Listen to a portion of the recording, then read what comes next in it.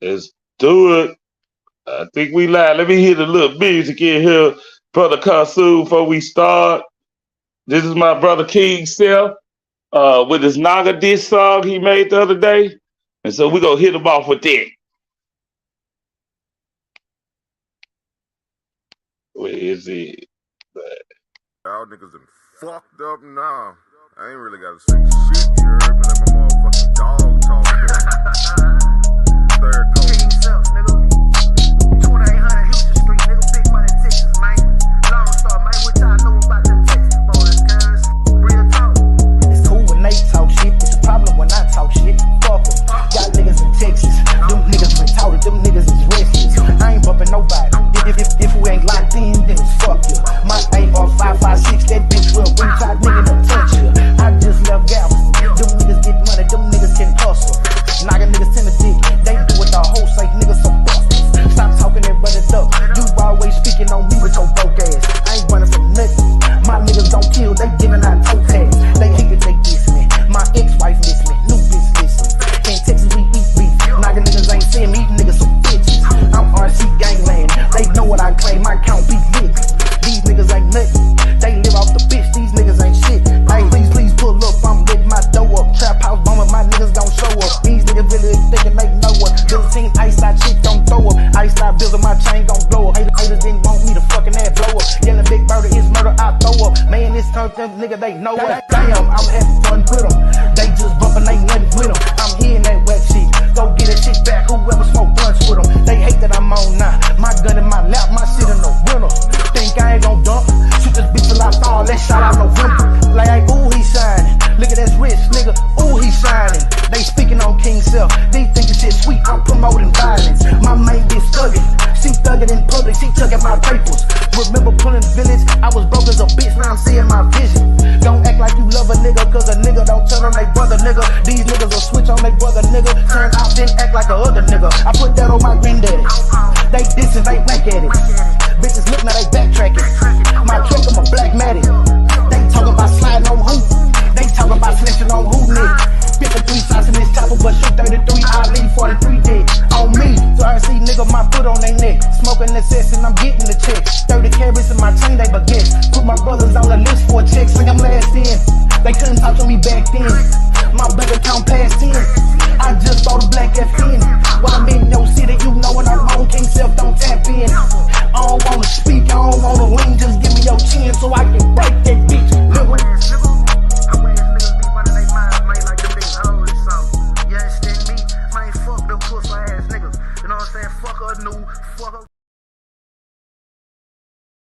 Yeah, oh yeah, that was King Self with the Naga diss track called Locked In. Uh, how you like that song? It was all right, brother Khonsu? Man, I'm jamming. Oh yeah. That was King Self.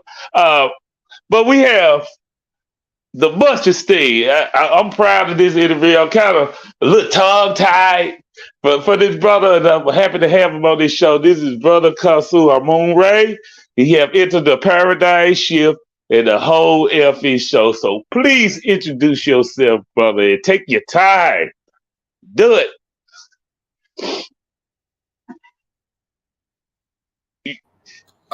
Can I be heard? Can I be seen? Okay, let me let you be seen, brother. Let me take down the background right quick. Let me take down that background. Bye. Hello. Oh, let me give you the camera, man. I'm on my phone doing this, so be patient, everybody. You about to see the brother. All right. There you go, right there, G. All right, beautiful. Okay, hold on.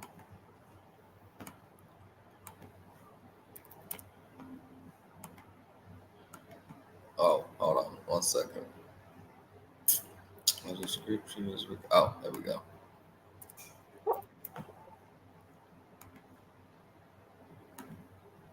All right. Apologies. Straight on my line. Looks like everything is good. I can be seen well. Wonderful. Greetings. Rahul Bat. Where are my? I'll get them later. Rahul Bat, greetings out of the field to the family. This is your brother Khonsu. Glad to be with you, brothers, on the Paradigm Shift TV, discussing this UFO conference. And I'm glad to be here, man, and I'm ready to get it going. Let's get it crack-a-lacking. Oh man. Did you see it, brother? Did you see the whole UFO hearing, congressional hearing? Oh yeah. Oh, I seen it, watched it thoroughly. Yeah, man. What did you think about it? Because it was. Just tell us what you thought about it. You know what I'm saying? I'm bringing up some key characters in it. What was said. So, but what you think about it as far? Do you believe that it was true, brought forth? Well, here's the thing, and this is something that I'm gonna share some information. I'm gonna share some information this evening from an interview that I did on Crumb TV live downtown Atlanta. Let me say big shout out to my brother Crumb TV. And it was a live interview I did with him. This is when Donald Trump was in office, when his branch created another branch of the military called the United States Space Force. And the United States Space Force is basically a military for outer space. And when this happened, it was a major shift, not a shift for me, but a major confirmation of something that I had already been studying for years, because you got to understand, I came up through the Nuwaubian community. And that's one of the main focuses of the teachings of the Nuwaubian or Sabian community under the teachings of Dr. Malachi York, who resurrected an ancient form of teaching called Nuwapu.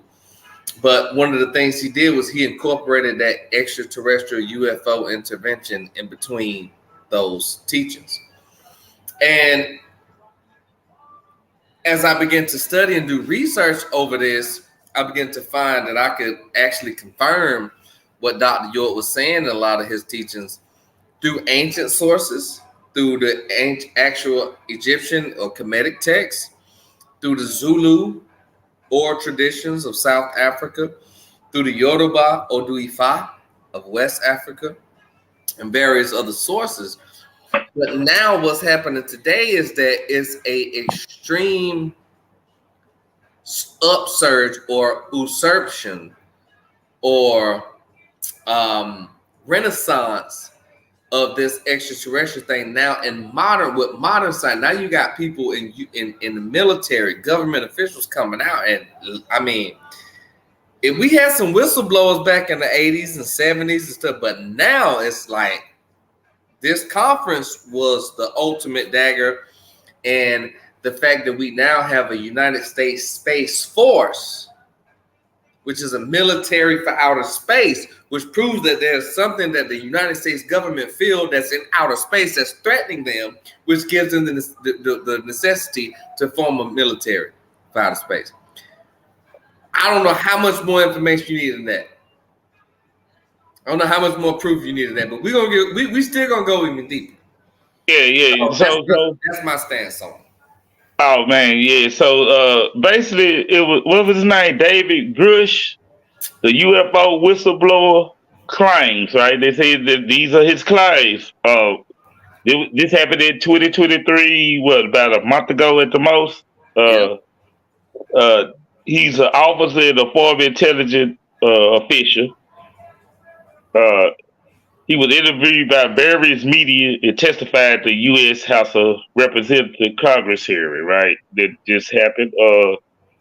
He claimed that he had a conversation with an unknown officer that led him to believe that the U.S. federal government might be taking secretive UFOs or UAPs recovery program in possession of non-human spacecraft along with their dead pilots.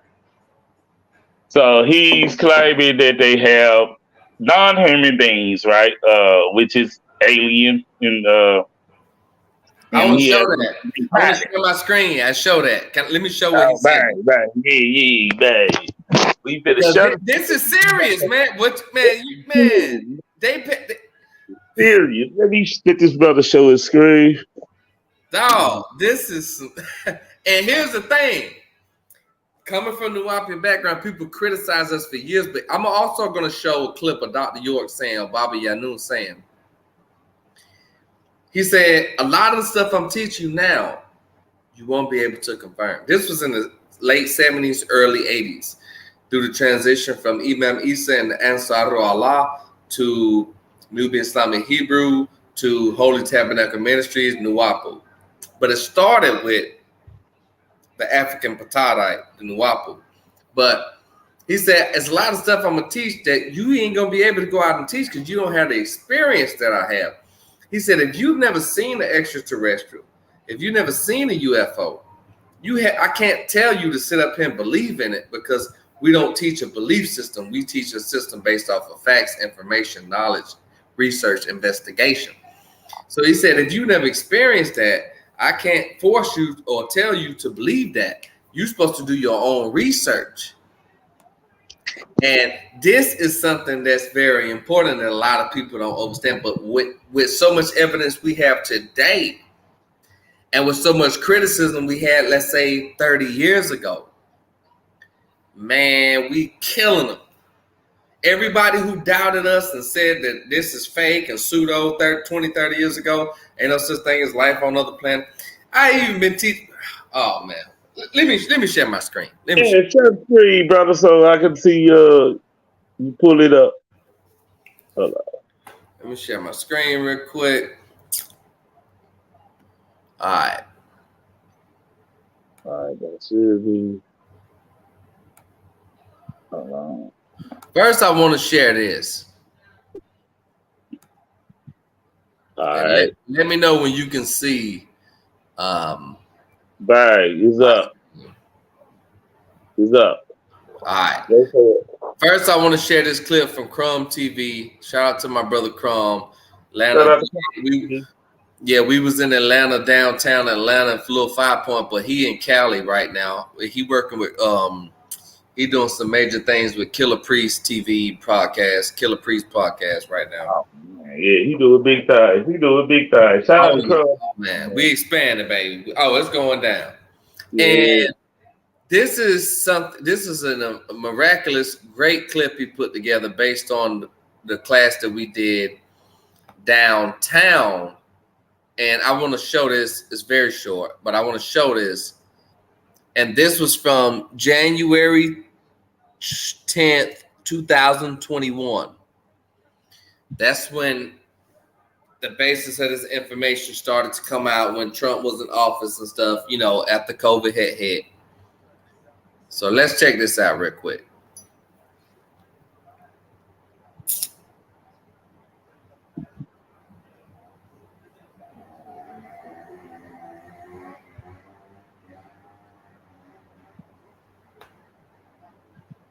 U.S. intelligence agencies have 180 days to share what they know about UFOs.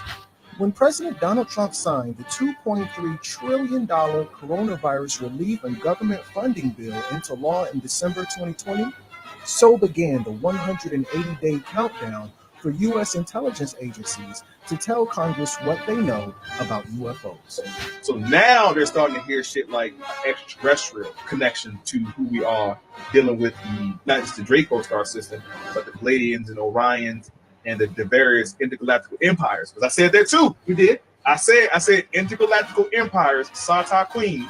And here you have former Israel space security chief says extraterrestrials exist, and Trump knows about it. A galactical federation has been waiting for humans to reach a stage where we will understand what space and spaceships are. Why did he say galactical federation? I've been saying intergalactic federation because I was trying to break down the structure between the League of Nations. United Nations report to the League of Nations. The League of Nations report to the Intergalactic Federation. I have a question. An Israeli employee said that they're alien galactic federations. So, in your guys' opinion, how does that tie into our celestial ancestry, us coming from other star systems? What do you have to say about that? And when you get into the Sangoma, Zulu shaman, Baba Credo Mutwa, when you get into the Yoruba oral traditions, when you get into all these different African oral traditions, they all teach unequivocally that our origin is celestial and not terrestrial. Woo! Anybody that's listening that's into any indigenous African system knows for a fact that in all systems they teach of our celestial origin, right? Even now today in modern science, you have what's called panspermia. Panspermia is a theory that suggests that all life on planet Earth was seeded from other planets. You can look this up right now. Whether it's through meteorites or whether it's through whatever, this is what panspermia teaches.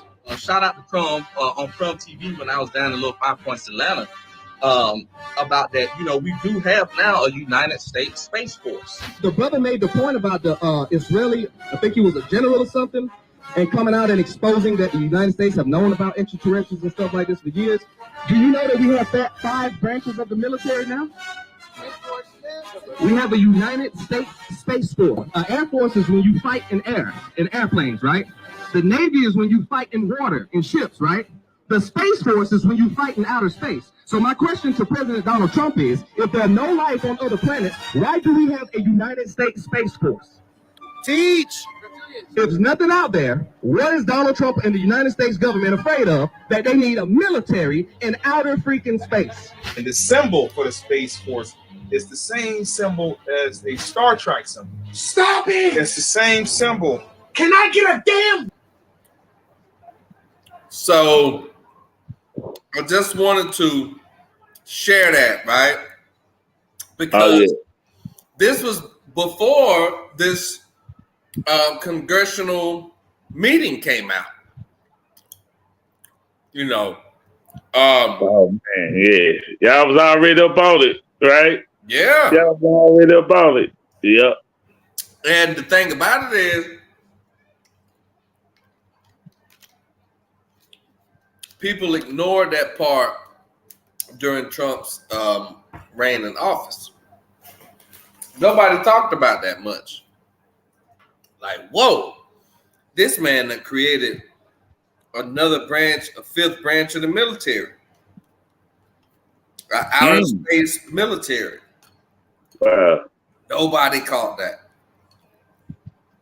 Now you have what's happening now. It's like, okay. Yeah, say, okay, huh? Yeah, but what you think they were trying to tell about with the congressional hearing? That they had to have a hearing about it, right? Well, you think? Go ahead, brother. Well,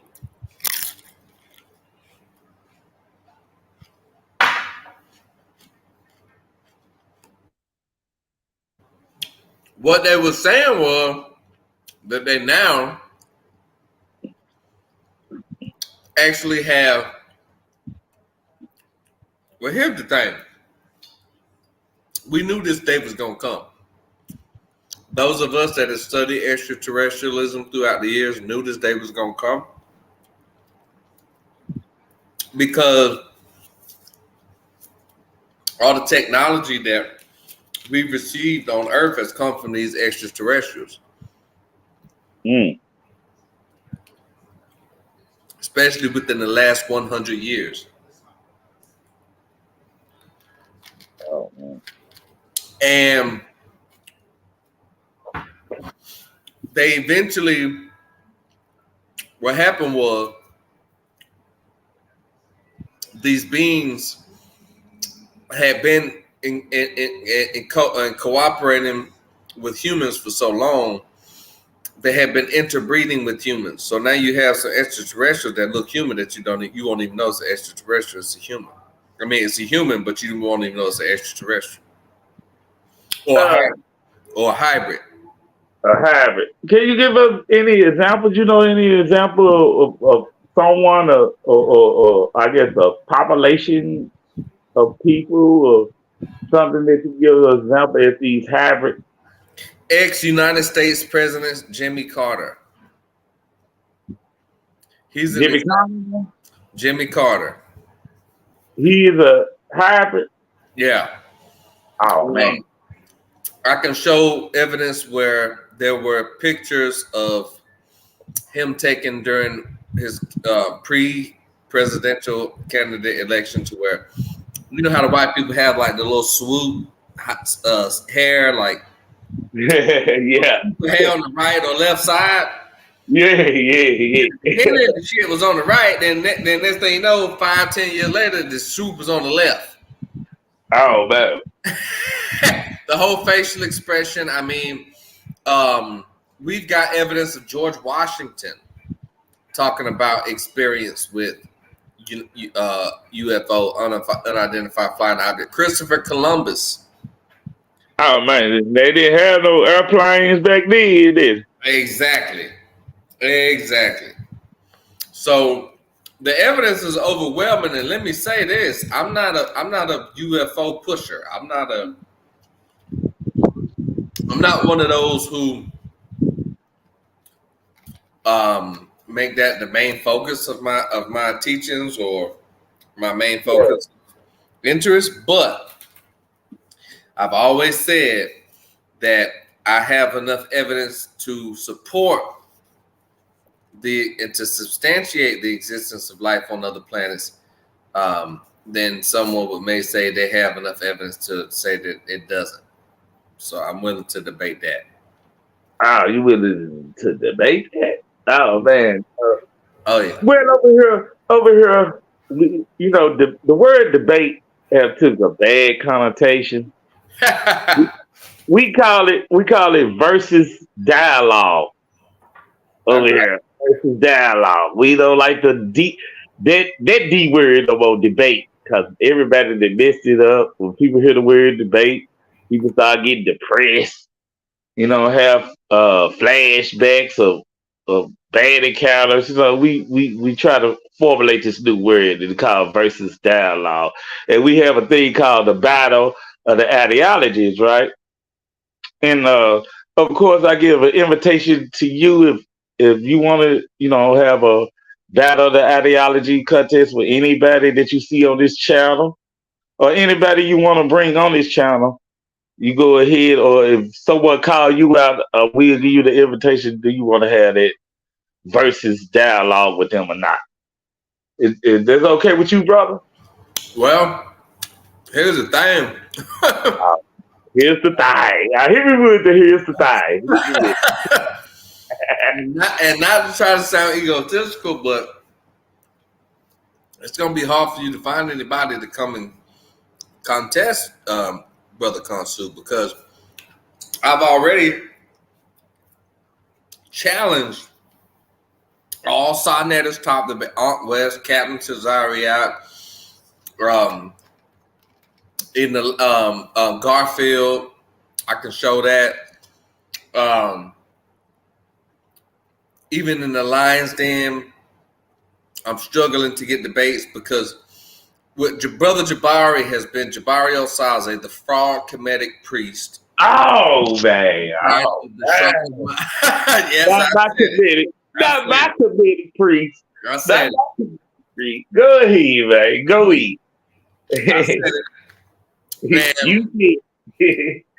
he has been lately my main focus as far as debates. Yeah. And the last interaction we had was on the Lion's Den. And I'm telling you, man, these people afraid that they running from Brother Khonsu. If you can find somebody to debate Brother Khonsu, but I ain't just gonna debate no anybody. What about upper echelon level to rock with Brother Khonsu, to get in the ring with Khonsu? You got to show a resume. You know what I'm saying? Okay. I got somebody for you though. It's an old foe. And I was talking to her, right, that I was having you on the show, and I said that I'm messing with it. I said, nigga, Khonsu beat you up in the debate, right? And he rock out over here a lot. This brother Moodywa Bagadi. Oh, yeah, my brother Moodywa, yeah. Yeah. He said he beat you up. I told him that he beat him up. I told him that you beat him up though, but yeah. Well, here's the thing with Moodywall. We had a good debate, and it was about evolution versus what was it, intelligent design or something. Yeah. But the problem with that is my stance from that position was neutral. I believe it's intelligent design and evolution. Yeah. He believed it was one way, so I think it kind of carried it towards the more energy. But after that, we had discussed and agreed and had the flyer already set up for debate on was Cleopatra white. Yeah, I think that flyer. And I was going to go there. I was like, he ran like a track star. He ran not my homie. Oh, Dr. Decoding, you did not run. Tell me this brother is telling the story right now, Dr. Decoding. Where you in? I know you out there. Yeah, I know you. He ran, and ever since then, you could tell Moodywall ain't been back on the scene. Well, but here's the thing: me and Moodywall are actually personal friends. We're friends. Yeah. He had weird to say about you. Yeah. He likes it. We have a few intellectual things we disagree on, but it ain't like me and Jabari to where he's my enemy and I will expose him and forever until the day I die, I will always expose Jabari. What Jabari do to you, bro? Like, Jabari lied on my master teacher. That's just like me coming out. Yeah. I think I seen that episode. But tell us a little bit about it. Well, I mean, it really started out with, and I got old screenshots of this between me and Jabari, and after him and Prince York, Dr. York's son, had a debate. And we had to clarify some stuff that was misconstrued during that debate. So I challenged Jabari to a discussion about the connection between the ancient Sumerians and ancient Egyptians. He hesitated. He said he hesitated. I got on a screenshot where he said, I'm the one who has been hesitant. This was 2018, 17. Yeah. And years passed by, boom, boom, boom. Next thing I know, he's on a show with Mark Lamont Hill on Sonetta, discrediting or slandering Dr. York. So by that time, I had already been on Sonetta's TV promoting the biography of Dr. York that we made called Lightning from the East. You can find that on Amazon.com, Lightning from the East, the Dr. York, Malachi York biography, Lightning from the East. So who wrote that book? Who wrote that book, bro? I helped to write the new version, but it's originally published by Yvonne Christensen and Olufemi Adewale from Africa. It's published in Africa under Iceberg Publishing. So you have right. So let me get this straight. You have right the new version, the up-to-date version, I guess. So the original is called Man of Many Faces. Yeah, I think I was looking at it today. Yeah. Man of Many Faces. So it's a continuation of that book. Okay. Yes. And we updated the information with all the slander from people like we got Brother Jabari in there as a slanderer. We got Chuck Morgan. We got we got Garfield. We got Tazariak in it. We got all the haters and slanderers of Dr. York's book. Oh man. Shout out to the they cool with me, but shout out to the haters. They in the book did. Okay. Yeah, and what was it? It's on Amazon? It's on Amazon. I'll drop the link and I'll actually share the yeah, drop that link, man. Drop that link. And I'll share a clip from that. Because people don't understand, Brother Khonsu has been around. Brother Khonsu has been, I've been in the ring with Mark Lamont Hill. I've been in the ring with Brother Jabbar. I've been in the ring with Tazariak, Garfield, all these people who See, that's where I know you from. I seen you in the ring with these folks, man. It's other things you had done too. I remember you and Moody Wild. I remember you and Unc with. Right. I didn't get another chance to check out you at Garfield. Oh yeah. Yeah. I know how you were Chuck Morgan, and I knew you was on the Jabbar related. So Oh I yeah. already, I Oh knew yeah. them things. Yeah. And see the thing about it is I literally had to build myself up, especially with the Dr. York biography. I just dropped the link. But especially with, matter of fact, let me share my screen real quick and show this.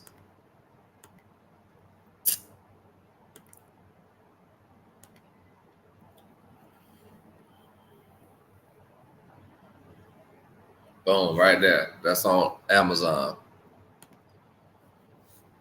And you see that? You see my screen? Hold on. Yeah, let me bring it up, brother. Okay. There we go, right there. And that right there is see, when Man of Many Faces dropped back in 2008-ish or 10-ish, it didn't really get the attention that it was supposed to get. Right? And so it kind of went on the back burner. And then we also have a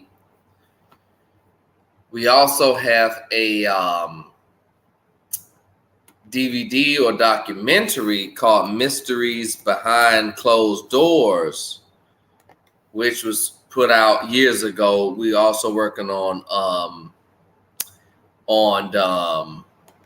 we're working on upgrading that. But what happened was during these times, the information wasn't really out there in support of Malachi York and all this other stuff. And a lot of people were subject to a lot of the opinions of ex-followers, slanderers such as Chuck Morgan, the Noonie Boos, Unc West of the Amun-Ra Squad, Garfield, etc., etc. So the authors of Man of Many Faces reached out to me because they saw the work that I was putting in when I was debating everybody and going in on everybody as defending Dr. York, and came and said, hey, we want you to help on the new Man of Many Faces, the new biography of Dr. York. And that's what we did. And that's what this is. And it says, the publication has been re-edited and readapted as a follow-up to the 2005. That's when it originally came out, Man of Many Faces. As a follow-up to the 2005 Man of Many Faces, and uncovering the truth about Dr. York by Yvonne Christensen in light of the ongoing events surrounding the imprisoned Nuwaubian leader, Dr. Malachi Z. York, as well as the continued campaign of slander, misinformation, character assassination, such as the recent slanderous and historically inaccurate People magazine investigates. It's talk about the whole People magazine did a article about the Nuwaubians and Dr. York, and our book addresses that point for point. And so it's the first of its kind. There is no other place you can go to find a one source, one way, whether you want to know who Dr. York's parents was, where was this man born? Where did he go to school at? Who is his family? His history. What teachings did he start? Who did he study up under? When the first time he went to jail? What's the details behind his case? Where did he get his teachings from? This is the only place you can go and find that. Oh man, keep on rocking out, brother. I'm trying to get back in on my other line, man. Keep on rocking out. That's right, and this is the only place. The only place you can find that is with Lightning from the East, the Rise and Incline of Dr. Malachi York. And if you look in the top right corner of the book, you'll see Khonsu Amun-Re. and everybody knows that I've been the voice behind this book. So, and so in that book, it details the slanderers and Jabari, Chuck Morgan, and all this. And what's even more peculiar, here's what's even more peculiar is the fact that Dr. York had received so much criticism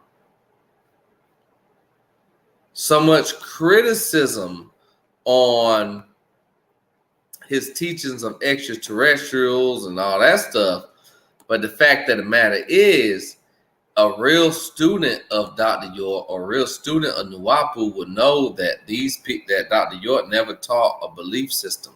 He taught people to not believe what he says, but to research and cross-reference to make sure that what he's saying is factual. You see. Oh man, yeah, yep. Yeah, I didn't. You know, when it comes to whether he's in prison or not, some people say he's not in prison. Mm-hmm. He's really out of prison, and I guess they say he owed the plated wrist, or there's a clone of him in jail, or whatever, right? Mm-hmm. How much validation do them claims have? Unless they can prove it beyond a shadow of a doubt, they don't have a damn lick of validation for that shit. Yeah. No, I'm just saying I done heard that about other people who are Nuwapian followers, though. That's the only thing about it. Yeah, and here's the sad thing about that. You have a lot of followers of the Nuwapian doctrine, a lot of followers of what they now what we now call Wu Sabat or Sabian teachings, but a lot of those followers, like you said, they're followers. They're not amongst the ranks of those who actually are in charge of teaching and upholding the teachings. So you can't really take that from them. That's just like going to a Muslim devotee as opposed to going to a imam, an actual high priest of Islam, and let him explain it to you as opposed to let a regular just follower explain it to you. Yeah, probably a person that not really did much invested in it. Yes.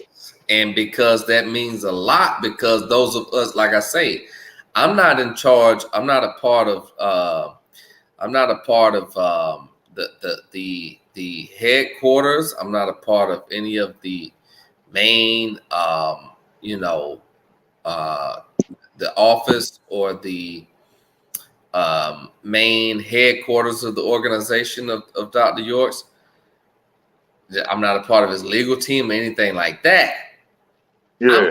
I'm just a master student teacher. I'm an expert of the information, and I've taken that information and expounded upon it and found clarity and validity in it to now where I've gone and expanded my information that I learned under the School of Nuwapu. And now we've created the Bantu Research Society, and we've taken that even further, which is why. Yeah. And I'm pretty sure, that's the whole goal, right? For people to take That's right. and go further with it, right? Instead of standing side by side, you just stand on his shoulders, right, and make it go further, right? Facts. So you can look over the cliff. Yeah. Facts, bro. And here's the problem. A lot of people have, you'd be surprised, a lot of people have a problem with that. Even though he said, I don't want you to be, he said, I didn't come to make followers. I came to make more masters so that you can go out and teach on a higher level. He said, the way I teach is I spatter out information, and you take these puzzle pieces and you put it together and you say, oh, and he said, I'll give you a little bit of information. Your job is to go and do further research on it and then come out with a whole book on it, so to speak. Oh, man. And even with the extraterrestrial thing, this is something I used to get into it with a lot of Nuwapians, a lot of my own brothers and sisters back in the day, when I would say, well, a lot of people have a lot of people have two misconceptions. One misconception is they think that Dr. York said the aliens built the pyramid. There's nowhere in no Dr. York book did he ever say that. Right? Number two, they say that all Nuwapians believe in extraterrestrials. That's also a lie. I want to show a real quick clip, and this is what I busted his ass on Sonetta TV. Who you talking about? When when Unc West came on there. Oh man, nah, that's my homie Unc West. Nah, he didn't do Unc West. Oh man, I see y'all debate though. Y'all was cutting up too much. And y'all cutting up. And here's the thing: the misconception is all Nuwapians believe in aliens, and this whole alien built the pyramid. That is a misconception created by slanderers of Nuwapu. I'm gonna show. When said it? Yeah. Oh yeah. Oh man, I don't think I believe it. Oh yeah. Oh yeah. I believe it. Every time. So he believed it when he was in Nuwapi in UFO. I got to ask him. Well, here's the thing: there is no such thing as belief according to Nuwapu. The Nuwapian teachings are anti-belief. We don't. Oh yeah, it's either the know or don't know, right? That's it. So that's how I cornered him. That's another way I cornered him into the corner. You know, I'm like, okay, well, you talking about what Nuwapians believe? Nuwapians don't. A real Nuwapian, if a person would say, "Hey, what do Nuwapians believe?" A real Nuwapian would say, "Nothing. We don't believe any. We don't have a belief system. To believe is to accept without knowing for a fact or having some kind of evidence, experience, or at least sound right reasoning or common sense behind your theory or hypothesis, as science calls it. That's what we deal with. And that's why these Negroes are scared of Brother Khonsu, because they can't deal with me on this level because I'm too smart for them. Y'all hear that? Y'all hear that? Hey, everybody that's out there listening, I see is 13 people looking that I can see it on the YouTube channel. It might be more of the other channels combined. Give us a like. Give us a like. Give us a like right now. I need at least at them 13. I need 7 likes. Yeah, damn it. Right now. Come on. Help us out. This brother Khonsu, man. Y'all know this entertaining, man. Y'all love this, man. Come on. This Khonsu, he put in their work, man, with some of y'all favorite debaters. And he should be one of y'all favorite too. He said people are running for him. Y'all ain't on his level. I want to see who wants some of this Khonsu smoke in the battle of the ideology coming soon. He gonna have his own channel, and we're gonna specialize in it, man. That's right. Help us out. Yep. And for those who wish to see the proof of these people running for me and to see some of the works of Brother Khonsu, you can go to Brother Khonsu on YouTube. I dropped the link in the chat. It's my YouTube page, my Facebook page, Khonsu Amun-Re. And I have a long history in this thing. And what we have to deal with, what I've come to the conclusion is that you have to deal with things on 2 levels. When you're dealing with ancient teachings, right? You have to be able to go back and show. Matter of fact, let me share my screen again. I like to show receipts. I love receipts. Let me know when you can see my screen, my brother. All right, let me let you in with it. There you go. Right. Hold on. I'm playing. This me, not you.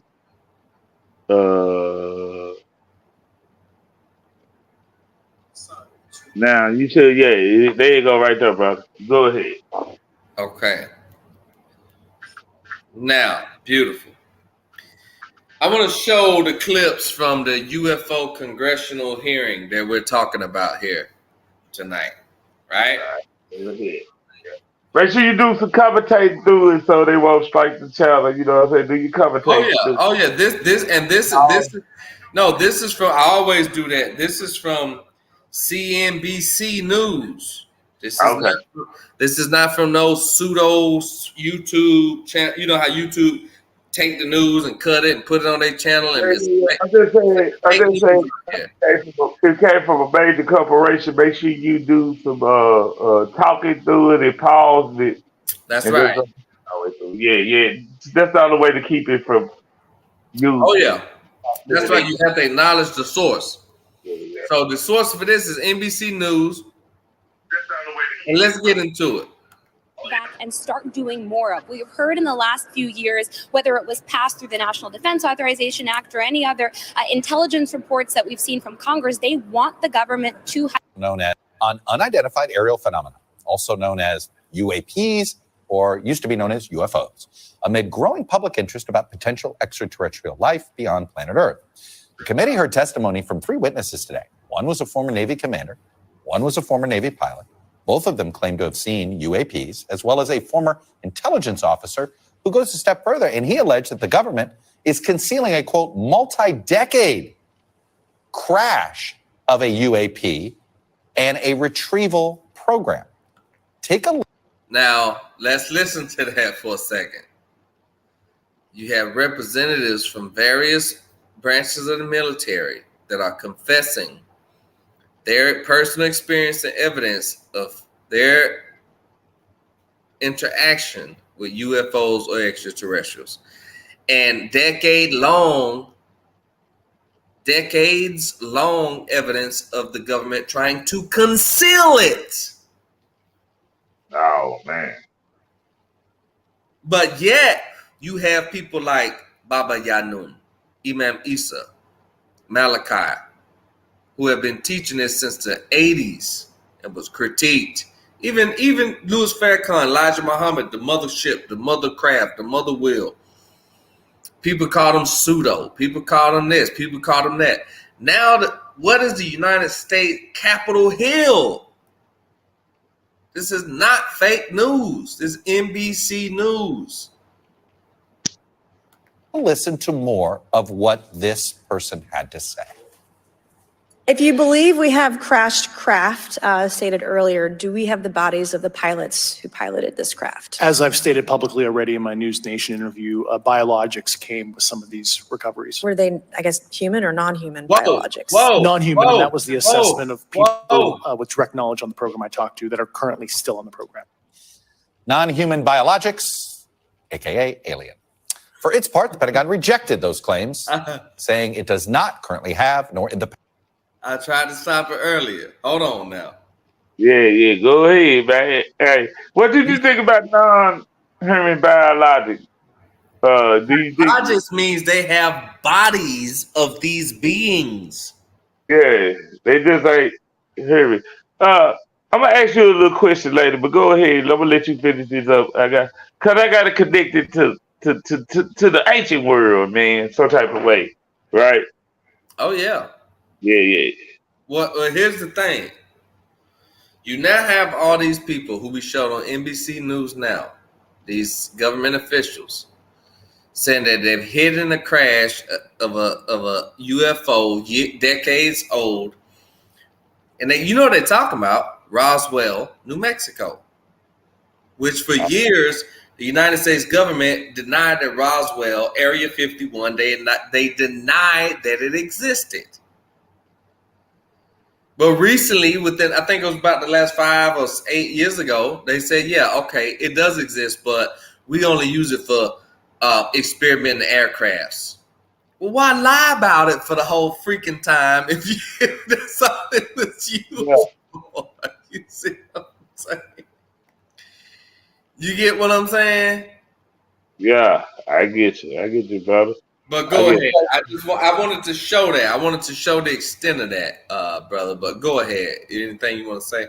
Man, if you finished playing the video, right? What video? Yeah. I made I was promoting today inside this Christian this Christian group, right?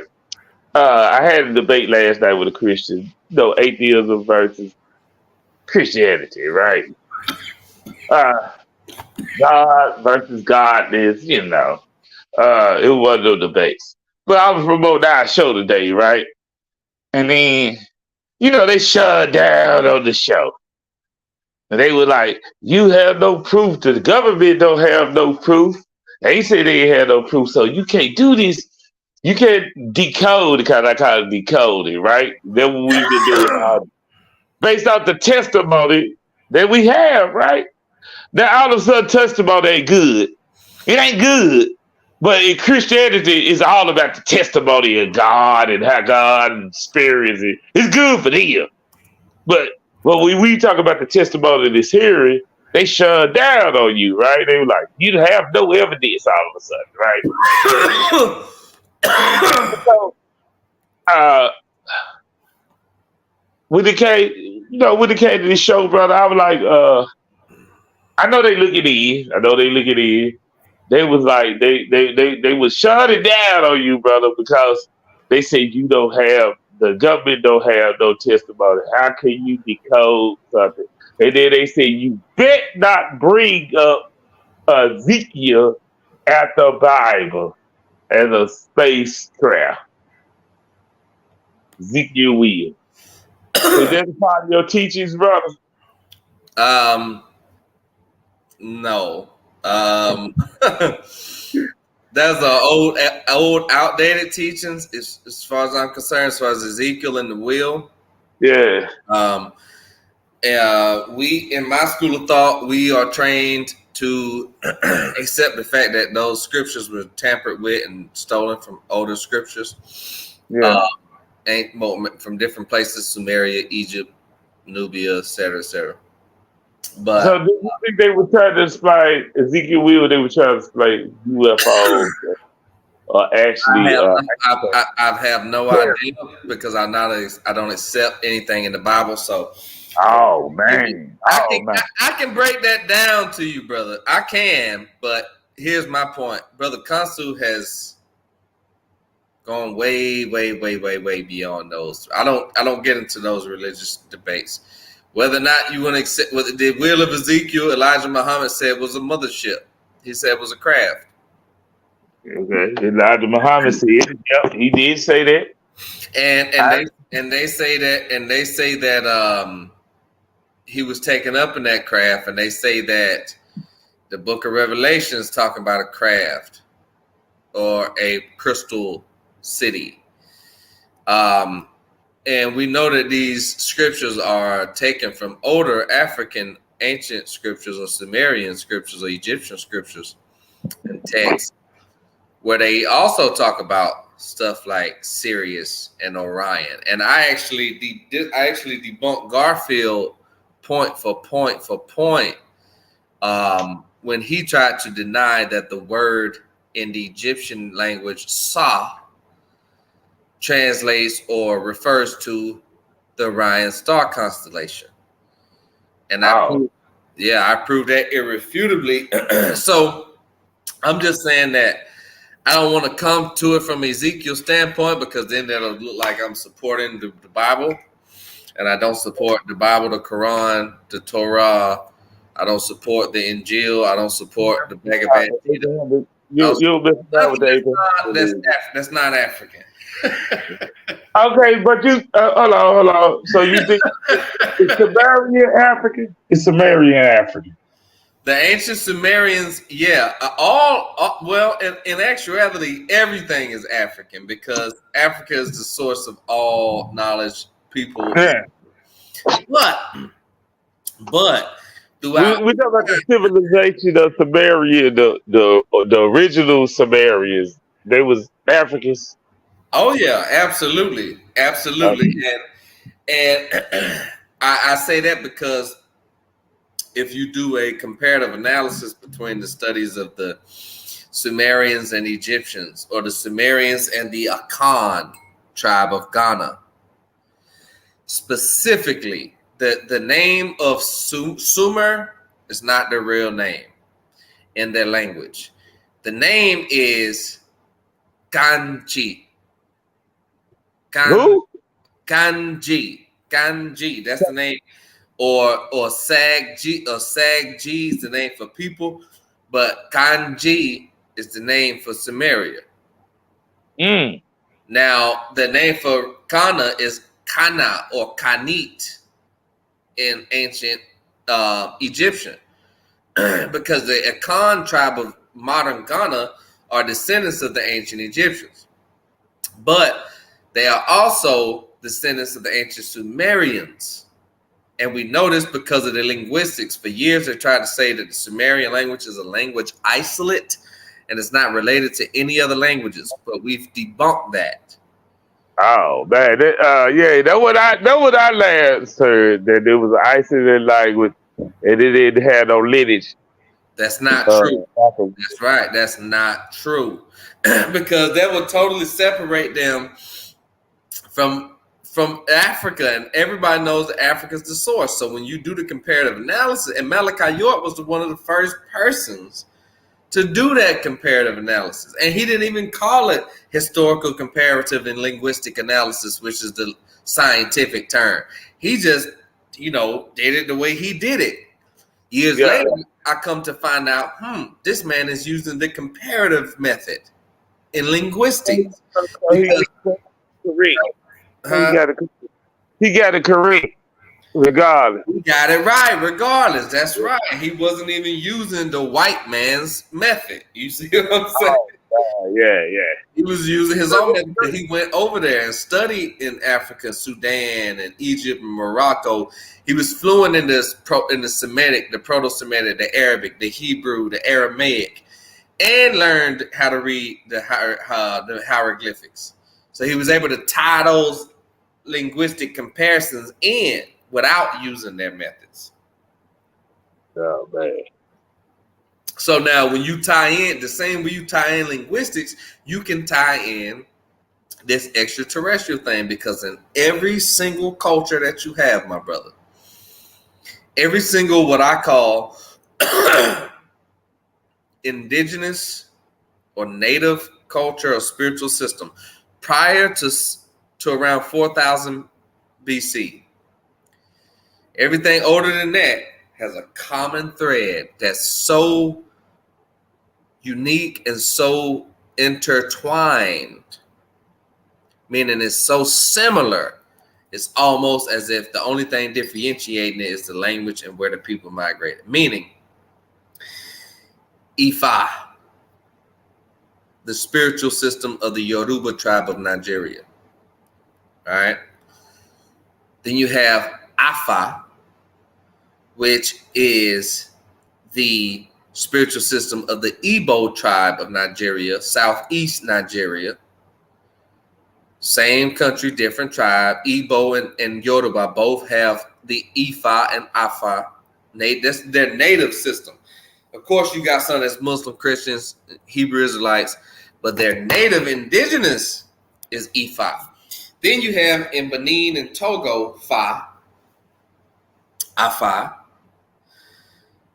right? Then you have, of course, it migrated over into Haiti, Vodun. Yep. Right? Then you have hoodoo or voodoo. It's the same word. But we found this word, not us. One of my other master teachers, Ojidafo Kwesi Ra Nehem Pata Akan of Ojidafo.com, who is a hoodoo, a Akan Ghanaian. He's not from Ghana, but he's from the Akan tribe. He's from America. Yeah. He did the comparative analysis between hoodoo and voodoo of America and ancient Ghana. And he found the word Fa in the ancient Egyptian hieroglyphic dictionary, which is the root of the word Ifa or Afa. Plus, you have people like Dr. Theophilo Benga and others who have done linguistic analysis to prove that the language of the Yoruba is a cognate or related to the ancient Egyptian, the same as the Akan of Ghana. So what we're saying is the same way you can compare these tribes and languages is the same way you can compare their oral traditions and their texts. And the same way we know these are all are the same people is because they all have the same language and they all set the same culture and tradition. And guess what? They all say that they came from other planets. And when they die, they will go back to those same other planets. Hey, okay. Yeah, he dropped. Hey, would you I know you was in the Lions Den, right? You ever heard of the brother Kaya? Man, Kaya, I debunked Kaya. He blocked me. Oh man, that's my Oh, I homie busted right there. Kaya. Get Kaya on here now. I busted his ass. Oh, he blocked me. He running from. Man, I'm telling you, everybody.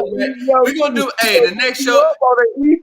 He gonna beat you up on that E5. No, You better he's not. Let me tell you why. He's a fake E5. He's a blood. Oh He man, a blood gangbanger. He a blood gangbanger trying to make E5. And he I got my hands in my ears right now. I got my fingers in my ears. Oh, my head is blasting me right now. Kyle will get towed up. He know he gonna get towed up. Oh, bro. I knew you heard of him though, but I didn't want to see your response. Oh, we got a personal relationship. Oh, listen, because I challenged him. I challenged him when I started noticing. He said he denied the same thing I just said about the Akan being descendants of the ancient Egyptians. He questioned that. I said, okay, I'll debate you on it. This was in the Lions Den. I said, okay, I'll debate you on whether the Akan are related to the ancient Egyptians. He ran. Then I said, okay, since he running, I'm gonna goddamn go chase his ass. I think he used the word debate. I think he'll have a versus down. Well, whatever. However you want to word it, tomato. He ran and he blocked me. And my thing was I began to notice he was a phony and he was also a gangbanger. And ain't nothing wrong with being a gangbanger, but you can't serve two masters. You can't serve Orumila and Oludumare and Blood or Crip or whatever. And when I called him out on that, he blocked me. So plus his name ain't right. His name ain't right. You know what I'm saying? Ifa Bamalike. I was like, what the fuck is that? Ifa and Bamalike, that's a tribe from Senegal. I'm like, okay, what is your name? I asked him, what is your name? I got the screenshots. I said, what does your name mean? He couldn't explain it. Boom, blah, blah, blah, blah. He blocked me. And when that happens, that means I intimidate them intellectually and they run. So that's what happened.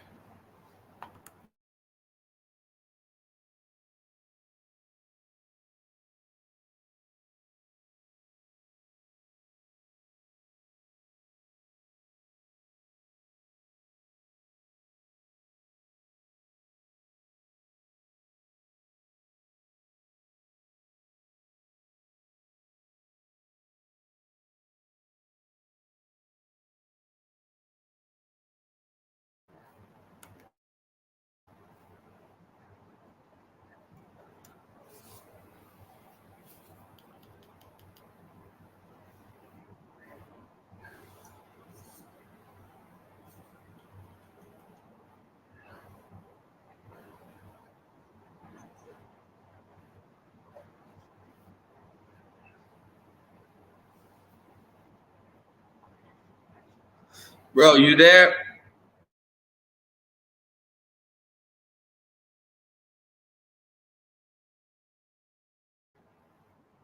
I like the brother done dropped out.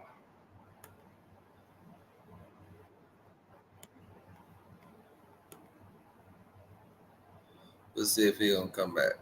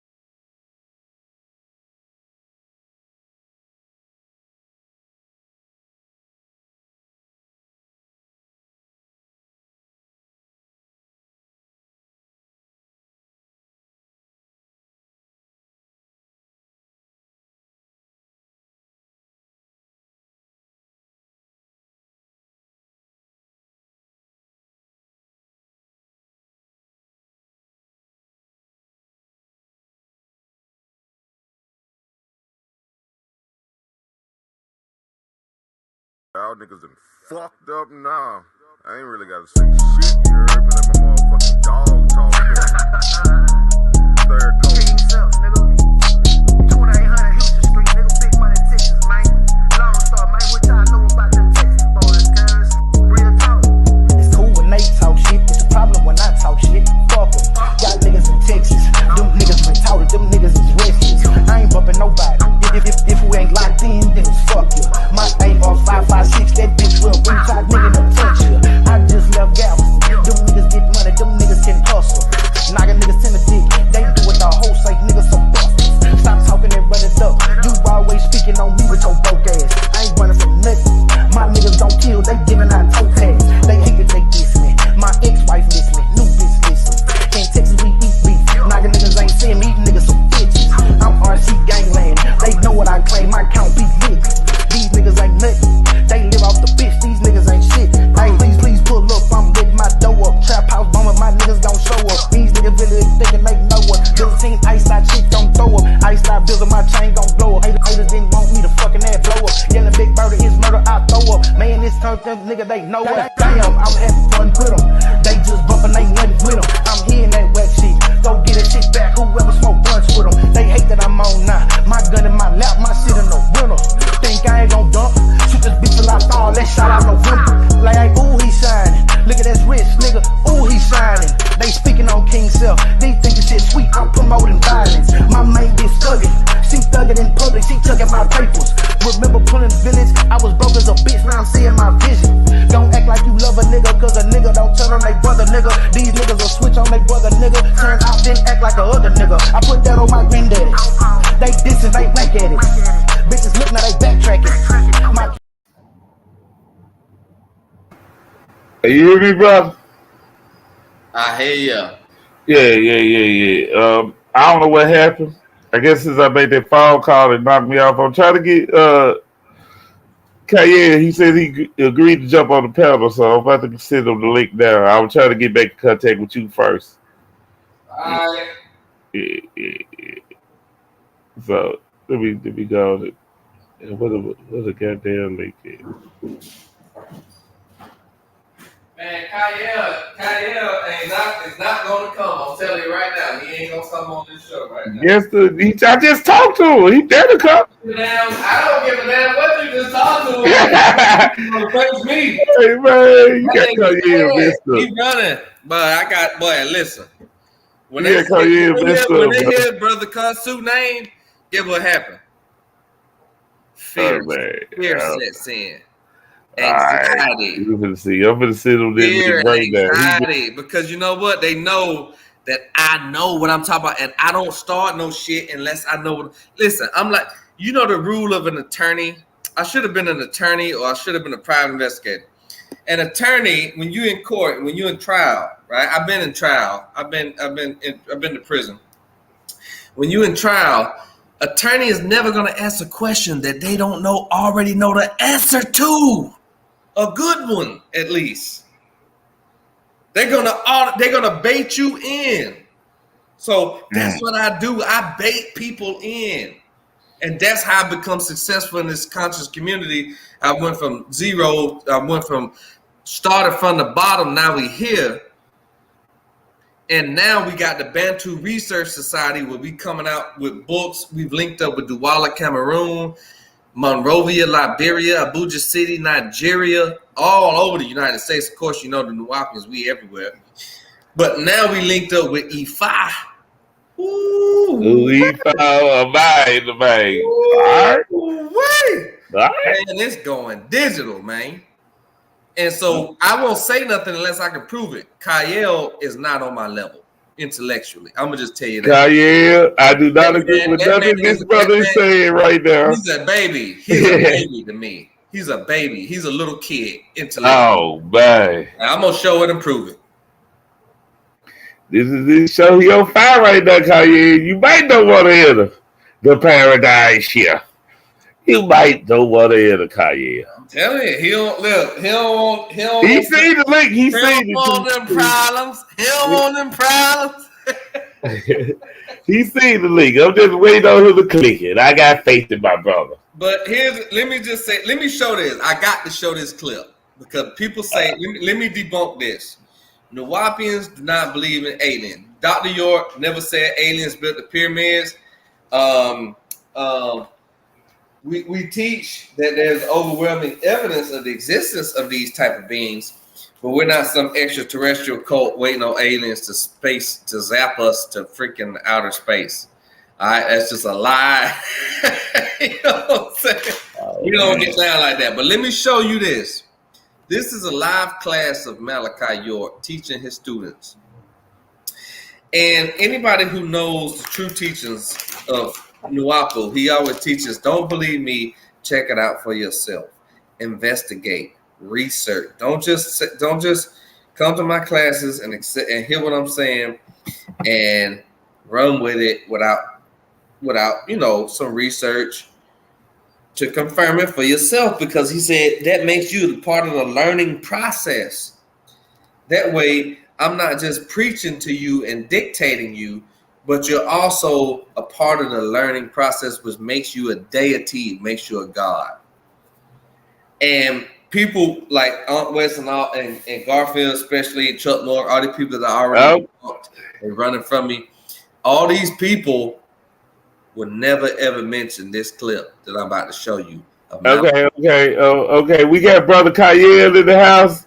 How long is your clip? Let me show this clip first. Yeah, dude, I'm gonna let you show the clip first. Kyle, be patient, please, sir. All right, here we go. Be quick. Here we go, real quick.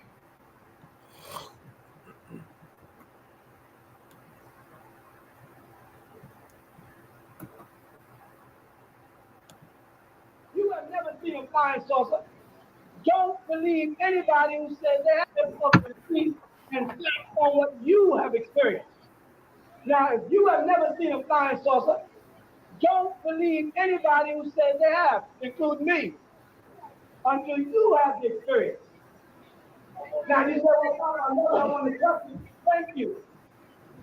He said, if you've never seen a flying saucer yourself, then don't even believe nobody, even me, until you have had that experience for yourself. That's what Nuwapu was all about. All right knowledge, right wisdom, right. It's not a belief system.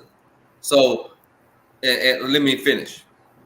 But don't bet on it. Only on the things that I confirm to you. Now you may. He said, don't bet. Only bet on things that I can confirm for you, or I would interpret that as only things you can also confirm for yourself. So if you've never had a personal experience, some people say they've been abducted by extraterrestrials. Some people say they've been taken up on ships and probed and seen them and experienced them. I've never experienced that. So when I heard the master teacher say this, I knew he was coming from a humble, authentic perspective, because a leader who's trying to falsely lead you will try to make you believe everything they believe. But a leader who's genuine and who wants you to know the truth will say, hey, even though I've experienced this and I can say I'm the man from Planet Risk, have 76 trillion years of knowledge. He said, if you don't have that experience, don't go around talking about it, or you're going to make yourself look stupid. And I'm going to finish this. They say, well, man, since 1970, you can teach us and predicting events and all of it happened. So more than likely, the next thing you say is going to happen. Why? That's your own conviction. I am not going to tell you to believe in flying saucers if you haven't seen it. Who here has seen? He said, I'm not going to tell you to believe in flying saucers if you've never seen a flying saucer. So with that, I'll go ahead and let the brother. Okay. We have Brother Kyle who have joined us on this panel. Kyle, I had nothing to do with this. I'm copping deuces. But he basically our brother. Now I'm gonna let you tell Kyle for yourself, man. The blasphemy you just said about my brother Kyle. Go ahead, Brother Khonsu Amun-Re. Well, he know what it is. He blocked me. Ask him why he blocked me. Oh, man. Why he blocked me? What did you block him for, Brother Kyle? I blocked him the same reason why I block most people on my Facebook page, because my Facebook page is personal. I have my family, my close friends, people who I think can hold intellectual conversations without having ridiculous arguments on my page, because my page is associated with my business, and so I didn't want to have that on my Facebook page. If you feel Okay. if you feel some type of offense to that, brother, I do apologize. I also heard you mention gang affiliations in my past. But like you talking about some shit that was like a decade ago, you know what I'm saying? I don't rep none of that shit. You know what I'm saying? I rep the man that I am today. And I don't want that shit to be, you know what I'm saying, how people judge me going forward, you know what I'm saying? Because I've made great strides and efforts to move past that stage in my life. Sometimes I get sucked back into that shit, but you know, that's not the legacy that I want to leave, because my oldest son's on my page.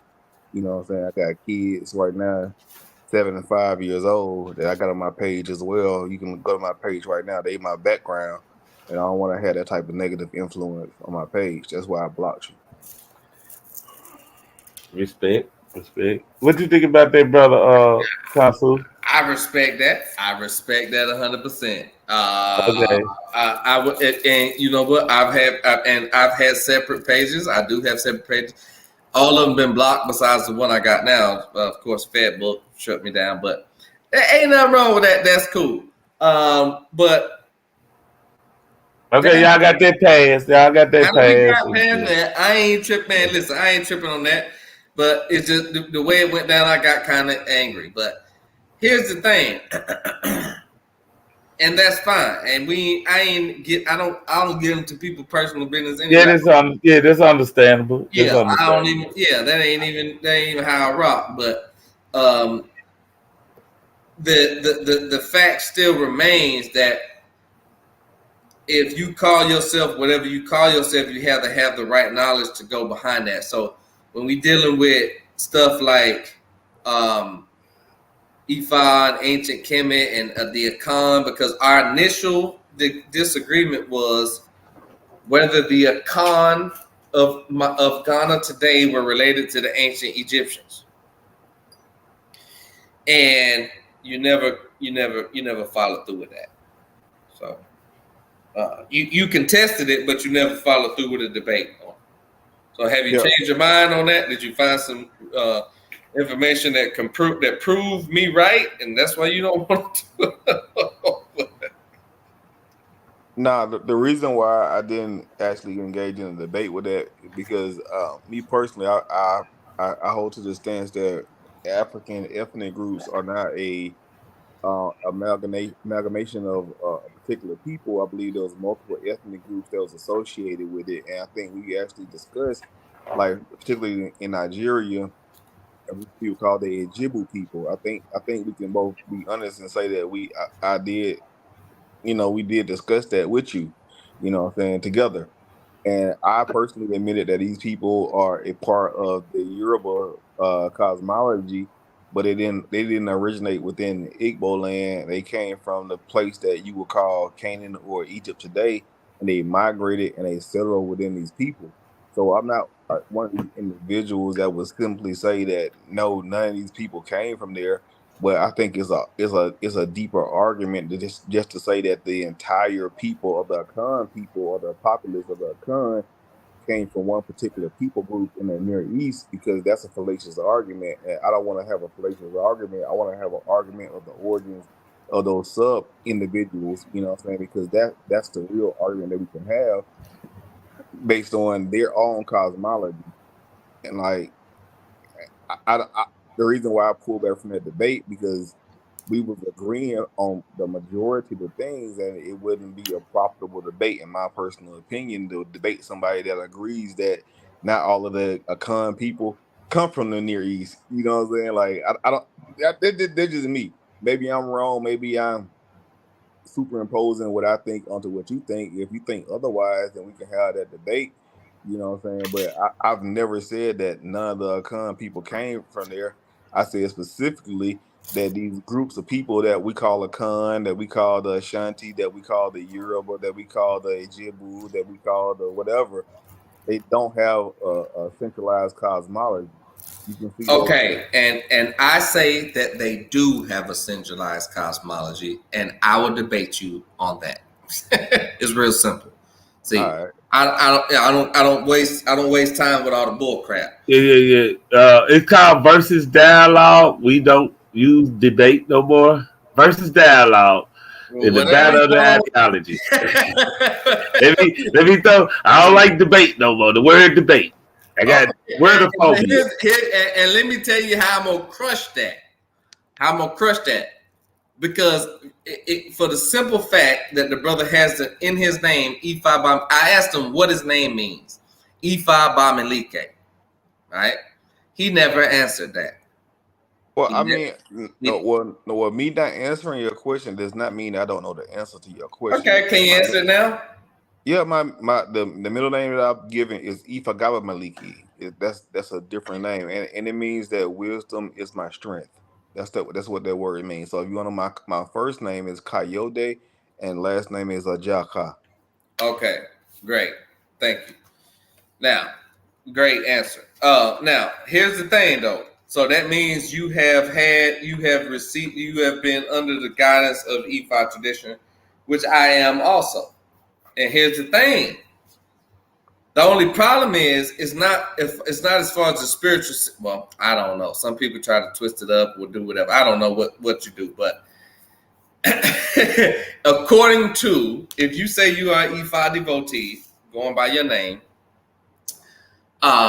according to the Ephi high-ranking scholars, they are descendants of the ancient Egyptians and Nubians. And the same for the Akan. And my point is that these different tribes, like the Akan is just one tribe of Ghana. It's not, the Yoruba is a tribe, Igbo tribe, Akan tribe. Then you got, upon the Akan, you got other tribes in Ghana. You got, Hausa, Fulani. Then when you go into places like Cameroon, you got the Bamoun tribe. You got the I'm sorry. I gotta correct you on the Yoruba and the Igbo. That's in Nigeria. Yeah, that's what I said. That's what I'm saying.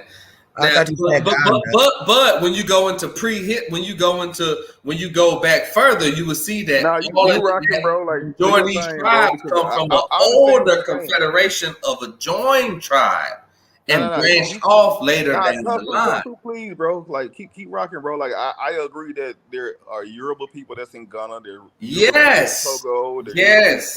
Let's keep the conversation between me and you. Let's not go into the bullshit, please. Right. So the point I'm getting at is when you get into and here's the key, the linguistics. When you get into studies of Theophilo Benga, who did studies on the linguistic correspondence, phonetic correspondences between Yoruba and ancient Egyptian. Then when you get into the studies of people like Wande Obembola, when you get into the religion of the Yoruba book, by Joseph Olamide Lucas, they all telling you the link between West. Plus, if you know the language and if you're a practitioner, you see it automatically. Yeah. That's why I'm questioning that you are what you say you are, because you saying that the Akan ain't related to the Egyptians. That's like saying the Yoruba ain't related to the Egyptians.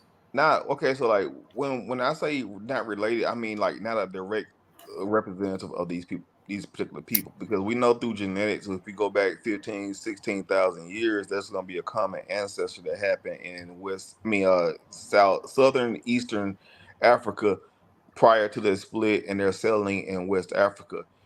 You also see the settlement there, and you see them mixing with the ghost human gene population in West Africa that was highly infused between the Yoruba and the Akan and Ashanti populations that are in West and Central Africa.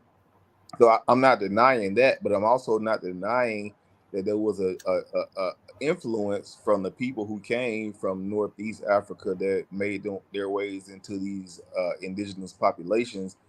Now, when you look at those particular people groups, a lot of them don't have that gene variant that shows they have been there like when, for instance, when we talk about not Ifa origin, but we talk about the Noc civilization, we don't necessarily see that gene influence at the same degree that we have in these later population like the Ejebe or the Ejibu people that we're referring to, because it shows they have a later migration into Western Central Africa, which I do not deny.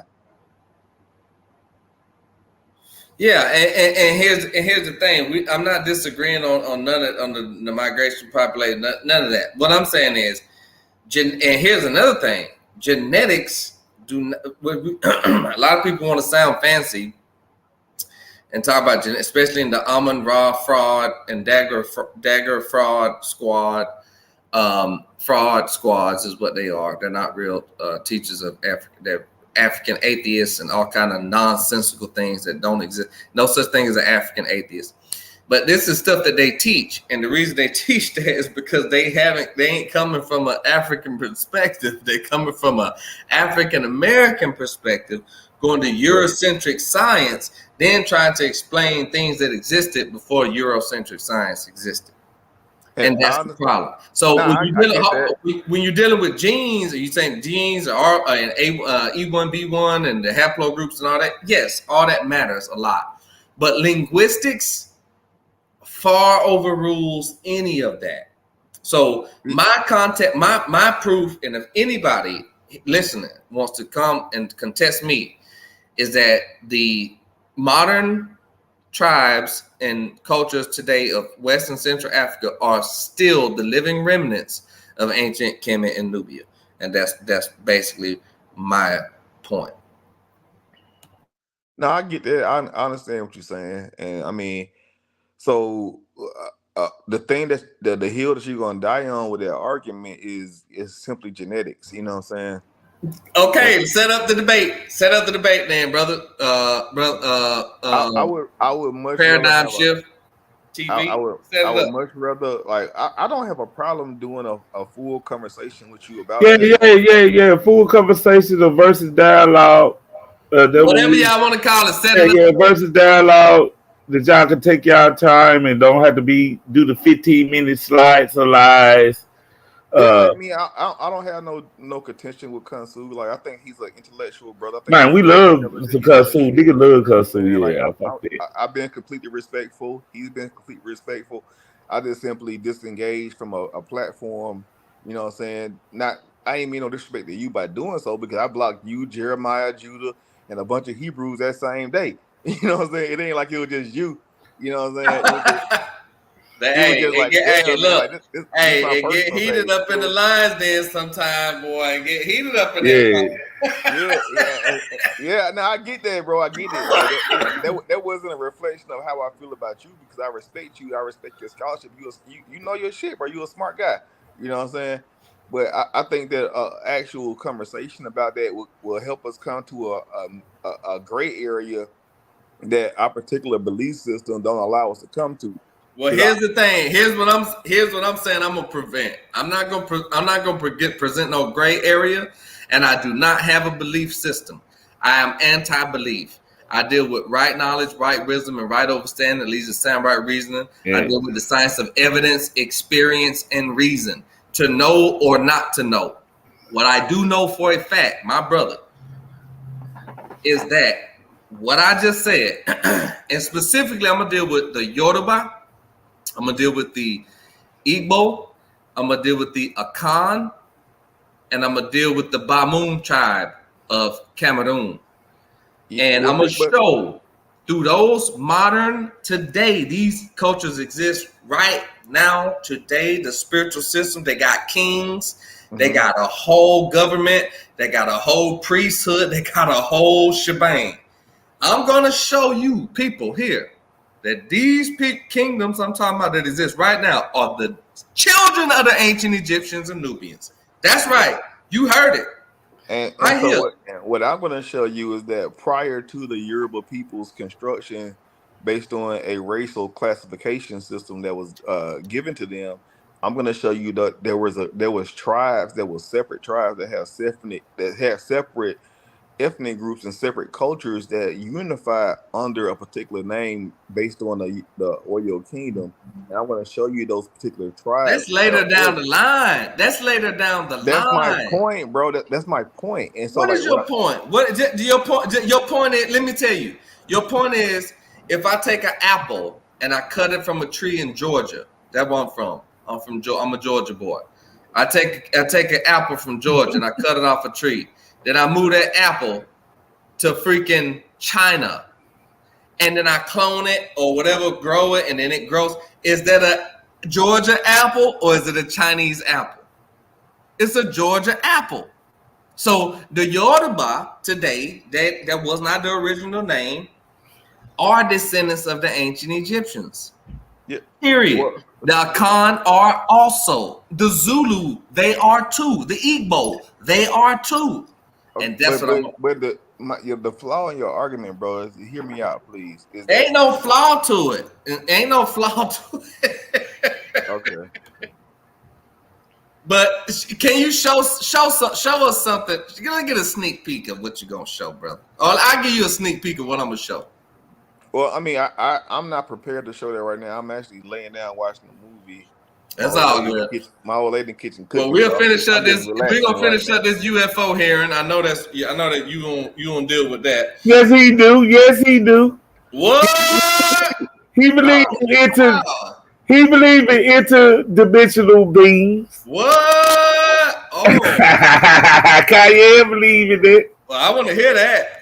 Well, I mean, I made my position public. It's on Silent Studios. It's on Unc's program. It's on Dagger Squad. I've said this multiple times, and I don't back down what I'm saying. I use what for me it's a matter of theoretical physics. You know what I'm saying? It's a matter of, is it possible? And the possibilities are not limited by our current state of technology.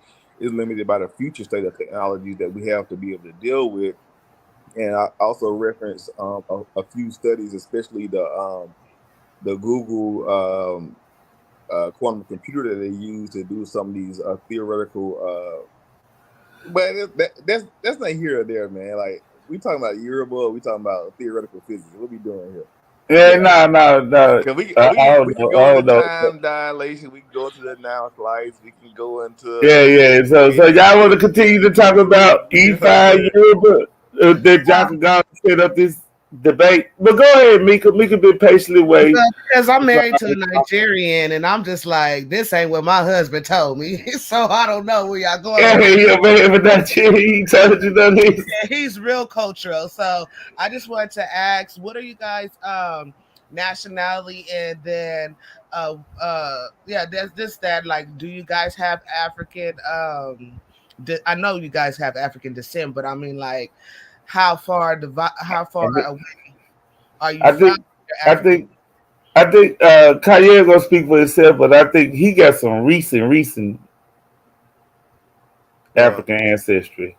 Yeah, like on my so we all have two sides of our family. My mom's side of the family, they was here in America a little bit longer than my father's side. My father's side was the first free individual in my family. My grandfather was a descendant of the slave trade. He came here, I believe, in the mid 1860s, 1870s, somewhere in that realm. My particular father, he was born in 1923. So I have a little bit deeper or a closer connection to the slave trade. I actually have been to Nigeria a few times, met family there, the whole nine. This is where I got introduced to the system of IFA. As of my most recent trip over there, I connected with a Babalawo, and you know what I'm saying, this was in 2016 when I started to dive into the system of IFA, thanks to Babalawo Ifayanla.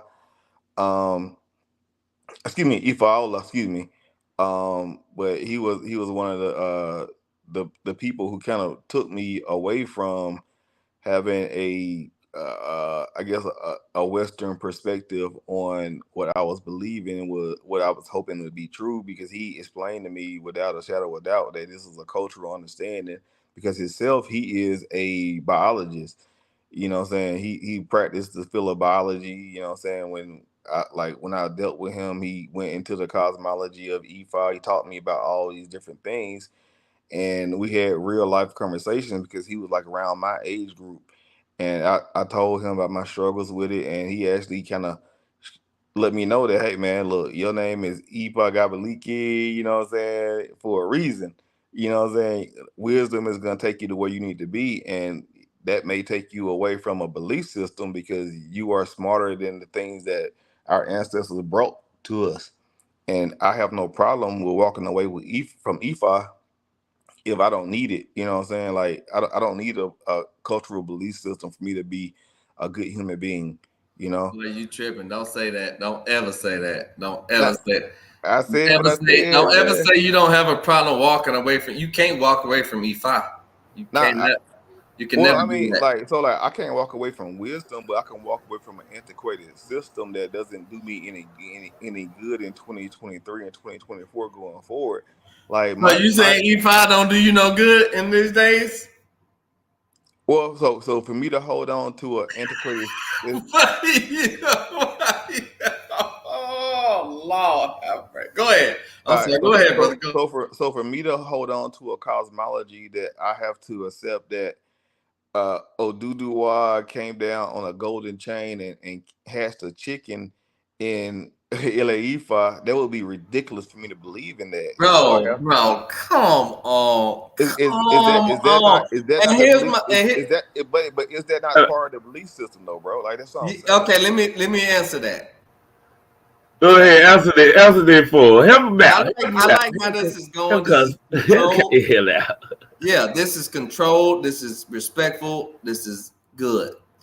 But boy. And see, here's the problem. Boy, hold on. Wait a minute. Wait one goddamn minute. I had to pull the camera off. Here's the problem.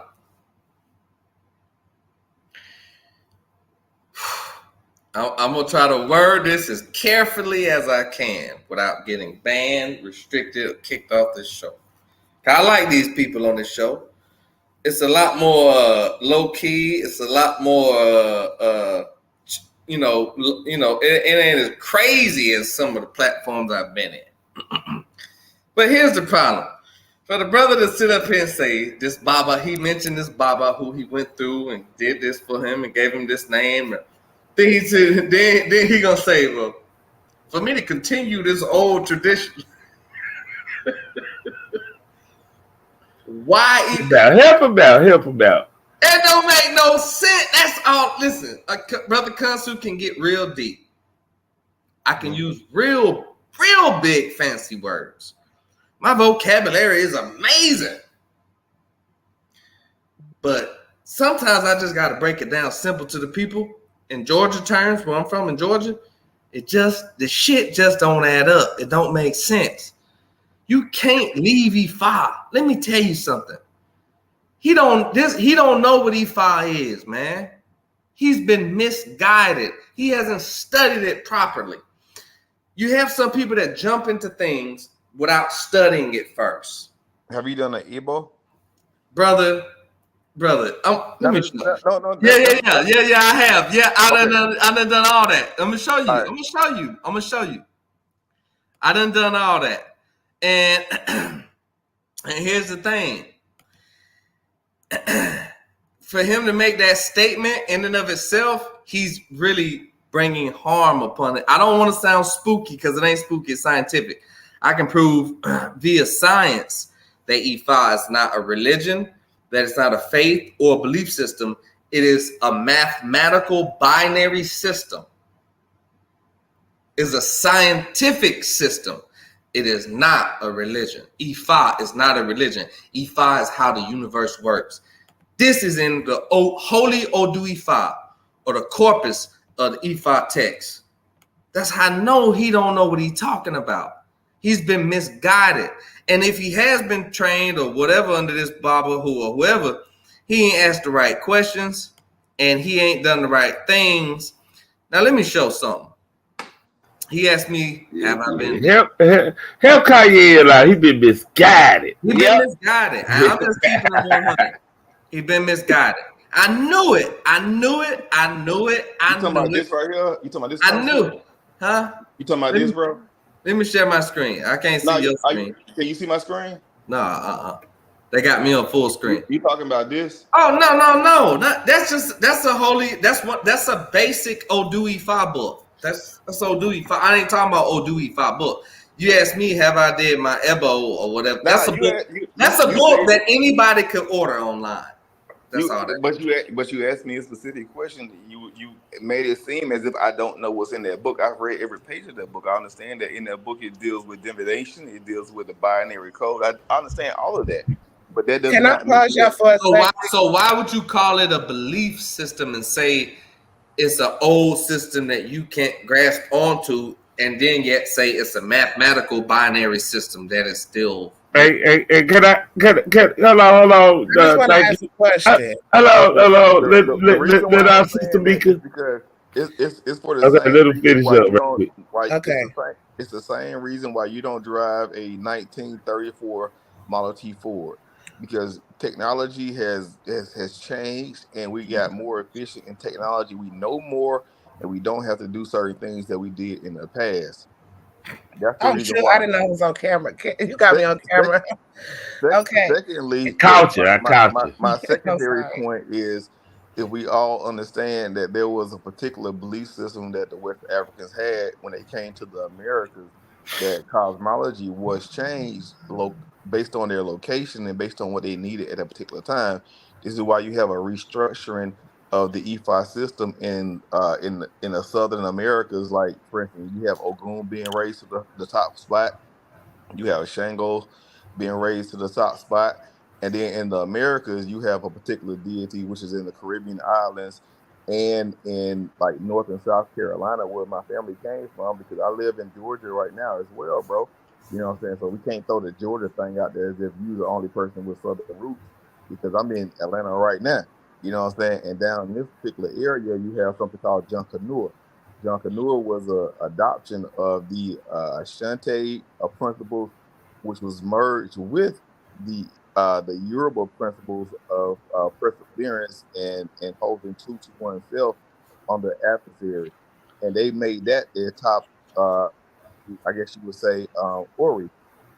And so these particular things shows and proves that EFA is a fluid system that changes and adapts over time. This is why you see through EFA, you see the adaptation and the amalgamation of other particular belief systems into the EFI system over a period of time. So EFI in itself is a belief system or a culture or a religion that learns and adapts to be more fluent as it grows. And so for me to say that I don't accept any of the old principles of EFA is not necessarily a crazy thing, because that's what the people who are in the land actually do. Now, when we're talking about people who live in America, we practice, we always, like, when we're gonna be a Christian, we're gonna be the most Christians that we ever gonna see. We're gonna practice Islam. We're gonna be the most Islamic niggas in the whole world. We're gonna practice, instead of Juma, we're gonna do our salat 7 times a day. Just to be the extra Muslims. You know what I'm saying? And this is kind of how we did with EFA when we came back to our roots of being indigenous West and Central Africans. We overdid some shit and we took things out of context, and we made those things what we needed them to be for us at that particular point in our time. I'm gonna start timing. I'm gonna start timing this because no, go ahead. I want Sister Mika.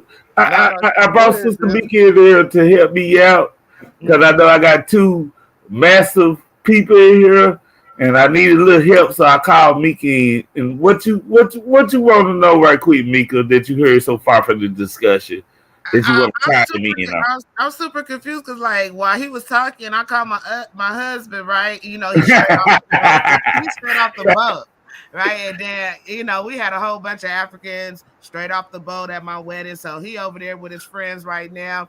And I called him. I'm like, what does EFA mean? And they all said to tell a story. So what are we talking about? because I don't know. They have a religion out there called Ogugu. I know about that. So Well, I practice Isheshe, so I don't practice Ifa. Okay, so they never did none of Hold us. on, say that again. Say that. Let him say that one more time. What did he say? Isheshe. Isheshe. Who said that? Isheshe, yeah, Isheshe, yeah, that was Isheshe. And Kyle said that? Yes, Kyle said that. He said that. Kyle, I'm gonna prove that you're so confused after she get done. Go ahead. I know what Isheshe means. Isheshe means an ancient or primordial form. Go ahead. Let the sister finish. I had a question. Now it's about to escape me because because they said Ifa means to tell a story, so that's the language. Are you talking about the Yoruba people? Because the people I'm talking to, they're Nigerian, right? They from the Igbo tribe and they from Imo State, right? So I have to know all this stuff. For them, it would be called Fa, not Ifa. So if you ask them about Fa or that's what he said. He kept correcting me. I kept saying Ifa. He said, "You mean Ifa?" And I said Ifa. He said, "No, Ifa." He said it means that he kept correcting me. Yeah, when so I was talking to him. you're talking about a completely separate ethnic group of people that has a different practice. What they practice over there is called Odenani, and Odenani they have a different system. It's similar in the structure, but it's not the same system that's dealing with divination as the Ifa or the Isheshe systems of the Yoruba people or the people who live in the Oyo Kingdom. And you can ask them that too. Ask them if that's a separate system. That's not true. Well, you know what? Bullshit, whenever he comes around, because he's busy right now because we just brought his uncle here, so we have to get him settled in. But when he gets home or whatever, I'm gonna let him watch this and tell me, or maybe I'll interview him. Thank you, sister. Thank you, sister. So you look like you ready to say something, Khonsu got the bus. Khonsu got the bus. They tell us stories over here, Khonsu. They tell us a story. They E5. They tell us a story. It's not they. Kyle is and yeah, you're right. Khonsu is about to freaking explode. Khonsu is about to bust over this motherfucker. Everything that nigga saying is a goddamn lie. Period. He's a fucking liar. Because let me tell you why. The sister just asked him. Oh my God. He said he don't practice E5. He practice Isheshe. Is that what he said? I was gonna ask him about. I could go ask, but see, I want to get the first time information. I know a whole bunch of Nigerians, and he talked to Yoruba people, and then my daughter, her boyfriend is Ghanaian. How you say Ghanaian or whatever? He just came over here, so I could get firsthand information on what their culture learned, because we're here, we're Americanized. So yeah, facts. Now, and let me explain that. Let me explain that to him. Let me explain that to the audience. In Ifa, what is Ifa? Ifa is a divination system. Ifa is the Orisha of divination, right? Orunmila is the physical manifestation of Ifa. He's what they call, or what religious people would call, the prophet of Ifa, but Ifa is not a religion. Ifa is the way the universe works. This is coming from Odu Ifa. I'm going to show you everything I'm saying is according to what Odu Ifa, not to what Kyle and the fake Amun-Ra squad. Kyle is mixed up between wanting to be African and wanting to be with the Amun-Ra Dagger squad, who are caught in between black atheism and all kind of they confused people because they haven't gone back to the original tradition. Now he's saying Ifa is conglomerated of this and that and has grown from this and that. No, Ifa is one. What happened was, this is what happened during the transatlantic slave trade. Some priests were taken from Nigeria. In the Yoruba tribe, they were called Babalawo. Some priests were taken from Benin and Togo. They were called Bokono. So you had people that was taking the slave trade that wasn't just regular, ordinary day-to-day people. Jack and Jill ran up the hill working 9 to 5 people. You had priests, you had politicians, you had all kind of people, people that was imprisoned in the slave trade. When these people was taken through the diaspora, the first places before they went to the United States of America was Brazil, South America, Cuba. They had to teach Ifa fast to pass it on through the diaspora. This is called the Lukumi tradition of Ifa, which is done in Cuba. In the Lukumi tradition, you get things done a little faster than Isheshe. Isheshe is traditional Nigerian tradition. What he's saying is not Isheshe. Whoever gave him a reading may have been from Nigeria. I'm not denying that. But the ideologies of Kayel is not Isheshe. In Isheshe teaches that Ifa divination originated from beyond the realm of the physical realm. It teaches that it was a gift that was given for humanity to connect and to communicate with the deities, with the divinities.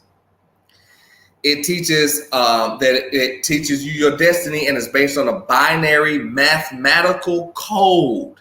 Now, what he's referring to, the changes, he's referring to the stanzas or the patakis or the verses of the Odu Ifa, which is 16 major Odu, 256 minor Odu. Within those 256 minor Odu, they're made up within some of them 12 to 16 patakis or verses.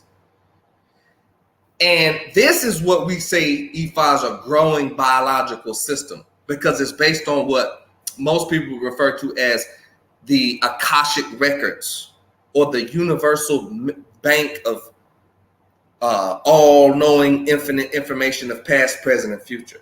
And when you cast Ifa, or when you do oracular divination, which is found all over the planet Earth, you tap into that. Kayel is misled. You should remove that name Ifa by Malike from your name, and you should come study up under me and my Baba, and we'll get you right, brother. And I'm looking forward to this debate, because this brother is misled. Okay, so that was a preview, right? Are we doing this debate tonight, or are we gonna get our receipts together? Preview. Or what? I'm asking. Hello? I'm ready, but I don't think he's gonna do it. Looks like he never did it on the Lions Den. What's his name again, Mr. Khalil? Kayel. Kayel? Are you there, brother? Yeah, I'm here. Okay. Are we gonna set up this debate and you're gonna get your receipts together and everything? Hey, I'm sorry, because yes, I'm gonna have to let my friends get in contact with his friend, and I'm gonna let my friends get in contact with Kayel's friend, and we gonna make this debate happen, right? Yeah. Right, I would love to be a moderator on this. Please. You would love to be the moderator? You want to be the moderator? Oh, shit. I want to see this. Put in bids, y'all. Y'all got to make it happen. Mika is excited about this. Yeah. I gotta hear this, because I'm gonna be a versus. It's not a debate. It's a versus dialogue. We don't use debate no more. Oh, come on now, Greg. Tell Roster Man. Roster Man in the audience, come on up here, Roster Man. Ask me. Oh shit, we have CEO Craig. What you CEO of, bro? What you CEO of? Making sure these motherfuckers on this goddamn yard doing their job, bro. Yeah, okay. Let me big screen. Keep that He's safe, CEO. Hey, man. I have to say this, man. Hey, Kayel, I recommend that you study under the master of Kung Fu Khonsu. You need some help, brother. I'm hearing you, brother, and I'm like, yeah. You need to get this study, man. But when y'all gonna try to have this debate, man? I see Khonsu is ready for the Kung Fu. Hey, a versus dialogue, brother. Battle the ideologies. Yeah, versus dialogue. I just wanted to hear you say it, bro. Yeah, the battle of ideologies. When is it going down, Ratchet, between these two brothers? I don't know. I think Kanye might be a little scared. I think Khonsu ready though. Khonsu We don't have always to ready, see man. receipts, bro. That right, that Khonsu stay ready. That right? Yeah. Kanye, you know, he gonna have, you know, he a diva. He gonna have all these stipulations. But we gonna meet them stipulations. We gonna iron out the details. I guess he'll want our brother Khonsu to be all over the place. You know, he very tactical, Kanye or so. Yeah. Is he Yeah. afraid that Khonsu is pretty much omnidirectional in a lot of ways? He don't know which way. You know what That's I'm saying? right. I am. Hey, listen, you never know. Oh man. That boy, they don't know. Listen, Khonsu gonna come from all the angles. And listen, I'm coming from the Shanti Fanti dictionary. I'm coming from the Shanti Fanti dictionary. I'm coming from that Malachi scroll. I'm coming from. You coming from the Malachi scroll? It's over for Kyle. It's over for him. Kanye, where you in, brother? I don't like this. I don't like this. Where you in, brother? I'm here. Put him on the screen. Kanye, turn on your camera for a second. Put up a book and turn on your camera like you did last time, brother. I mean, I'm laying down right now. So, you laying down? Okay. He tired, y'all. Kyle, you better not fall asleep. You know how you get, bro. As soon as you get comfortable, you know how you get, bro. Yeah, that's a fact, man. I'm just waiting on dinner to finish up, bro. I'm chilling. So is you interested in the debate, brother Kanye? No, the battle of the ideology. I mean, my fault. The battle of the ideology, the verses. Just call it the verses, bro. We're just gonna say the verses for sure. Yeah, the verses. Yeah. Not really, but I mean, I have a conversation. It's a verses, brother. It's not a debate. It's a verses. Nah, I'm just saying, like, it's not really interesting to me. Just to be honest with you, but And that's cool. And that's cool. But let me tell you this. Let me say this to the Paradigm TV. Now, here's the thing. I had this same encounter with Garfield Reed, Sean Ennett Harriet. Sean P. Oh man. Sean is petrified of me. Sean is petrified of me. You name dropping. You name dropping. I don't need my people too. You name dropping. I don't care. It's not an issue of being petrified or scared. It's an issue with for us to have this conversation, you have to at some point accept that there's a morphology that happens in different ethnic groups and things. You know, you can't tell somebody what they have to do before debate. Just say you want to debate or not. That's it.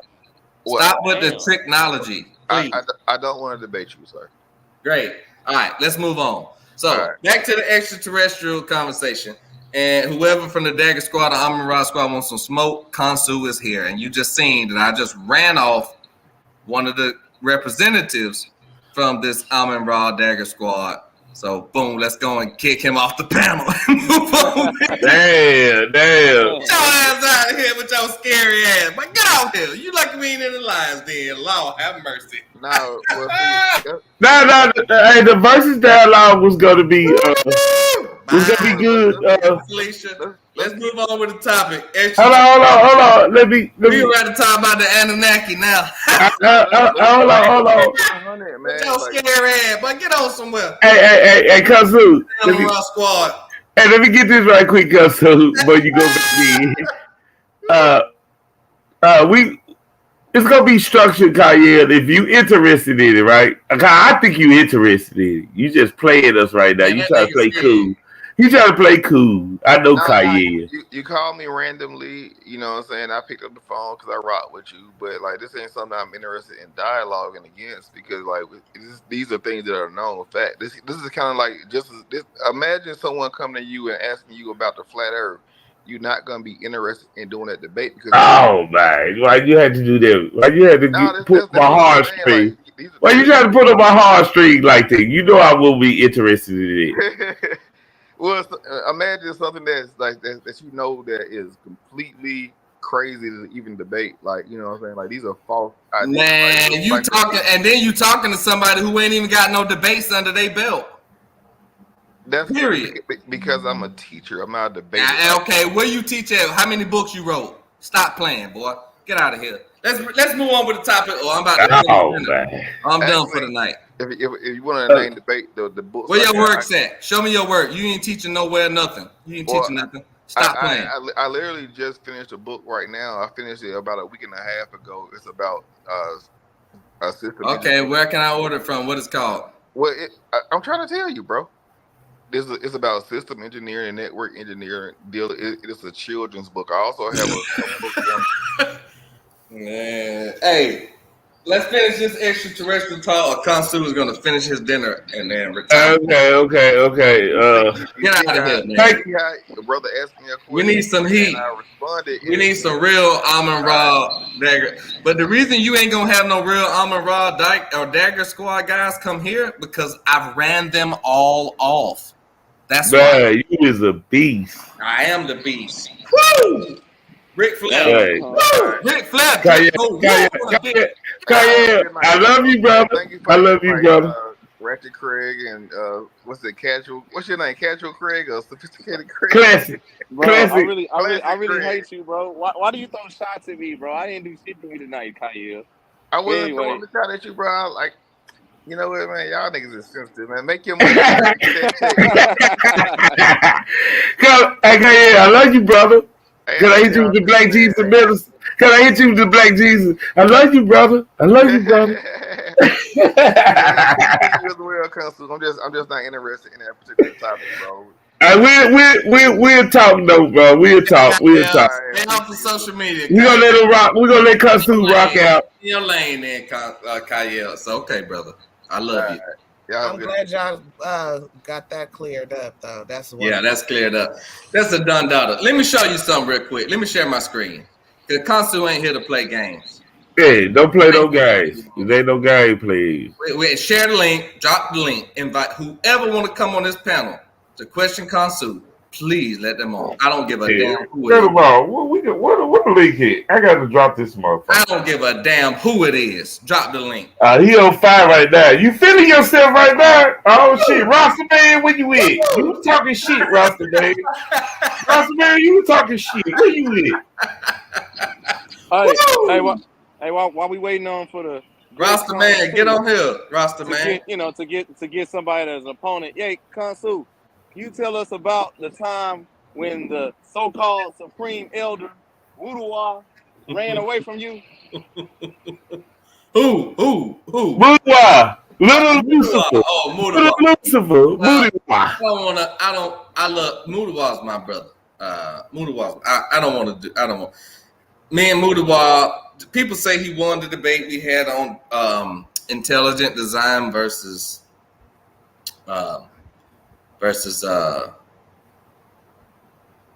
evolution, intelligent design versus evolution. They say I lost that. But after I countered with a debate about Cleopatra, what was Cleopatra White, he ran from me. And he's been running. No, which one he was saying? Was she white? He's saying she was 100% Greek. But we know she wasn't because, first of all, they never found her mother's body. So they don't know what her mother was. But, so you can't say she was 100% what if you only know what one, if the daddy's black and the mama Chinese, but you don't know the mama, and you know what I mean? You can't say what it is. So he ran from that after I presented that evidence. And I gave away a little bit too much evidence pre-show. That's why I don't like to do that no more. I don't like to give away too much of my resources before debate. You know what I'm saying? Because that'll mess you up sometimes. People run or they'll use it against you, or, you know what I'm saying? When you're doing a pre-debate, don't give away too much information. And that's how Wuduwa got away from me. But this is bigger. Wuduwa is my brother. We talking about the real we talking about the real motherfuckers that's been running from Brother Khonsu over the years. Now, let me show this. Craig, how you go? Oh, Craig left. Craig got to work. It's all right. Yeah, he ain't work. Yeah, I was saying, how can we deal with these? Get that money in the morning myself. I kind of came in on a late phrase, so just so I can understand, what is your position on Anunnaki, the graves, and all that stuff? You believe? Oh man, what is this you finna play for us? Is this a chicken? Is this a that brother Khonsu? Yeah, that brother Khonsu. That's brother Khonsu and Baba Fashola from Oshobo, Hey, Nigeria. brother Google, let us see this video first. I'm gonna let you in. I got to see this, brother. This is groundbreaking. We about to skin this goddamn chicken and throw this motherfucker on the grill with some barbecue. Hey, that's a real sacrificial. Right. Okay, we got to watch it. But no. That's not the video. But this is just the brother questioning me, Kaya questioning me on.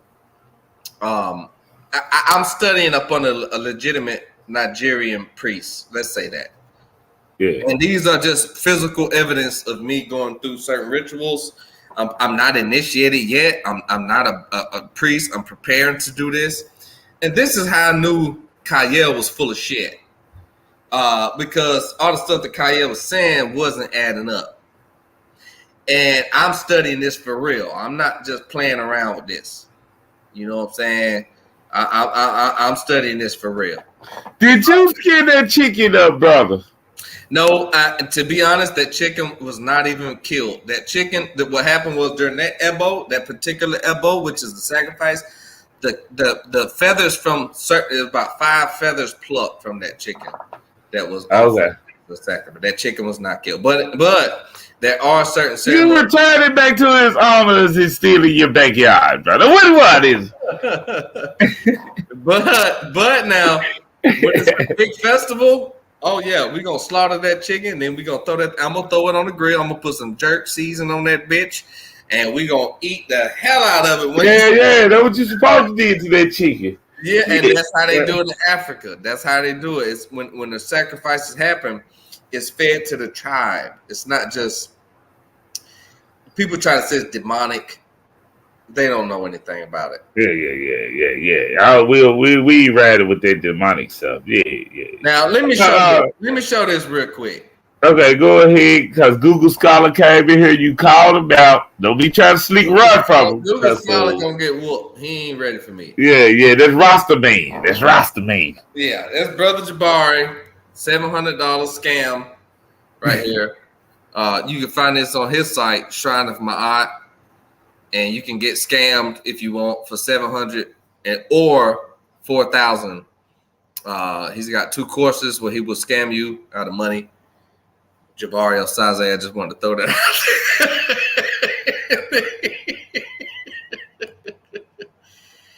out. But now, here's the thing, though. When you get into the actual text, right? And when you get into the celestial origin of the ancient Egyptians, and I want to show that the ancient Egyptians themselves believed that they came from other planets, other star systems, and that's where they would return after they died. Can you see my screen? I'm sharing it. Can you see that? We can see it, but like the picture, like the little picture part on Facebook is small. Okay.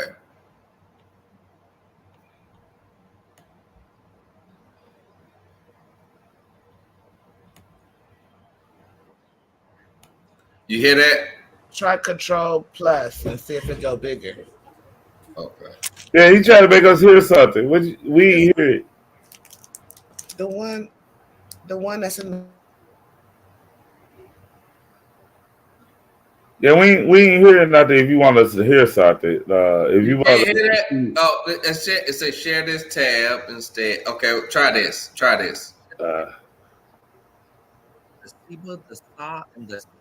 You hear that? Yeah, but it needs to be turned up a little more. Got you. All right. Let me show you something. This is Garfield Reed, the Dagger Fraud, Amun-Ra fraud. The Dagger Fraud, Yeah, I don't call them the squad. I call them the Dagger fraud and the Amun-Ra frauds. They tried to contest me on the meaning of Sa, whether interpreted or translated as Orion, which leads into whether the fact that the Egyptians believed they came from and were returned to Sirius and Orion. And this is what they're trying to divert from. They're trying to divert from the fact that there is the celestial origin of the ancient Egyptians taught in their teachings, because they want to be whitewashed, Eurocentric Egyptologists and not accept the fact that the African race are the root seed of this planet, but we come from beyond this planet. Now, this is a clip. Believe it or not, brothers and sisters, this is from 2019. And this is how long these fools been running from Brother Khonsu. And this is why Kyle, as a descendant of the Amun-Ra and Dagger fraud squad, refuses all's well. They know what's going on. Let's play this real quick. This is what Nuwapians do. We just don't be spitting out shit without kind of having something. I want to hear what Nuwapians do. That is what Nuwapians do. That's Garfield. That's me and Garfield Reed. I was heated, as you can tell. Because they have a leader that's no. Nuwapians do it like To be honest, the ones you know might not do it, but this is what I do. to be bro. honest, I know Dr. York ain't teach you that. You took an hour. You don't know nothing about Dr. York. He teaches us hold on, man, hold on. fact or I'm not truth. gonna talk to her like that. Listen, everything she's right. She watch y'all. This She know how y'all manifest. the Nuwapians. Hey, calm down, bro. Bro, calm down, man. You're too hype. See, this was really back in my rattlesnake days too. But still, nevertheless, this was nonsense how they continue to drag this on. King in heaven utterances. The ones that y'all see and the ones that. Let's get to it. Yeah. Okay. That's it. What line? What line? It says. No, the line. What line? What line, sir? Hold on, man. Be quiet right here. Wait a minute. You made me look. You. Okay. 1716A. It said. No. Start at 1715A. It's now horoscope. It's now set speed. All right, so this is what I was reading that they said didn't exist. Right here.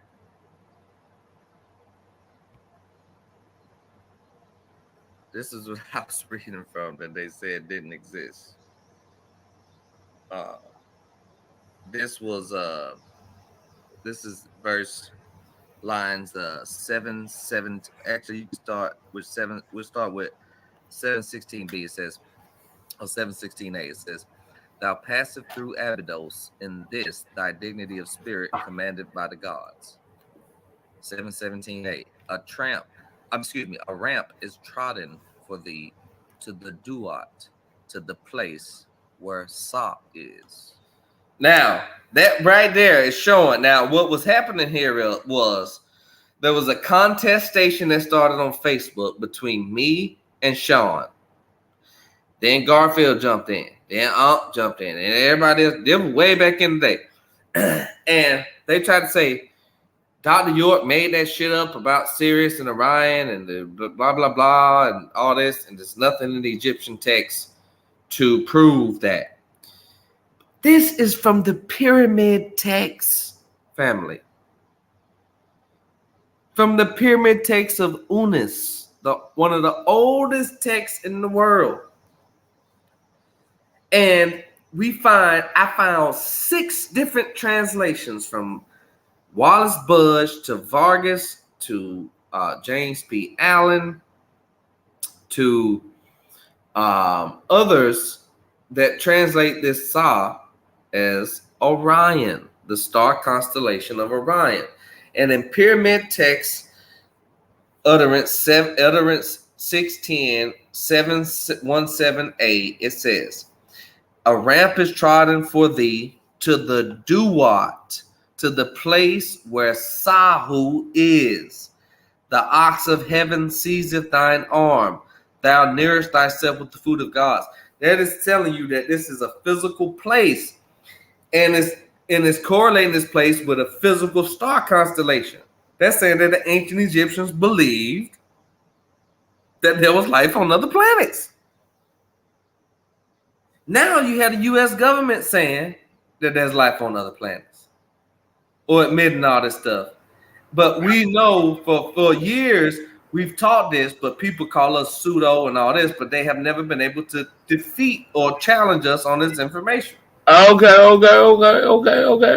We got brother Google Scholar there, and ain't nobody been called y'all pseudo, and nobody been challenging y'all on here. That's a great segue for my brother Google Scholar to come in.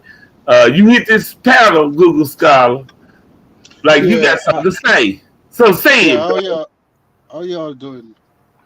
We doing fine. I'm doing fine today, brother. I don't have too long because I'm gonna be in the car with somebody else. But let me, because I've never heard Khonsu say something that's right and accurate. Really, maybe like twice. Because they say a broken clock is right twice. He just said the ancient Egyptians thought that they come from Sirius and Orion. So which one is it? Because they can't come from two places. Oh man, you ready for me to answer that? Wow. Yeah, answer that. That was a direct question. Let me answer this from the slow Jamaican right here. From this bumble clot, ras clot here. Let me answer this. If this is I just showed you. Hold on, let me answer your question. Silence yourself. I just showed you in the pyramid text.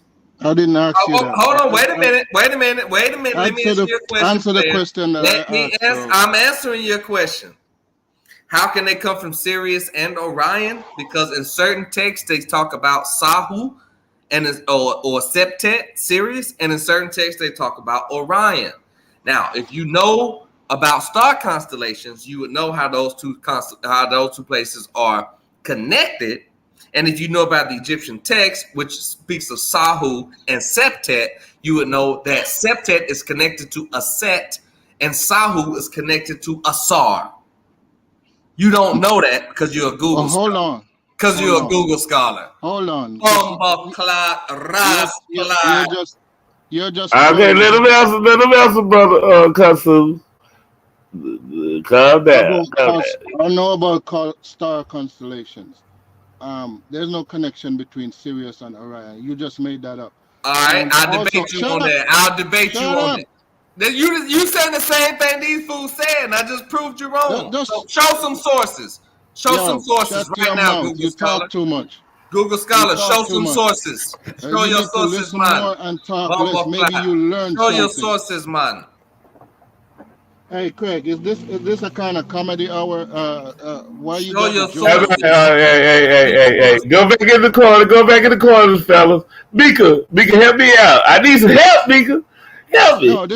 All I'm saying is, these things, and what I show. Okay, so what I'm gonna do is, can I get your attention, please? So what I'm gonna do I thought I was supposed to address the. Yeah. We're gonna let you address it. We gotta let them address it, Khonsu. Don't cut them off. Let me just let you guys know that from now on, I will be timing you guys, and I'm gonna give you how many minutes, Craig? 2 minutes, 3 minutes? Yeah, 2 minutes. For Google Scholar, then he can reply in 2 minutes because we don't want to overtalk each other. Yeah, so we can be or something because I think we got something here. I knew Kanye was gonna be bougie and shit. I think, right? Yeah. Then, let me say he's what smart. He's smart too. What's his name again, Craig? The one at the top. Khonsu Amun-Re. Khonsu, yeah. Give me a moment, please. So I'm gonna give Google Scholar 2 minutes, and then I'm gonna give you 2 minutes to respond. Okay? Is that fair? Yeah, man. Okay, the time starts now for you. Now, Google Scholar, go. Okay, so let me just say this. Let's go. Uh-oh. Oh man. He just talks because he got a mouth. He said that the ancient Egyptians say they come from Orion and from Sirius, and he said that there's a connection. I'm waiting for him to show the connection between Sirius and Orion because there is none. The second thing is he boldly said he sat on here and said that linguistics is a more settled science than genetics. Now, I challenge him. I challenge him now. I challenge him next week to show one scholastic source that says that backs that up. That genetic. There are debates in scholastic circle as to whether linguistics is actually a science. Some scientists don't think linguistics is a science. So what he's talking again is he's just talking. I'll stop there and let him go. Let me answer that right now. Bomboclat, Rasclat. Let me answer that right now to this fake motherfucker Google Scholar. You challenge me, I challenge you. $500 American US dollars to this debate. What you say right now, let's go. Set up the debate. I will demolish you. Bomboclat. See, he leave. No, we don't do the money. We don't do the. Hey, hold on. No, because we don't do the money talk because. Okay, well, whatever. Yeah, we'll do the money talk. I challenge him. Yeah. We'll do that one. Yeah. Challenge. And let me just say this, you guys, and I know we cuss, we all cuss, but for the channels to get monetized, we gotta kind of like wheel back on a little bit of the cussing. So kind of like switch the words around a little bit, say fudge instead of the F-U-C-K, just so people can get, if we're gonna be doing these debates and growing these channels and getting some bread out of it, we gotta like scale back on the cussing a little bit. Yeah, for sure. Even though I'm the worst person, and I gotta start how to be a leader on it because I cuss all day. It's just me too. My granny told me when I was 3 years old, I cussed like a sailor. So you already know. So I got to be a leader, and we gonna start trying to be a leader. And that's why I changed it because I used to put the word. I used to always say the whole fucking show, right? I say the whole effing show. I'm getting better at that one. So yeah. Let me say this. Hey, go ahead, brother. It's your show. This is a great show tonight. Yes, it was. For various reasons. The first reason, we was able to present information about the whole topic, the UFO conference. The second reason is we was able to get rid of a Bumbleclot Rasclot. Excuse me for my bad language. We was able to get rid of Bumbleclot Rasclot Kyle. If we get rid of him, boom. Nothing else to be said. Zip. I think Rasta Man had to leave. He said he had limited time, so don't count your chickens for a hatch when it comes to Rasta Man. He about their life. He about their life. I'm on Google Scholar about their life. Bumbleclot, Rasclot, Google Scholar. Yeah. He's Bumbleclot, Rasclot. That's all I'm gonna say. Yeah. And here's why. He is literally the same thing I encountered with Sean. Sean was so convinced. Sean P. What is that? Sean I don't know how to. Harry. Yeah, in the Harry. Nickname. He's not a comedic. All these people are fake comedics. Jabari El-Saze, fake comedic. All these American shrines, fake. They're fake. Here's why they're fake.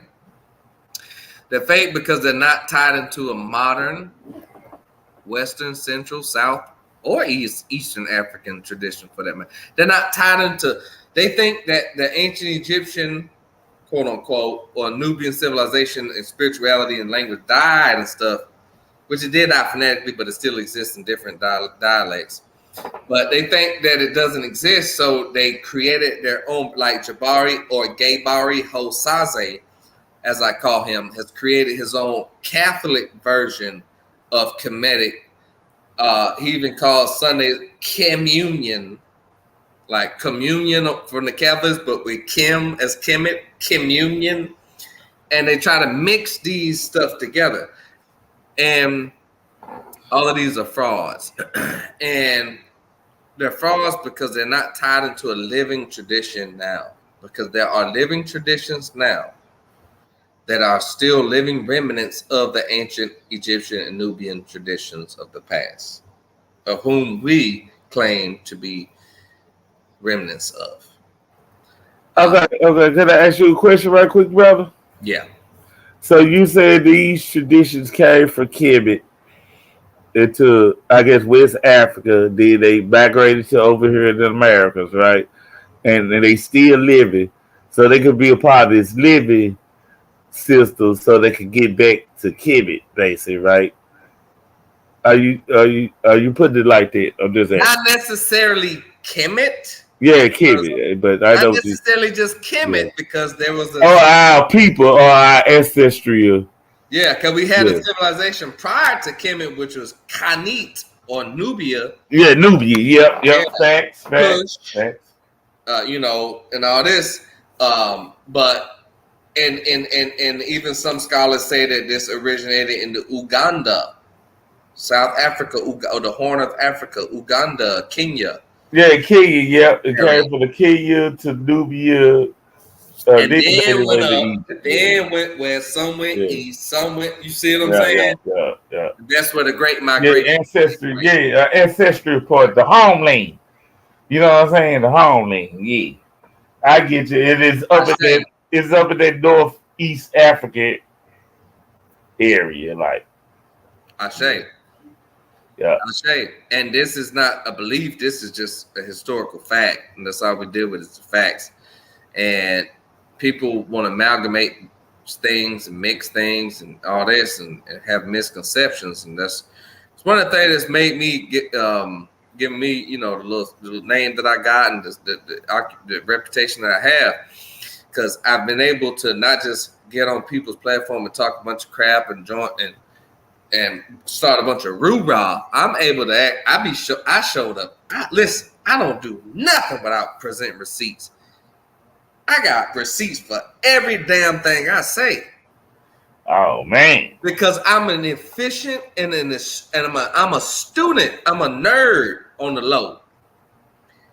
All I think about is that when I wake up, this is all I think about. I got friends. We texting at 5 and 6 in the morning about research about E5, Odu E5, Kemet, Nubia. You know. Hey man, hey, your shirt. Your shirt matched the background, bro. I just realized it. Yeah. You see that, Mika? You see that? Mika, where you at? You see that? I see you see your shirt match the background? Yeah. I say. Let me ask you a question. Hey, go ahead. Ask me a question. I guess. How long have you been studying this stuff? I was at the tender age, my sister, of 16 years old. I'm 37. Okay. And do you have African descent in your blood? My daddy is a Negro and my mama is a cracker. Oh wow! Now, how would your mama feel if you called her that? My mama knows that she's the only white person that I like. Oh.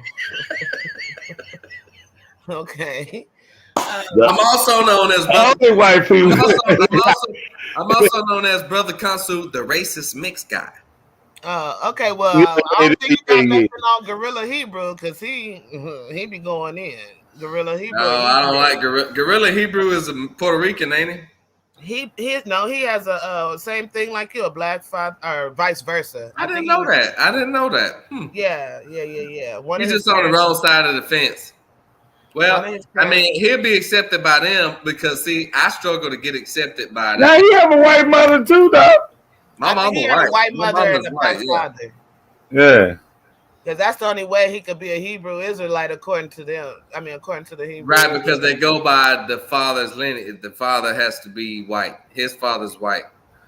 So no, hold on. Oh, that's a good subject. I'm sorry. His father is black. I'm sorry. They go by the father's seed, but that's Yeah. not really scriptural. So do you believe? Hold on, Khonsu, do you believe that the male Y chromosome is a broken X?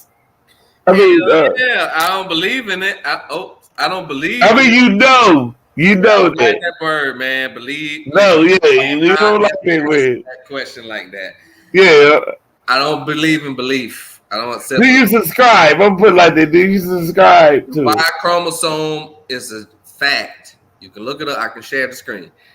It contains 2.8% less genetic makeup than the X. It's genetically weaker than the X chromosome. That means that the X chromosome has existed longer than the Y chromosome. Uh-oh. Okay. Yeah. Oh, this is a whole nother. Yeah. Do you believe the black woman is God, brother? I don't believe anything. I mean, my fault. Do you subscribe to the black woman? It's hard for me to get that up. I've been talking to Christians all yesterday, so I got the word belief. They killed me with beliefs. Well, it's also a problem with the word God. The word God is a German word, and I don't pray to German deities. Do I believe that the woman is the supreme creator deity in the physical flesh? Yes. These are not just teachings of Brother Polite and people who they think coined that term and all this, or Dr. York, even the master teacher, even in Ifa, in Odu Ifa, it says that after Olodumare, which Olodumare is the Yoruba word for the Most High, or Ra, or Yahweh, or Allah, it says after Olodumare is the woman, because she is the one that brings life from the heavenly celestial plane to the physical plane. So you said she's not a supernatural being, though. Oh no, the woman is a physical being, but she's a physical god of the planet Earth, because she's the medium by which we go from being an spiritual or etheric being to a physical being. We have to come to do the mitochondria do the mitochondria determine? I'm gonna say the mitochondria of the female. Do it determine the sex of them, like a male or a female? Do you know that? No, what determines the sex of a male or a female is the male. Okay. The male. That's powerful though, right there. That means he got a lot of power. If it determines the sex. Power, that's not the point. We're not. That's not what we're saying when we see. Let me explain. That's a good point. Good point. I had to correct it. Dr. Ma'at, you know who that is, right?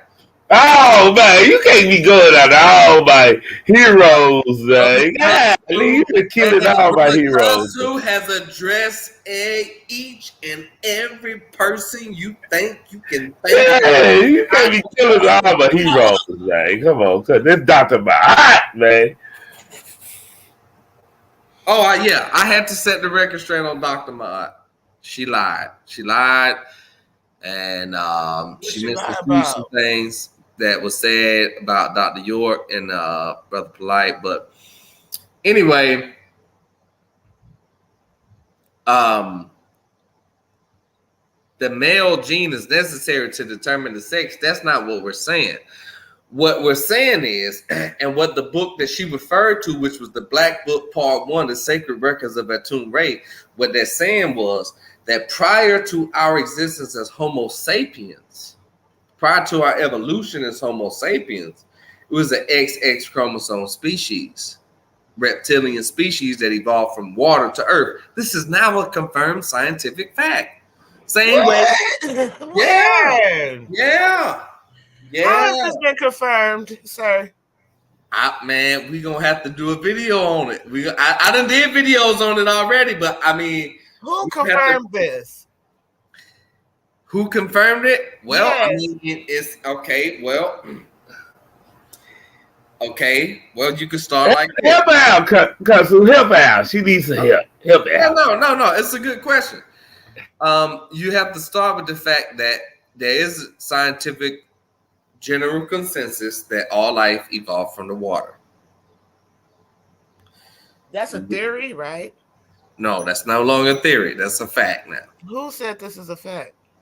Modern science, modern ecology. I don't have no gills or nothing. You had gills when you was in your mother's womb. That's how you breathed. Yes, in the water for 9 months. Yeah, you had gills. What part was the gills? They were behind your ears. Some people still have holes in their ears. Those are remnants. Explain to me how you breathed in your mother's womb for 9 months if you didn't have some kind of gills. I have no idea if we even breathed inside the womb. I thought the umbilical cord was breathing. The umbilical cord feeds nutrients, not air. I don't know. I ain't gonna eat that. I know that there's like a osmosis going on in there where the oxygen and the hydrogen is separated and made into air while the baby is breathing. That's how the baby breathes through the sac. But in order for the lungs, which haven't even developed yet, the lungs of that fetus hadn't even developed. How's the baby getting oxygen? Like Craig said, through the umbilical cord. No, the umbilical. Just look it up. The umbilical cord ain't nothing got nothing. Ain't got. Yeah, I ain't sure of that. I just throwing it out. No. I ain't gonna lie. I ain't studied on that. But it do. That's a whole other topic. Sperm do before it hit the egg. We ain't talking about sperm. Do like a little tadpole. Let me share my screen. Oh shit! Show your screen. Go ahead. Pull it up. Help him out. She gonna help you out. She gonna help you out right quick. I just asked Google. Is this a Google? It ain't no major stuff, but this is from Medline Plus. I asked how do babies breathe in the womb. Is you sharing my screen? Yes, it's shared. So it says the mother's placenta helps the baby breathe while it is growing in the womb. Oxygen and carbon dioxide flow through the blood in the placenta. Most of it goes to the heart and flows through the baby's body at birth. The baby lungs are filled with fluid. So the placenta is directly attached to the umbilical cord. Let me just find an image. Let's see. No, that's fine. That's fine. But the key word is helps the baby breathe, not transfers air or oxygen to the baby, which has no lungs. Right. It just said the oxygen. Okay, so it can't be that. It says, okay. So it says let me share this tab instead. So during labor and delivery, oxygen supplied to the fetus can be dangerously reduced or cut off entirely. Okay, this is now, but I just want to say, okay, so the oxygen in the environment, it goes from number one, the mother's lungs, the mother's heart, the mother's vasculature, uterus, placenta, to the umbilical cord, to the baby. So like Craig said, it goes through the umbilical cord. That is how everything, all the nutrients go. So essentially, the baby. Okay, let me ask you a question. At what stage during the fetus growth does the lungs develop? Let's see. And you don't have to know that. I don't have three kids. I used to know it, but that's not nothing I know anymore. I don't have 3 kids. That's cool, but my point is, before the development of the lungs of this fetus or baby, that baby did not receive breath. So you can't say. So you get what I'm saying. Plus, after that, Then after the lungs develop of the baby, then you have to say, well, where did the air or the oxygen enter through the baby from the mother? At the beginning. Right. But I mean, what organ is responsible for that? And so the point I'm making is, once the umbilical cord is cut, so this the baby still maintains the ability to breathe oxygen once the umbilical cord is cut. Okay, so then that's why they smack them on the ass so they can start breathing on their own. Yeah. I don't know. I ain't never. I always thought it was the umbilical cord. I could have been wrong, but I just threw it out there for my limited. I never studied it, right? Well, the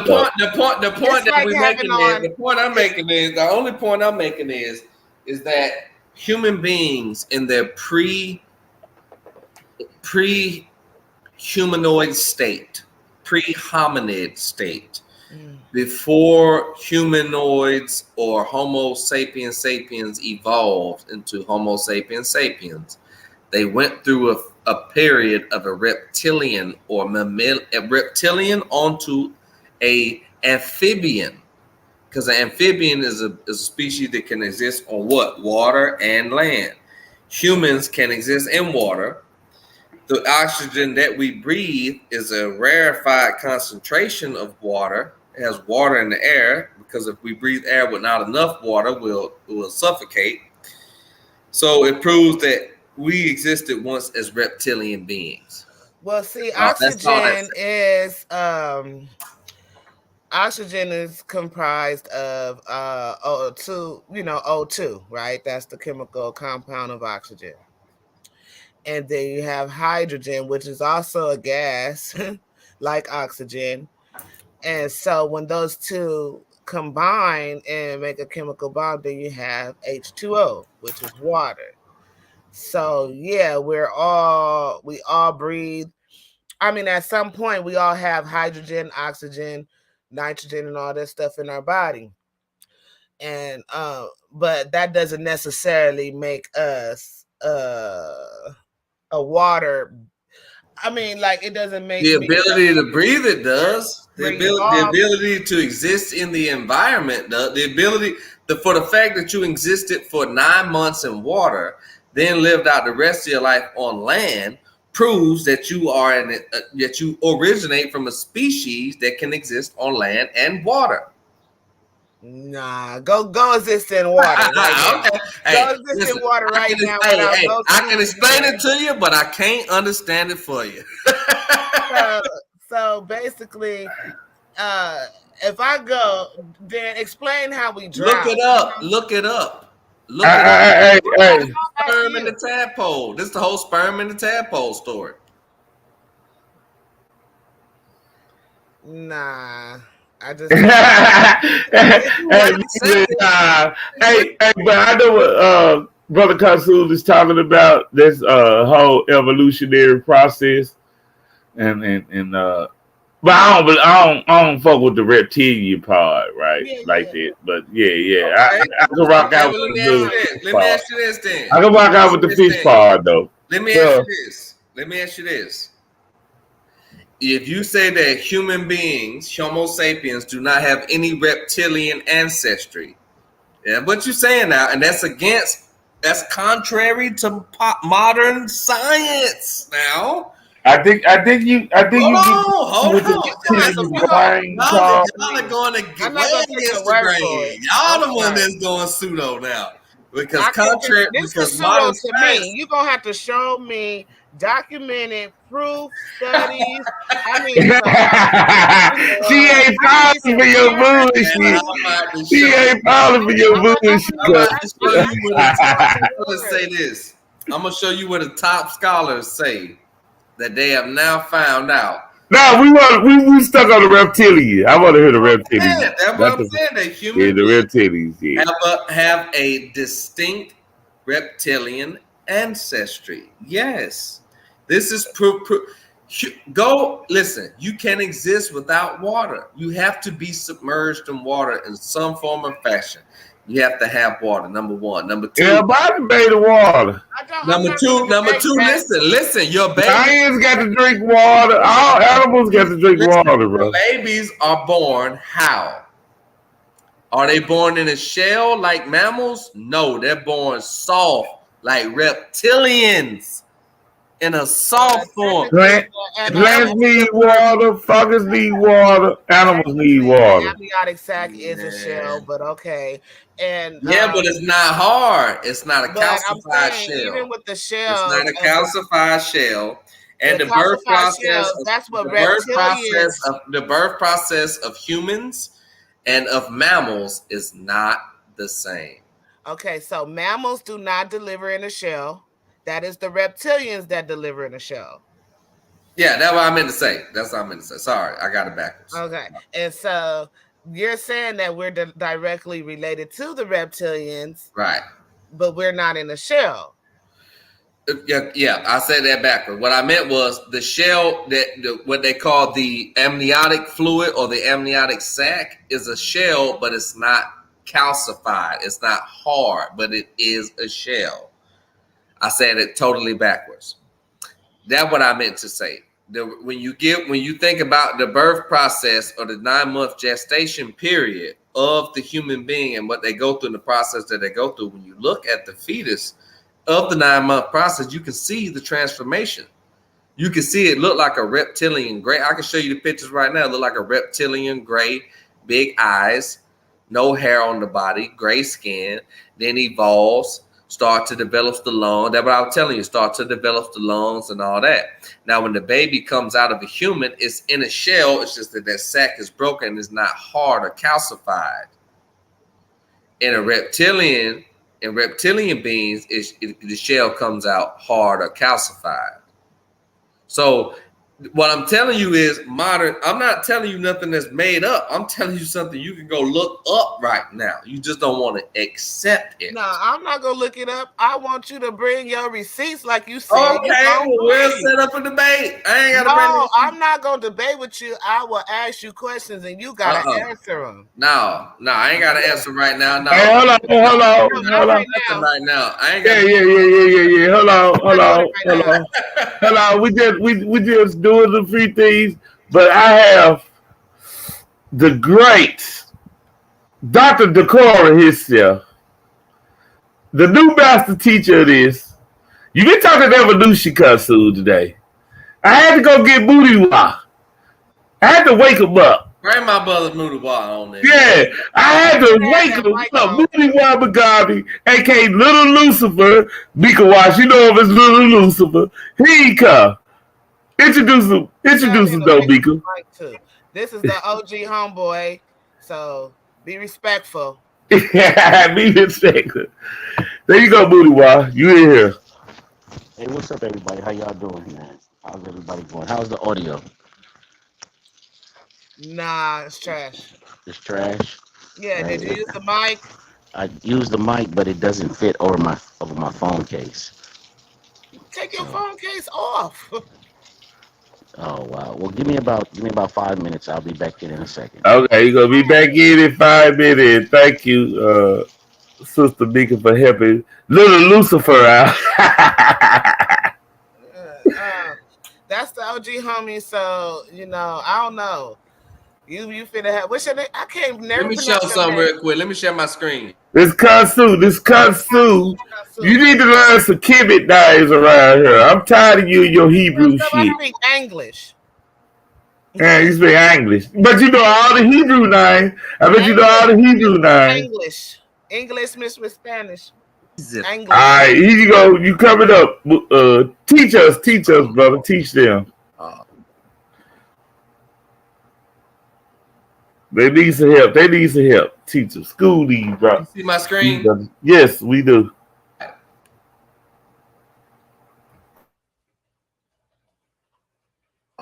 Wikipedia. Sa was the father of the gods, which was a personification of modern Orion and Lepus constellations. You got that? Sa was frequently mentioned as the father of the gods in the Old Kingdom pyramid text. Pharaoh was thought to travel to Orion after his death. That's exactly what the text says. All right. So the brother of Sa-Imhotep is gonna have to have, and you know, we already know that Sean can explain this, but Sa-Imhotep is gonna have to explain the difference, if it's one, between referring to and between translating as, because there really is no difference. I don't think it is. Now, this is the connection that we're making here, right? The connection that we're making here is dealing with the obsession that the ancient Egyptians and Nubians, the Kemetiu, had with the stars. They had with the celestial. You see, hold on. Let me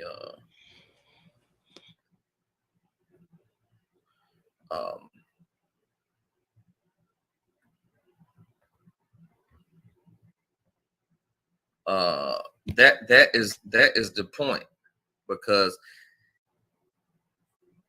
the same Sa, Orion, the constellation, right there. How can you go against that? Right there in your face. It's right here. I mean, it's plain as day. We've gone through so many sources right now already.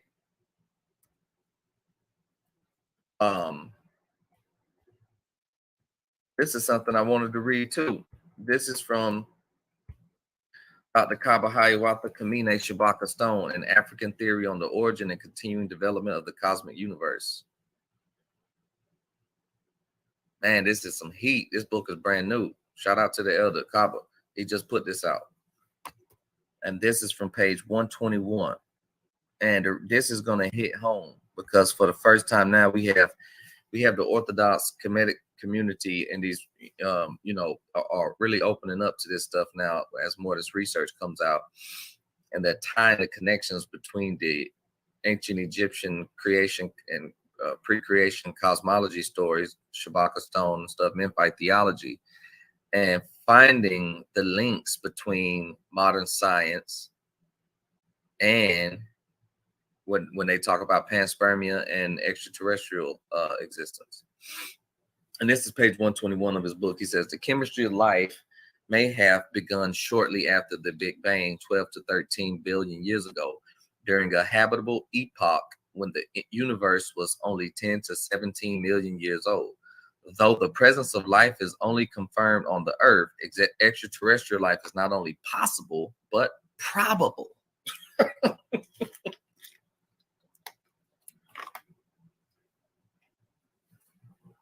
I mean, that's heavy. Not only possible, but probable. So I just wanted to share that.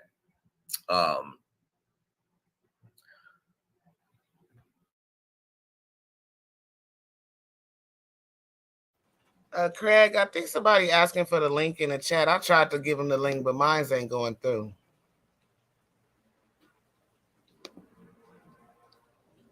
Craig? Craig? Hello?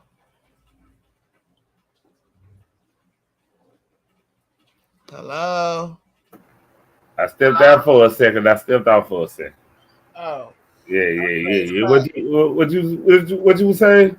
I think that's Leandre and YouTube. He's asking for the link, and then somebody want the link?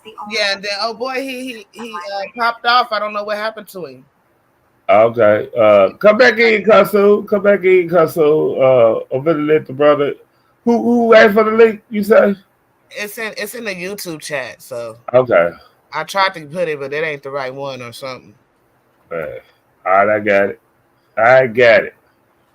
Khonsu, what happened? He dropped off. Yeah, he dropped out. We go get brother Slip Reaper in here. I hope he beat Slip Reaper and not Leon Dre today.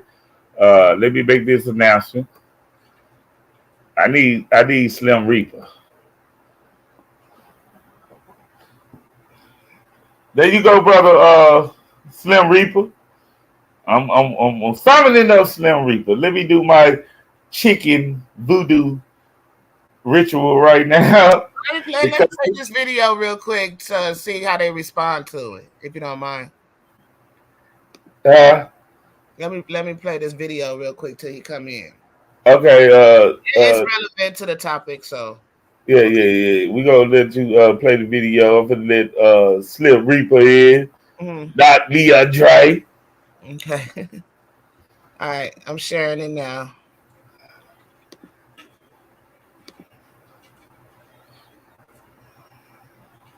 All right. Let me go on and pull it up. There you go.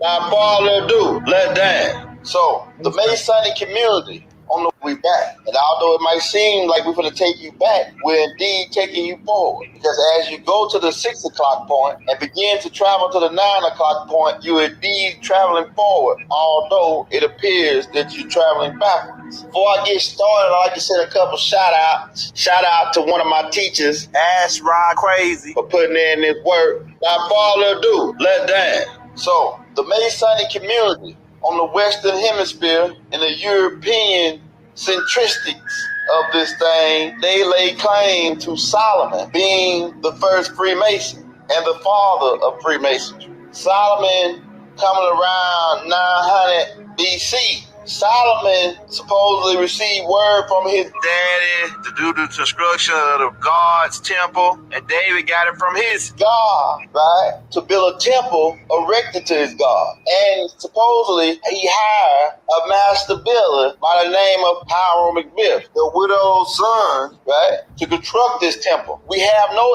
evidence of this temple being built. Now, they give you a Wailing Wall, which was built by Herod, which is part of the second temple that Herod built. So they give you a goddamn wall where they go cry at, and they tell you, based off of this, Solomon was the first Freemason, because they have no more evidence. They don't even have Solomon's body or Hiram McBiff to prove their accusation. Now we go into the word masonry. The word masonry means stonework, right? That's inconclusive with laying stone, carving stone, setting stone. Now, if masonry is stonework, then what was the Africans doing 5,000 years ago? 2,000 to 3,000 years before Solomon was even born, the Africans were cutting, carving, and laying stone. Say, well, how do you know that? Well, let's take them back, right? Let's take them back to a king named Chase Kimwa, right? In 2756, he built a wall called the Shoe Net in Abydos, Egypt, right? And we're going to show you pictures of that right now, right? And this goes back over 2,000 years before Solomon. And you tell me that Solomon was the first Freemason? So if we're going off the father of Freemasonry off a wall, hell, we can say Pharaoh Chase Kimwa was the father of Masonry. He was before Solomon, and Chase Kimwa's son was Dozer, who later on hired his master builder, Imhotep, who was the real Grand Master, right, to construct the Stepstone Pyramid. But if we're going off walls here, what would we call Chase Kimwa, right? Because he built a wall that's still there today. A being who lived to be 95 years old, who ruled over 20 years, right? Who is Dozer's father. So if Solomon built a wall, and that's what you going off calling him the father of Freemasonry, what should we call Chase Kimwa? They're different instruments used in masonry, right? Like the chisel and the mallet or the hammer, right? And we can take you back to the first dynasty, to the Pharaoh Narmer, also known as Menes, right? Back to 3013 BC, when this being had the chisel. Take a look at it. He had a chisel and he has the apron on. None of the crowd have his apron on. Damn near over at least 2,000 years before. He can't take it. I can't take it. Yeah. He just mixing and matching, and I can't do it. I was just saying something to get until everybody got on here. We're back. Yeah. Khonsu, I don't know. I think the big bad wolf came over here, and it probably was best for him to exit. But speaking of the big bad wolf, we have Slim Reaper over here, not Leandre. How you doing, brother? What's going on? Hey, where did the UFO dude go? Huh? Where did the UFO dude go? What did the what?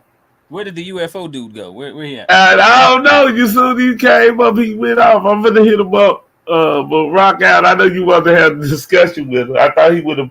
While she played the video, he would have popped back up by now. I just had a couple questions. I was. He wanted to ask some free questions. I know. Yeah, I was in the middle of like 15 other things, but you know, like at one point in time, he said, I don't know, something like an hour ago or so. He was talking about how he doesn't have any belief systems and no beliefs, and he only deals with facts and stuff like that. And yeah. He said he don't do beliefs. He said it's to know or not to know, nigga. Yeah, no which is absolutely stupid thing to say. And again, it's why people got to stop just using words. So I was gonna ask him some questions about beliefs. I was gonna ask some questions related to the sort of thing that was the topic, like Officer Grusch who testified, because then he started reading stuff about probability. And you know, all of those things, of course, are related to the subject of belief. But you know, when you just on here talking, you don't know that. So you know, I was going to ask some questions related to those topics. Who getting a Facebook call? They're trying to call him now. Yeah. Well, Ron Eisen said, he said call him right now. And call him up. Yeah, I'm calling him up. I'm trying to see what's up with him. Craig is on the main line. Yeah, I'm trying to call him. I want to get him back on here because I know you're gonna have some interesting questions to ask him. So yeah, when the big dogs come over here, all of a sudden he disappeared. I don't know. It might be a conspiracy theory coming out of my mind. Listen, I told you I'm 96 Jordan back here. Okay, 96. Yeah. Is Mandua back on or no? How you pronounce it? I can see a sting up here. Okay, who is this with the Mario thing? Black Mario. I'm moving to the other account. Go ahead. Give me a second. You gotta turn off your YouTube, brother. All right, 1 second, brother. Okay, one thing got to be muted. This brother got early 2000 Bluetooth technology going on because it's like I'm trying to figure this out. Y'all some cutthroats on this show. Let me tell y'all. Wait, let me tell y'all how to establish my audio. And now that sounds 100% better. Now, Mika, you know good and well it sounded like he was calling from a jail phone when he was on a while ago. Okay, no, don't do this. Okay, I ain't. Listen to him now and see. Say something, Mudua. Little Lucy. Little safe. Little Lucy. Little Lucy. Calling me cutthroat, and you over. Look what you doing, Mika. Listen, now, Mika, you calling me cutthroat. Look what you doing. Ain't right.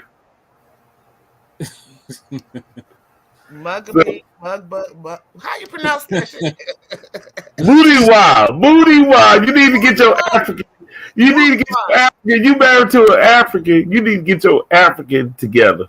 I know how to say ebeluche. Nah, Mika, I don't know. You messed it up. I don't know. I be trying. He be trying. Me too. I try too. We try. How long you been cripping? He be like, no, say it like this. I'm like, I thought that's how I was saying it. So, Mika, how long you been cripping? Huh? How long you been cripping? Yeah, with the blue hair. My whole life. That's what I'm talking about. She a Cali girl. Are you a Cali girl too? I grew up on both sides. Easy. All these Cali, 3 Cali people. I'm the South nigga. I'm the South nigga. Yeah, I feel out of place. One of these people don't belong. How's my audio now? It's good, brother. Hey, peace to the panel, man. Peace to Ratchet Craig. Peace to the beloved sister Mika. Peace to Leandre. Slim Reaper, brother. Slim Reaper. Oh, all right. Peace to Slim Reaper today. Yeah, Slim Reaper. Oh, my bad. Y'all probably Leandre yesterday, brother. We all about to get blown out of here by that hurricane coming through here. So ain't no hurricane. Oh, it's Yeah, coming. that was those flash flood warnings. Y'all should be getting them sometime soon up there, Leandre. Yeah. I know. Listen, it's already raining like Let me crazy say up here. this. So look, Yeah, hurricane. Listen, but you can call it a hurricane, baby. But yeah, it's on the way because it just started raining like crazy up here. So right. So it's coming y'all way. It's moving up north. It's moving up north. It's not that bad, but y'all should. Nobody's got blackouts down here, and my little brother is down in the San Diego area. They didn't experience any blackouts either. So it should be. It should dissipate the further north you go. They say it's going to dissipate. But hopefully you and your family is safe and in good hands in this time. So appreciate but anyway, it. Same to you and yours, brother. Likewise, bro. Yeah, I'm listening to the bill and the brother Khonsu. Where did he go? Did he fall off? Now, hang on. Wait a minute. The person presenting, that was Khonsu? Yeah, that was Khonsu. Okay, wait a minute. Craig. Reggie Craig. Which Khonsu is this? Is this Khonsu from Chicago? No, that's not Chicago Khonsu. Okay, because that's Georgia Khonsu. All right, okay. Well, that's I wanted to clarify because I know sometimes people they have the same name. Yeah, Georgia Chicago Khonsu is a Mason. Gotcha. Yeah. Okay. Same name, different brothers. Okay, yeah, I know Chicago Khonsu. He told me he was a vice lord with 2 PhDs. So. We call him Nuwapi and Khonsu. Okay, well, where did he go? So I wanted to ask him about belief and knowledge. Yeah, he fell off. So we fell off. Yeah, we gonna give him a little time to come back on because I'm not satisfied unless he come back on. Charge your phone up, brother. I don't know if your phone not charged up or what. Charge it back up and get back on. Brother Craig, what's that? Did you watch the brother the testimony before Congress? Yes, I watched a little bit. I watched the highlights. Okay. No. See, I didn't ask about the highlights. I want to know if you watched. I watched the major parts. Okay, so no. I didn't watch all 3 hours. I couldn't watch 3 hours of this shit. I watched the entirety of the presentation. I definitely did. Yes. Yeah. So okay, so Brother Craig, who put the thing in the description there? In 2023, United States Air Force officer and former intelligence officer David Grusch was interviewed. Who put that in there? Is that you? Yeah, I put that in there. Okay.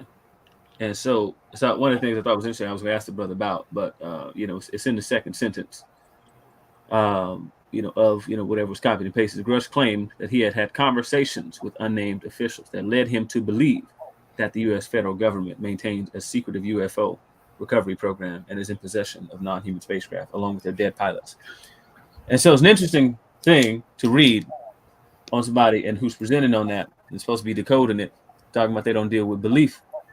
And then, and what we're discussing here is a person who this ain't his first time testifying, who has stated on repeated occasions that he ain't seen anything himself.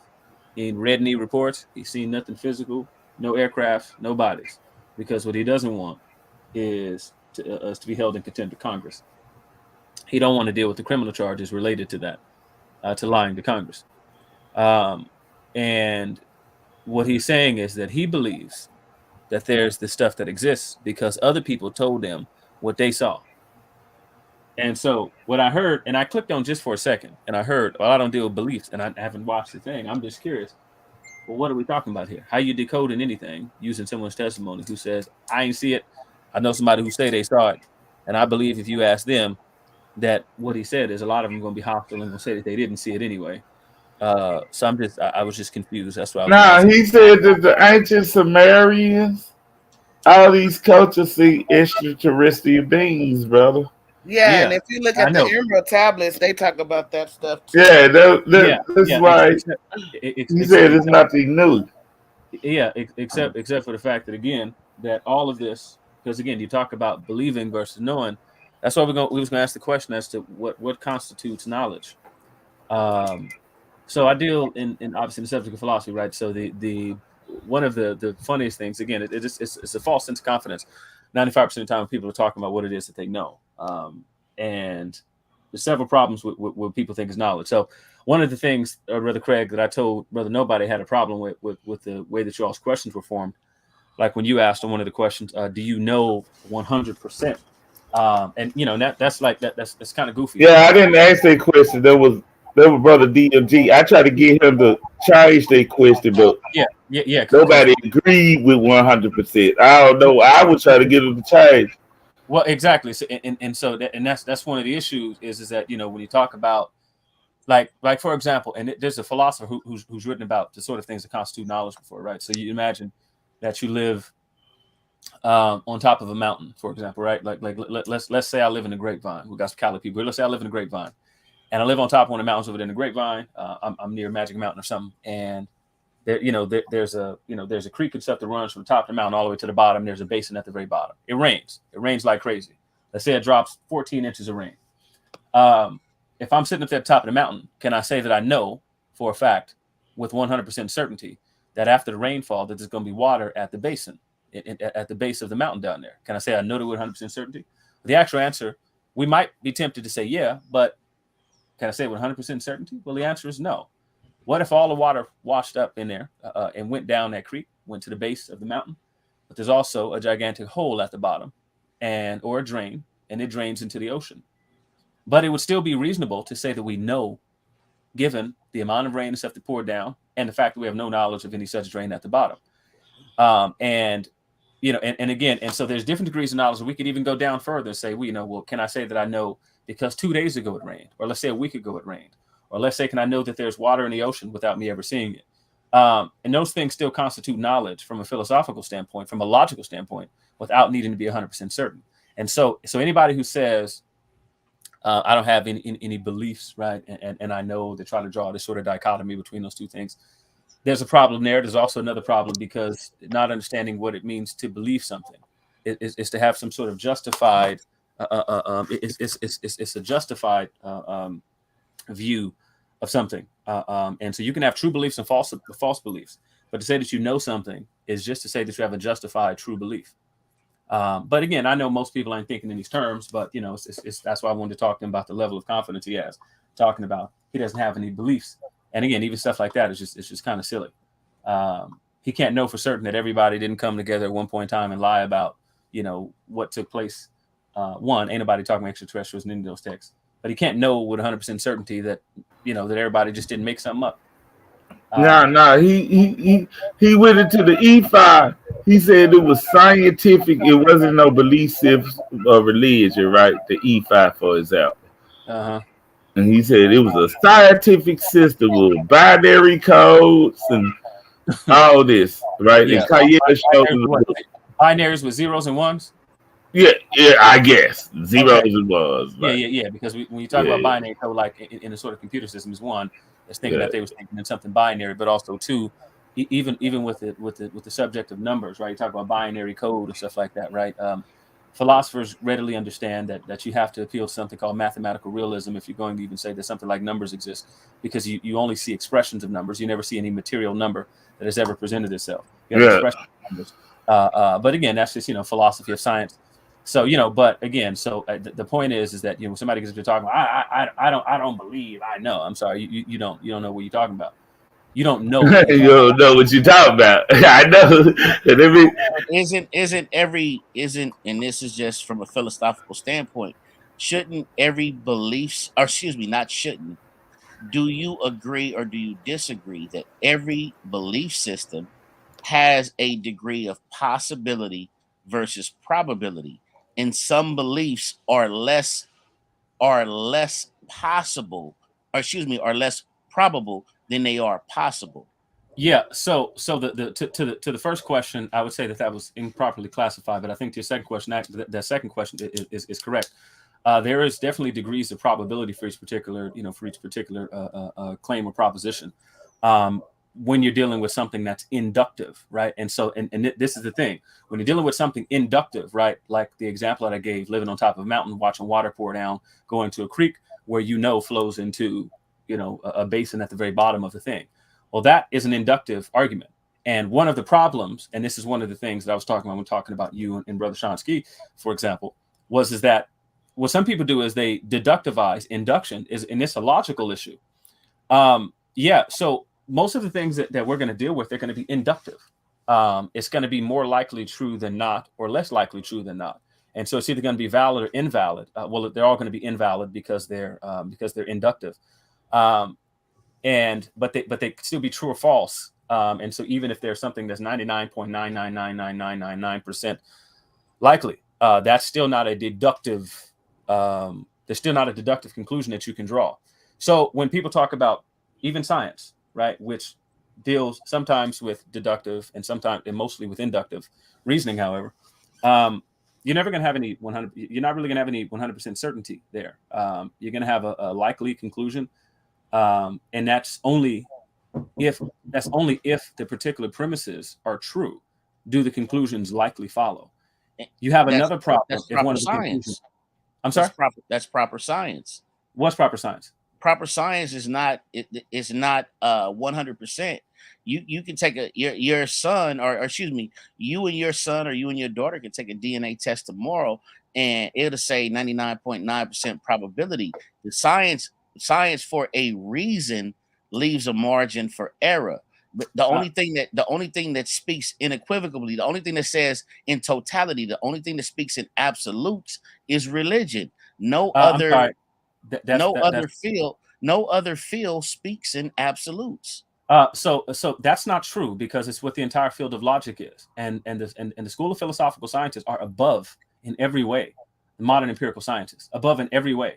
There are two particular means. For example, as a matter of fact, like modern empirical sciences don't really deal with proofs; they deal with evidence.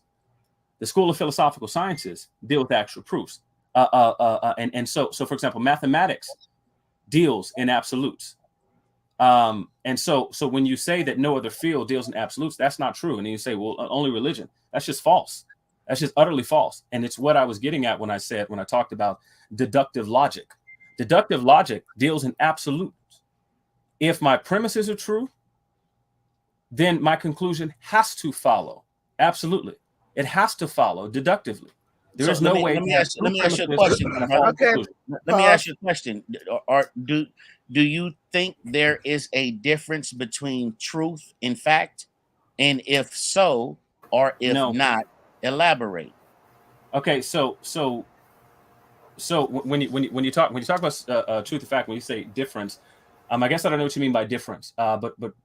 So when you're talking about some fact, you're talking about something that is itself true. So whatever it is particularly, whatever is particular to that fact, that thing is going to be true and it's going to be correspondent. So if I make some appeal, right, then I'm going to use that fact to establish something in a correspondent fashion. So I don't see any real difference in that. I think that except for the fact that facts can be used to lead to a particular truth. But those two things are going to be on the same side. Okay, can I expand on that? Because I think they're different. I think that truth is based on a person's perception and experience. Absolutely. I think that fact is something that can be measured and done over and over again and have the same outcome. Okay, yeah. So both of those are incorrect, completely incorrect for a number of reasons. One of the internal contradictions is that when you make that sort of statement, you're trying to make an appeal to something that you're saying is true. So when you talk about what you all just described is pragmatism, but it's not like it's either true or false. It either is or it is not. It's not the case that water is H2O. That's when I make that statement. You're right. You're right. Water is H2O. Water is H2O. Now, is the water cold or is the water hot? That's a matter. Hold on, brother. Hold on. That's a subjective truth. That's the person that's observing the phenomenon and giving their interpretation of the phenomenon. So hold on. You can observe a thing and that be your truth, but it does not change the facts of the thing. Let me give you an example. And this is the example I like to give. Example. Okay, the example that I give to people all the time is the black woman is the most beautiful woman in the world. That's my truth. To someone else, that's not their truth. but that's a fact to me. That's my opinion, and I can stand on that. I can die on that. I can live with that. But that does not make that factual to everyone else. Do you understand what I'm sorry. saying, brother? Yeah, I'm sorry. Again, that's wholly incorrect. In your example, you should have went with one that had to do with flavor, something that's actual perceptual, not something that's like cold and heat. For example, cold is the absence of heat, and so you can have degrees of cold or even degrees of heat. But like if I said something was negative 2 million degrees Celsius, that is not a matter of opinion that's cold. It is the absence of heat, and so these things have like an actuality. So heat is something. An absence of heat. When does a thing stop being cold? I'm sorry? When does a thing stop being cold? With the presence of heat. Okay, so let me stop you right there, because sometimes when a person experiences frostbite, I they was feel still in the heat. middle of trying to But explain something. let me just expound on this truth, because I'm never wrong, right? And so when you say I'm absolutely wrong, I gotta come back at you, because I'm never wrong. I don't talk about nothing I don't know, and I always ask questions about things that I don't know. So, truth, right? And this is just an example, right? So, say for instance, we're watching a fact happen. We're watching an apple fall down from a tree, right? Are we watching an apple fall down from a tree? I mean, fall from a tree. Sorry, not Are down. we watching that happen? Huh? Are we watching that happen? Let her build. Why are we watching it happen? Brother, you jumped in and cut me off. I'm asking the question for rhetorical purposes. Let me ask the sister a question. She don't need your defense. I ain't being rude or nothing. She know what I'm doing. What did you ask me? I didn't get to hear you. I said, are we watching it? Exactly. So when that's exactly my point. So it'll be a perception. So say for instance, you have witnesses like Lil Lucifer was saying, truth is based off observation. Right? We can observe and be in the same space, observing the same thing, and come out with different perceptions of what we saw. But the fact is, the apple fell down from the tree. Now, was the apple red? The apple was red to me. That's my truth. He might say the apple was burgundy. You get what I'm saying? That's his truth. Yeah, but sis, but one of the things is that what you just described is perspectivism, and that doesn't do anything to the subject of truth. Okay, and so then you could go and look the definitions up, and you could look it up as far. I know the definition of all these words. All right, but then you know that what I'm saying is a fact, that truth is perception, but truth can have a fact within it. A truth can have a fact within it, but a truth is not a fact.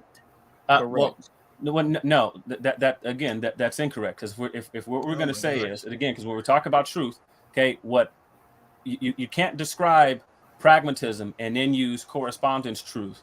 And again, and a large part of this is just because maybe there's an issue with the terminology here, but you can't say that we're all watching an apple fall from a tree.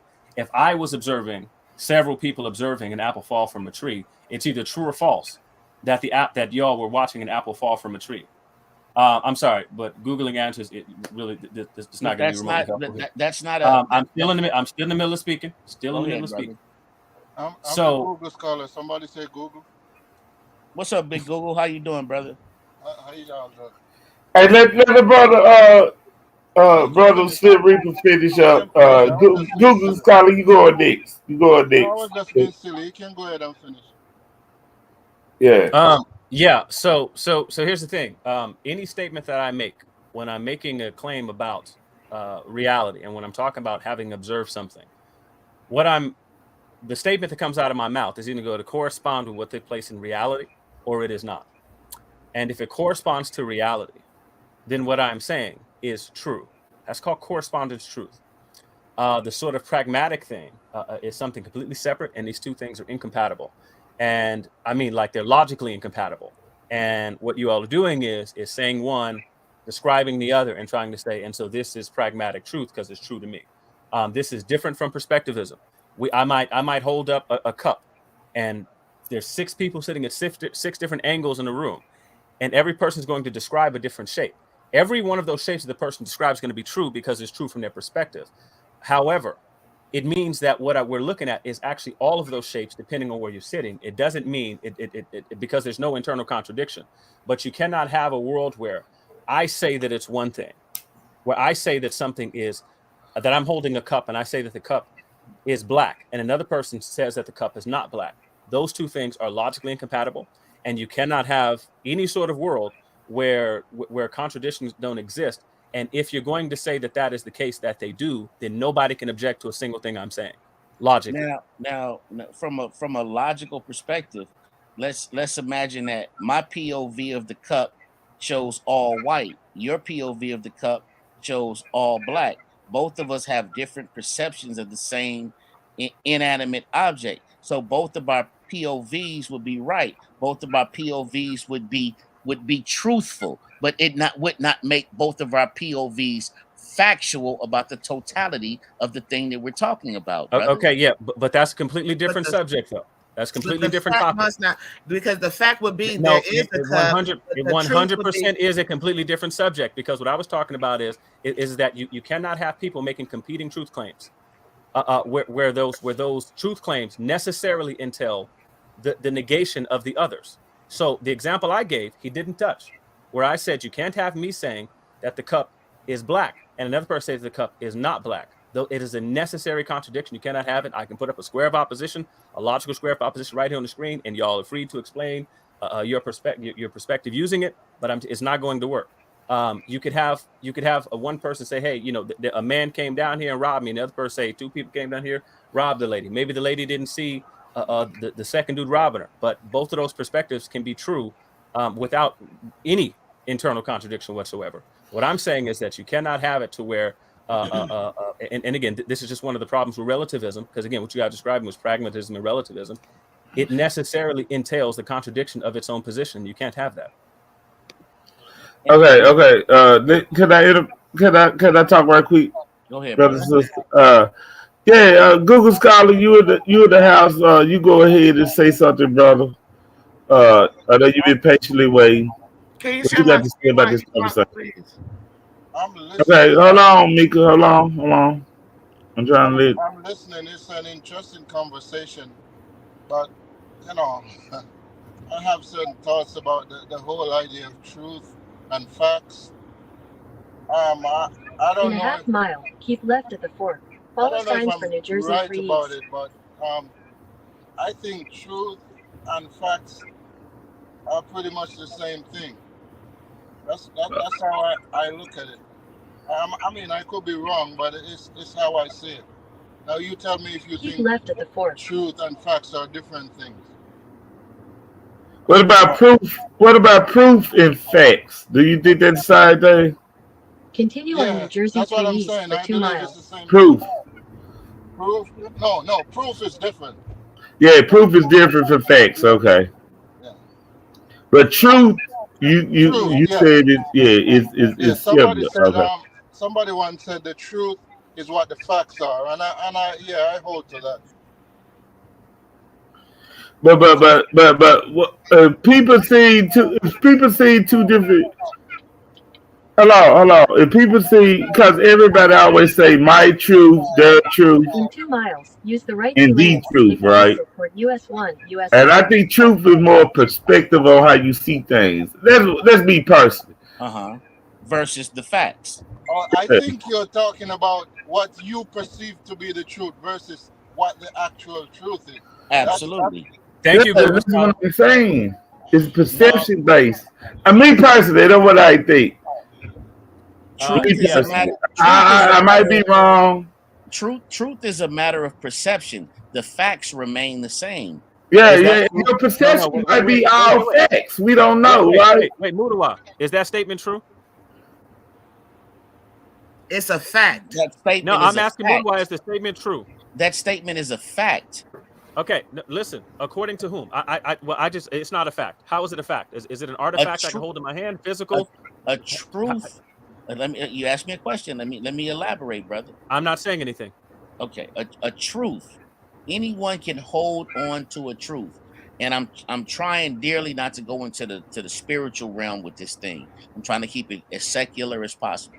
when we're talking about something that people hold dearly as a truth, it can be a wholehearted truth to the individual or to the people group or to anybody. They can ride with it for the rest of their life, but that does not make it factual. You can In a half have a mile, use the right 2 lanes to take the exit toward US 1, US 9. My bad. you can no sweat, brother. You live in life, brother. You got to do your thing. You can Just mute have your a mic while you driving. you can have a truth that you held dearly from a child to they close the casket on you, and that's your truth. And millions of other individuals can hold that same truth. Does that truth make it factual? No, it does not, brother. Hold on. Hang on. Hold on, right quick. Is any of what you said just true? Yeah. Hold on, Leandre. I'm just gonna say this on the stand. When you better get on the stand, they said to tell the truth and the whole truth, right? They don't say tell the facts. The facts. They say, what is your POV? What was your POV of the situation? That's all Okay, they're why are asking. y'all talking to Yeah, I'm just saying. Any lawyers or law students up here? No. Except you probably the only one. Go ahead, brother. Okay, so why we get into the realm of law and what they say? I'm just saying we know what they say, brother. No, y'all don't know what they say. They say I promise to tell the truth, the whole truth, and nothing but the truth, right? That's a testimony, right? And this is a person, when you have a witness. Yeah, you telling your perception of the truth. Perception, the No, you're truth, not and telling be your perception honest. of the- No, you will go to jail for saying something. You will go to jail for saying something that is not corresponding to reality. There's no You will court go of to law. jail for Yes, you'll go to jail for perjury. lying. No, You'll yes, go to jail for perjury. You'll go yes, to jail you go to jail for that. perjury because But what if you're said- telling a truth, Mika, your legal expertise is what? Okay, we're I not don't gonna think go you should there. diminish her. I don't think you should. No, I'm we're not asking gonna what go her there legal because expertise is. If I she beat came 3 over and tried to cases on my diagnose, own, sir, and I do if she read came a over lot and tried of to legal diagnose, things. if she came over and tried to diagnose my grandmother with terminal cancer, I would ask if she's a doctor. When she's speaking to what happens in the court of law, I'm the only one up here who has any sort of legal expertise. It's just Like me. I said, I am you can go to explaining jail for perjury. I'm explaining. Listen, there is an actual foundation.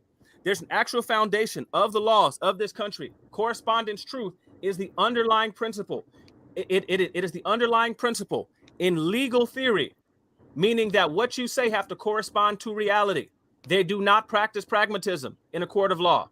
I cannot get up there and say I saw a purple elephant shoot the defendant. I cannot say that the person who I did see shoot the defendant didn't shoot the defendant and say this is my truth. You go to jail for that. There's an actual foundation to the legal system that we have. They do not tell you to get up there and tell your truth. Nobody says that. What you say has to correspond to reality. What they're going to do is they're going to present all sorts of evidence, a criteriological issue. And if you say something that then doesn't match with what they bring out, they're going to say, you can get ready and put on your jumpsuit because it is correspondent, not pragmatic. And that's why I say the truth is what the facts are. Because you're saying truth or they're saying truth, but really there's still it's the same as saying the facts. So I don't see a difference. First of all, ain't nobody finna go on no stage talking about they seen a purple elephant. Secondly, that's just far-fetched and that's a fallacy. When a person is a witness to a crime, they're gonna tell from their view, their perception of what they saw or what they thought they saw. Yeah. And that is how it's going. Now, the evidence is the Mika, fact. what's witness impeachment? Excuse The me? evidence, yeah. What is witness impeachment? But if I say that I see you, Leandre, and I describe you, they're not gonna lock me up for lying. Craig, They're not gonna lock me up for lying. That's what I thought I seen. I'm telling the truth. I seen you, but you wasn't there. You got an alibi to get it out, and that's what I thought Yeah, See, and you're going to be listen. And when they find out, there's not. truthfully, according to truth, that I was not there, that Yes. your statement doesn't correspond to reality, you're going to jail. Trump's I'm attorney. not going to jail because that's what I thought. I see. I thought I see you there. Like people do that all the time. Brother Leandre, Listen, I tell you what, Mika, what's witness impeachment? What's witness impeachment? Let's have a little. Just based That's it off when what they brother- inject the witness. what- The what witness the- is what not Brother credible, Craig and they just get rid said. of the No, witness. hang on. What do you mean not credible? What Brother Craig Means just said. What not Brother credible Craig just means said they was don't. They're found give to me a be. second, you guys. Give me 1 second. What Brother Google Craig Scholar, just can you said. please answer my question? What? Okay, I Not will in credible 1 means second, they're brother. found to be somebody who is basically making stuff up. They're not telling Exactly. the truth. So They're if not they say telling the something- truth. So if they say something that does not correspond to reality, that means that the statement is not true. It's not It's not factual. true. They're not being honest. There's It's a not difference factual. Oh my it's goodness. not that it's not factual. It's that the you're same not thing. telling the truth. I really thought I seen Leandre though. I really thought I seen him do that.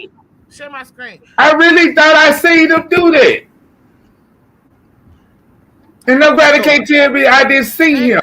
There's very people seldom. people because can look, people can I don't. hallucinate and stuff. So it's not necessarily not that you're even- we're not- lying, but you're either gonna be found to be a liar or you're gonna be found to be crazy. Incompetent or might have a mental disorder. Share my screen, Craig, while we. Or you could just be wrong. You could just be flat out wrong. You can be just flat out. You can be flat out fucking. No, hang on. wrong. You cannot be wrong. Remember, Listen, it's listen to what all. I'm saying. You can't be May I wrong finish? because May I it's finish? true from your perspective. You can't be Let wrong. me finish. Please let me finish. Your truth, in light of the facts, can make your truth non-valid. Your truth. I can see someone. I'm just hypothetically speaking. White guy, blonde hair, 6 foot tall, wearing all black, walks into a place and it does the open shooter shit, whatever they call it, does the open shooter shit, and 30 seconds later, 45 seconds later, I see a white guy running out of that same facility, all black on, jumps into a 4-door black sedan and drive away. My truth is that person that came running out is the person that went in there and did the shooting. That's my truth. Now, when they come to find out that person was just someone fleeing the incident, and the person that actually did the shooting escaped through the back door, what happened? My truth becomes invalid because of what? The facts. And can I say something real quick? Yeah, but it Slim sounds like Reaper? you're saying. It sounds But like hold what on, you're Google saying Scholar. is your truth, or your truth in that case. It's just what you believe to be the truth, but it's Absolutely. not the actual truth. Absolutely. It's not absolute. But no, Google we're not Scholar dealing asks. with absolutes. But that's why I'm saying that it's not the actual truth. The actual truth are the facts. No. Right. There's a difference between facts and truth, because the fact was No, you keep saying the that. truth but was his truth you're not was demonstrating that. the truth was he was being honest. He saw what he saw. This is what he saw. That is true. The fact was It's true that he was being honest, or it's true what he said. It's true he was being honest. Is it true what he said? Because we're asking about the things that came out of his It's mouth. true what he Is what said he said because true? he was being No, honest. it can't be is true if what it's he not the. said. He No, did no, see. Mika, He Mika, saw listen to the question. somebody. Hold on, let me talk. You asked me a question. Let me talk. See, I want you to I know answer I'm it, the though. only woman on this panel, but please, can I have some respect though? You 'Cause know y'all good keep let's say nothing talking to do with your over me. gender. Don't do that. Well, y'all keep talking over me every time I talk. We're talking over each other. We're treating you like one of the fellas. No, you're not. Don't start, because I really like you, Leandre, but don't get on my bad side, sir. We just having a little dialogue. Then just answer the question.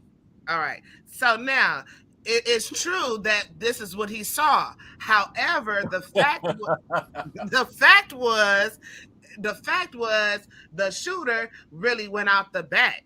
You get what I'm saying? And then to answer your question about my legal expertise, I have been in 3 cases, 2 criminal cases and 1. No, I take that back. 4 and 2 civil cases on my own. As an expert? I might as well be. I thought about going to law school. I did. I'd have studied legal books. I have studied. Well, I'm asking, are you an expert? I'm an expert, and then not an expert. No, I'm not an expert because I do not have a law degree, but I do have some information when it comes to that. And then I do have a business degree, and I had to learn about business law, so I know business law like the back of my hand. Mika, I do have a degree in law, and so when I'm telling you that the court and it's in the foundations of law, that's what it's in. So when I'm telling you that, so when y'all saying that they tell you to tell your truth, no, you will go to jail if your truth does not correspond to reality. They're not going to say your truth. They're going to say exactly. They don't say your truth. The truth, because they already know what truth means in legal aid. Truth is an objective, absolute thing. So you cannot get up there and say something that does not correspond to reality. The statements come out of your mouth. Why are you saying reality? Say facts, brother. Say no, because your truth doesn't correspond to the facts. Your truth is bullshit. No. I'm saying reality because that's what correspondence. That's what correspondence. The facts are reality. Reality. That's not reality. I have no problem with that statement. That statement is okay.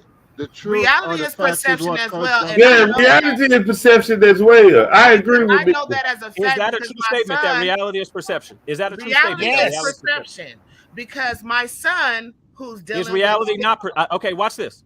Reality is not perception. What do you say? Reality is perception. You cannot tell me that. You are making a truth claim. So when I just told you, just now, you just contradicted the entire point of what you're saying. Because when I came in and said reality is not perception, you came back and said it is. You are making a truth claim, telling me that what I'm saying, that you're telling me I do not get to make an opposite claim. And that's what I'm telling you the internal contradiction is. And I don't think you're picking up on this.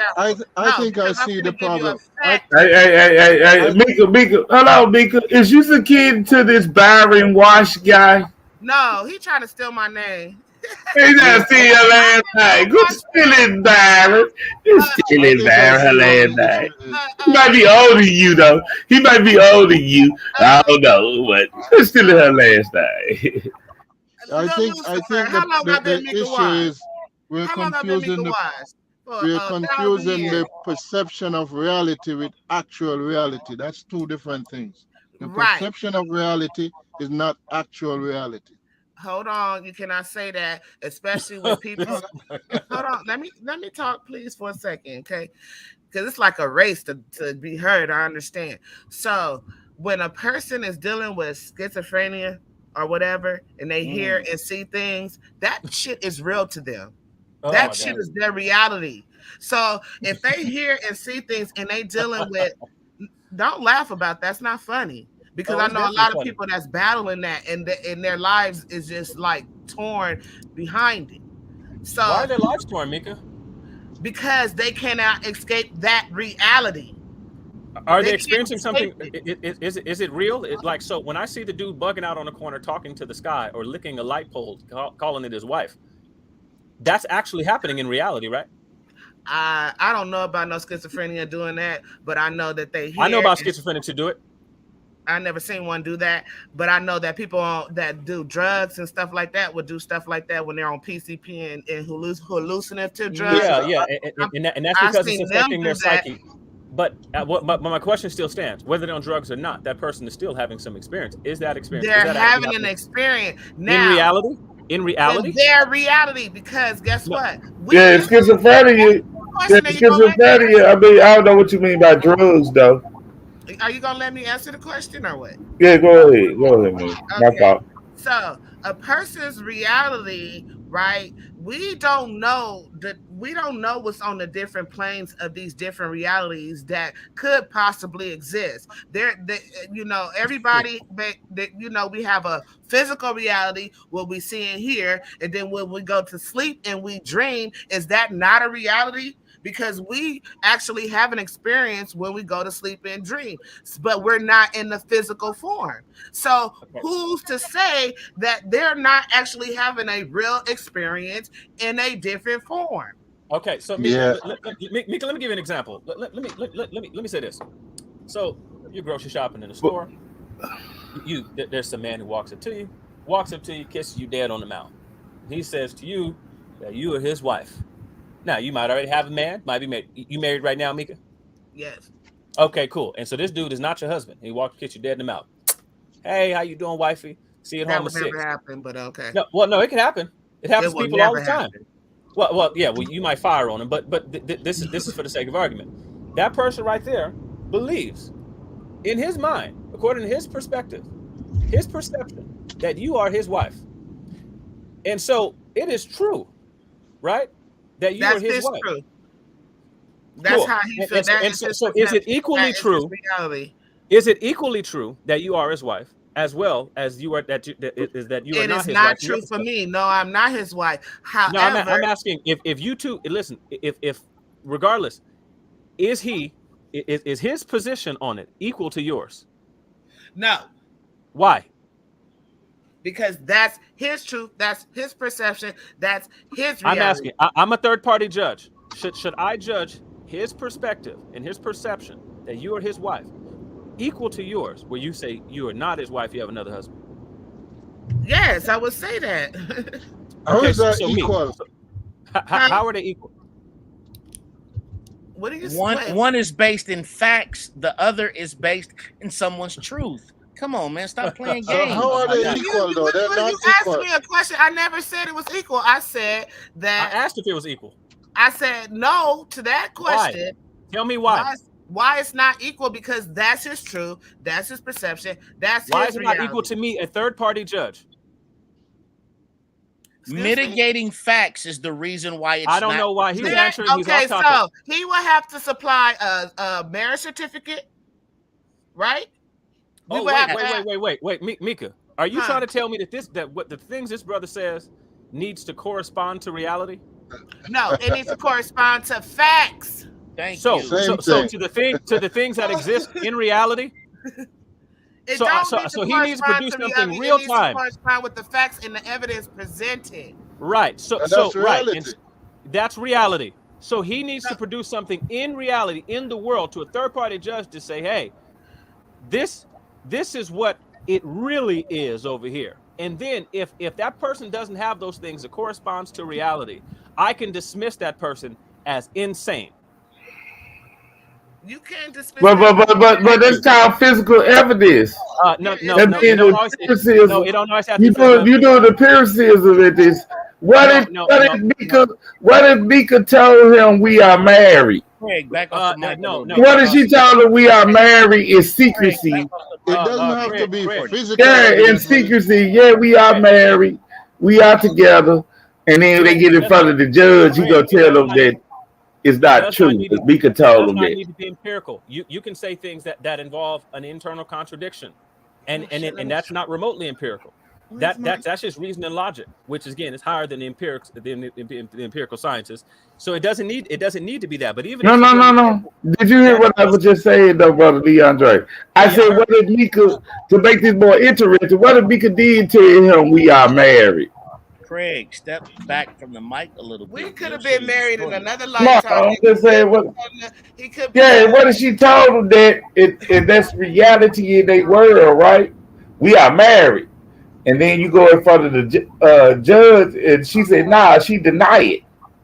How can you prove that she's not telling the truth, but she told him that? He has to prove it with a marriage certificate. Yeah, with America's certificate, but you told him that. That's the factual evidence. Evidence. Yeah. See, again, all that is saying, this is a long way that people who don't know what the terms mean is going about saying that what is being stated has to correspond to reality. You're going to need something in reality, real time, to say that this thing right here is objective. His statement is correspondingly true to the things that we can present. And so whatever you call it, I'm just telling you that you cannot say both of those things at the same time. It is an internal contradiction. Otherwise, the dude who says he's married to Mika and Mika, both of their positions are equally valid. He says they married. She said they ain't. I gotta say, Yeah, no, I agree with that. That's what yeah. you mean. Like, so that's what I'm saying. That's the same thing. That is a perceptive ideology. He probably really feel like we married. He thinks we married. That is his reality. And but his feelings but aren't the that's issue. not Mika. reality. Hold on. Let me That might finish, be his y'all. reality, but that's I not don't reality. like over talking people. I'm just trying to make one point, y'all. So that could be his reality, and that could be his truth. And who knows? We probably was married another lifetime. That's as he probably my God. identified me as that. All you're doing now is trying to say that there's some other reality, and all you're saying is that it would have to correspond to reality.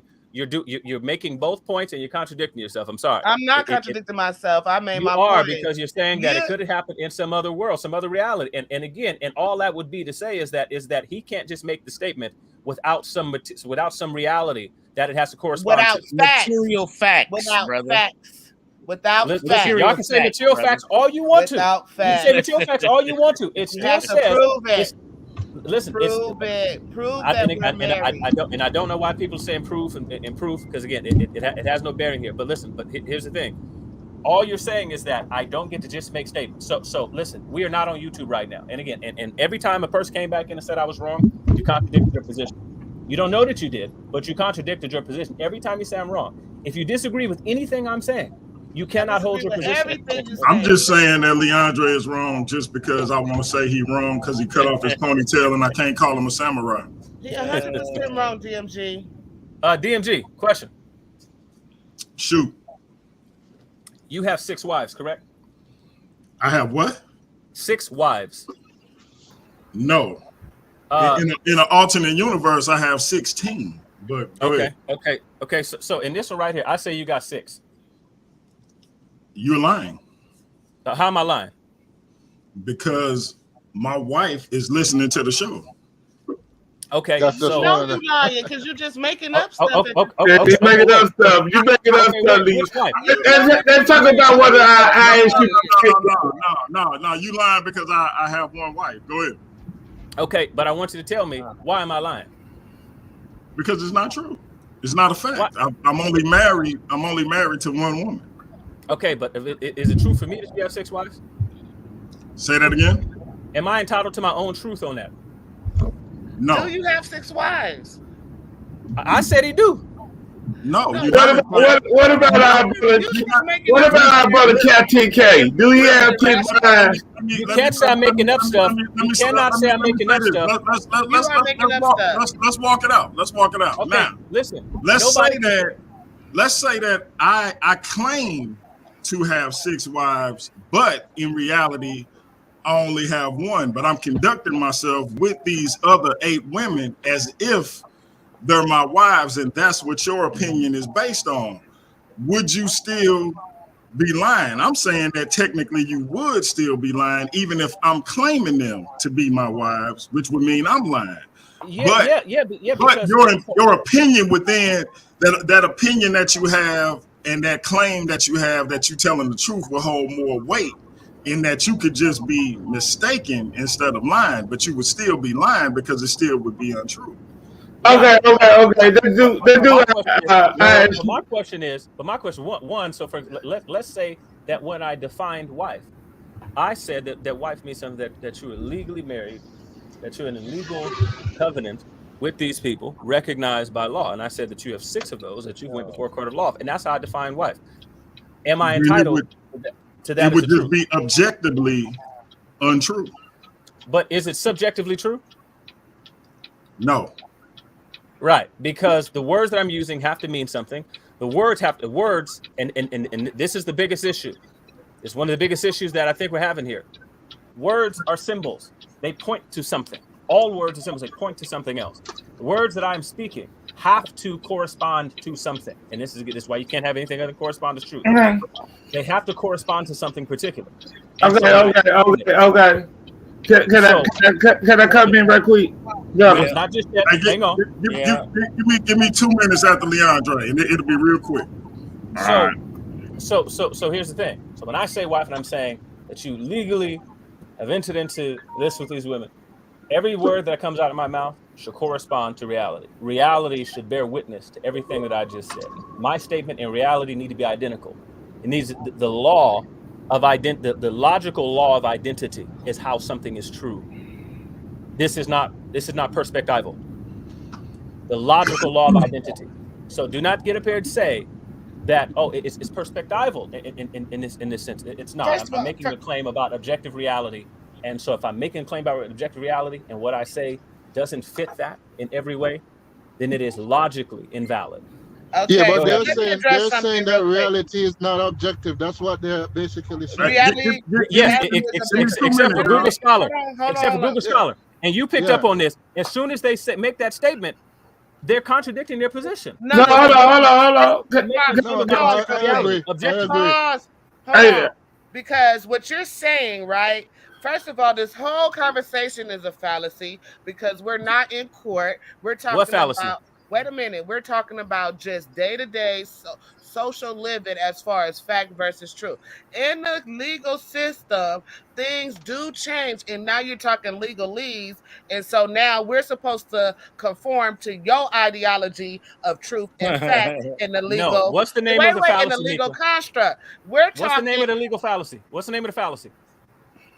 What's the name of the fallacy? Yes, you that said you're this is a fallacy. wrong. What do you mean? What's the Did you wrong, fallacy, nigga? That you wrong. Get the fuck out of here. He trying to give you what the Greek. He want you to do a Greek philosophy. Hey, real quick.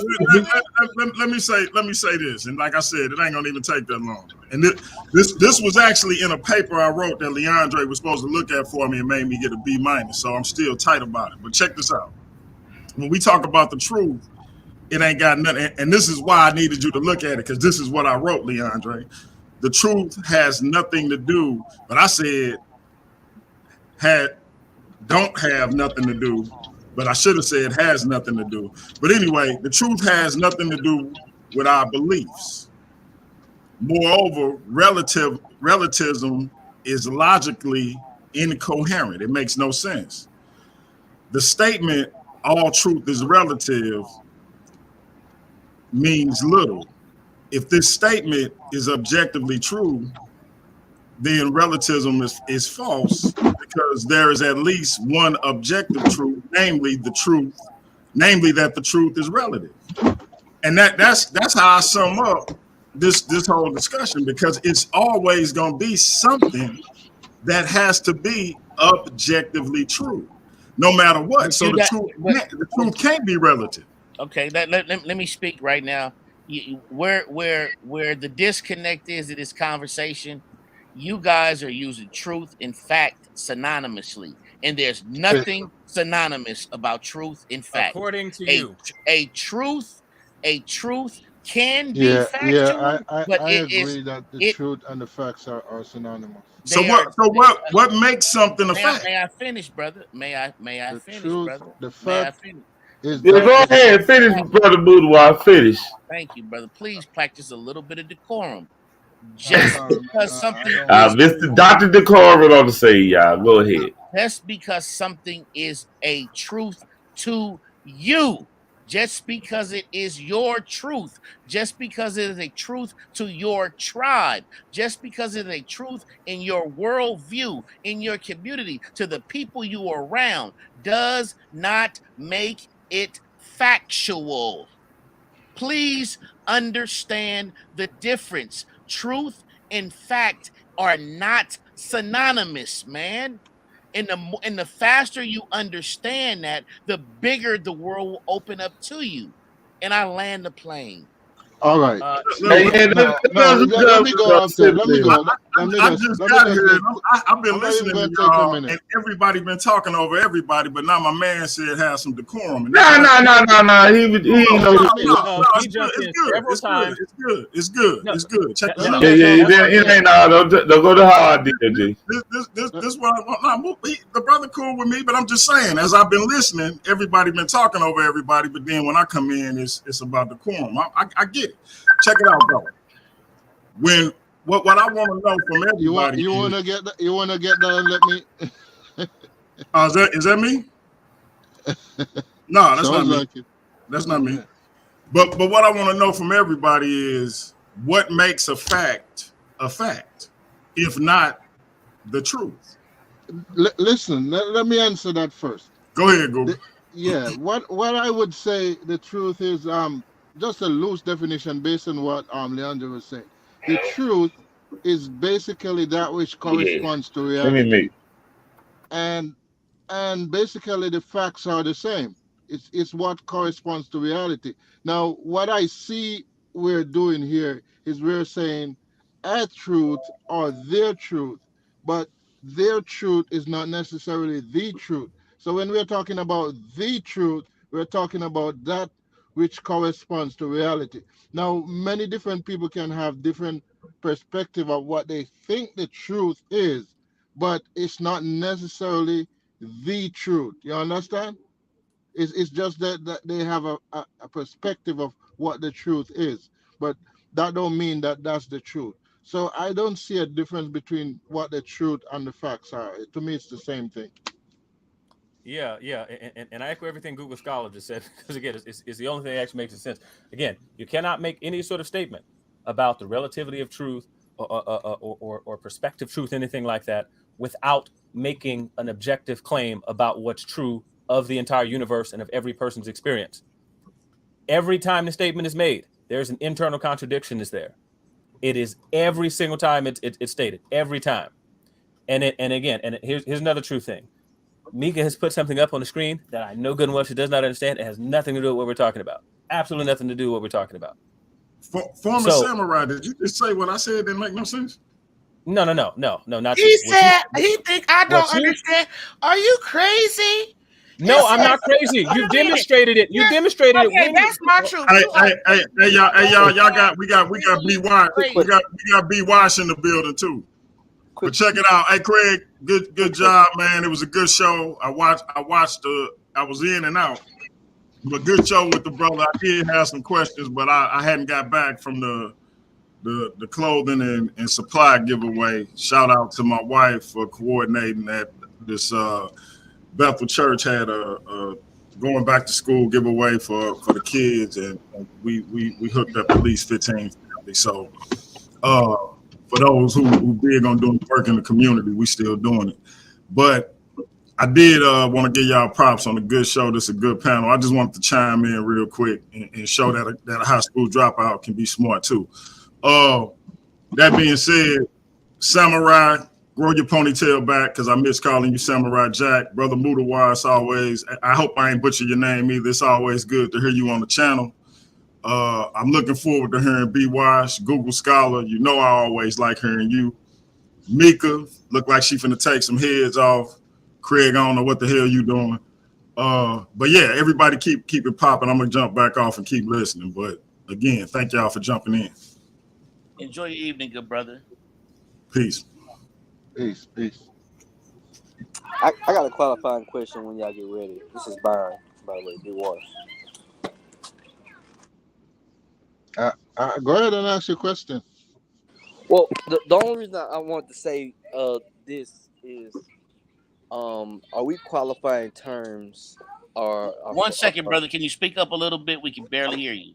I'm sorry. I'm outside with these. I'm outside with these kids. I can hear you just fine. Mudawa got like a 99 Boost mobile phone, I think, or something. My bad. Oh my goodness. I'm out here with these kids, kind of just letting them wind out today. So if you hear some background noise, that's them playing around. But no, the question I had is that because I keep hearing things like reality, truth, fact, and I wanted to ask, because I got on a little later. Was there qualifications in how the terminologies were used? And the reason why I asked that is that depending on the different fields of study and ideology, I can't speak today. Perspectives, it may depend on how one is attacking the question. So like in business, for example, what is truth, reality, and fact? That's a different question than, say, a philosopher, right? Which would be a different, and that's a different answer than I would suspect, though I'm not in that field of legal cases or in medical terms. So each, kind of different fields of study has different nuances of how they determine those three things: reality, truth, and fact. So I was just wondering, because it seems like it was talking past a little bit, because it seems like Leandre qualified it and asked who was a legal expert, meaning that he was setting the parameters in a legal discussion using those terms. And it seems like maybe there was some talking past that it wasn't understood that the parameters of what he was stating as such. So It was very much understood, and you just exposed the fallacy in his argument by putting us in the arena of the legal way. Just like you said, the truth and facts will be interpreted different in different avenues or whatnot. So Well, I this wasn't saying is the I wasn't fallacy saying of it's his a argument. fallacy, sister, or anything. I wasn't. I was really just trying to qualify to see what realm we're speaking of, because some things are different. Like, are we speaking of truth? Are we speaking absolute truths? Like, are we using that qualifier? Are we using subjective, objective truth?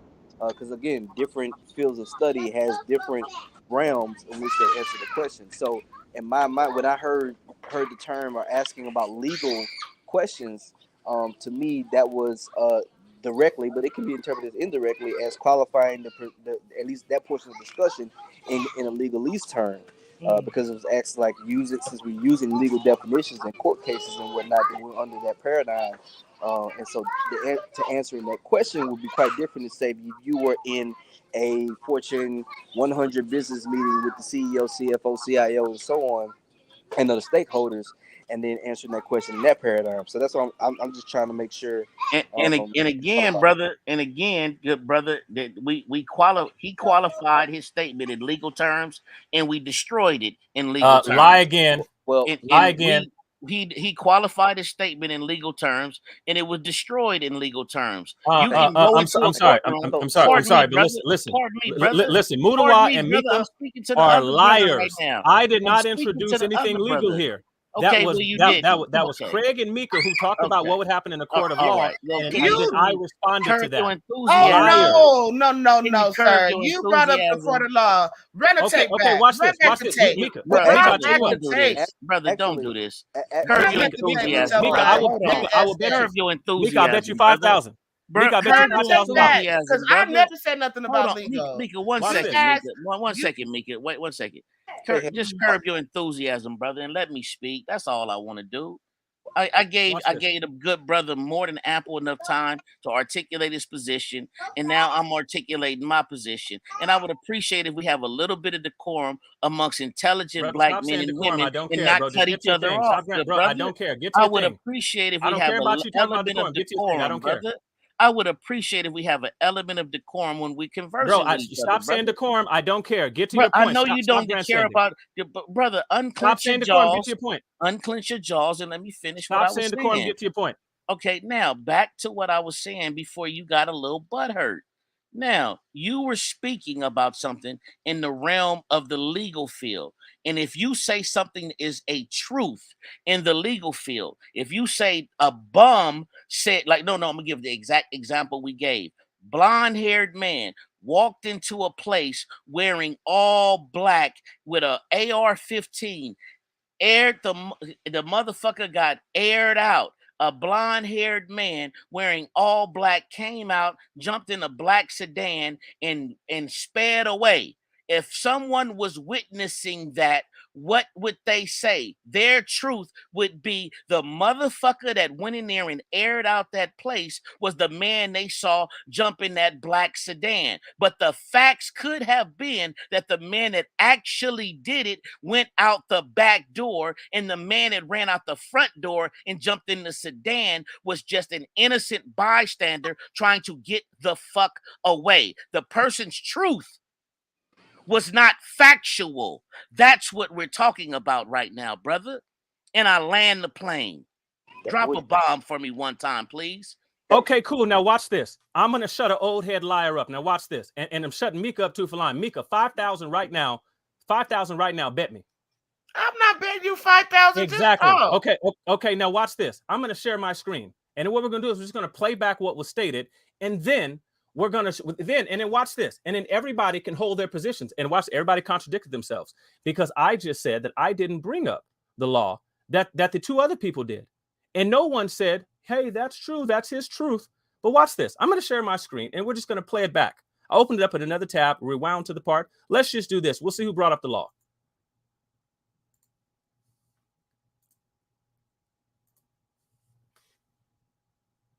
Can you share my screen, please?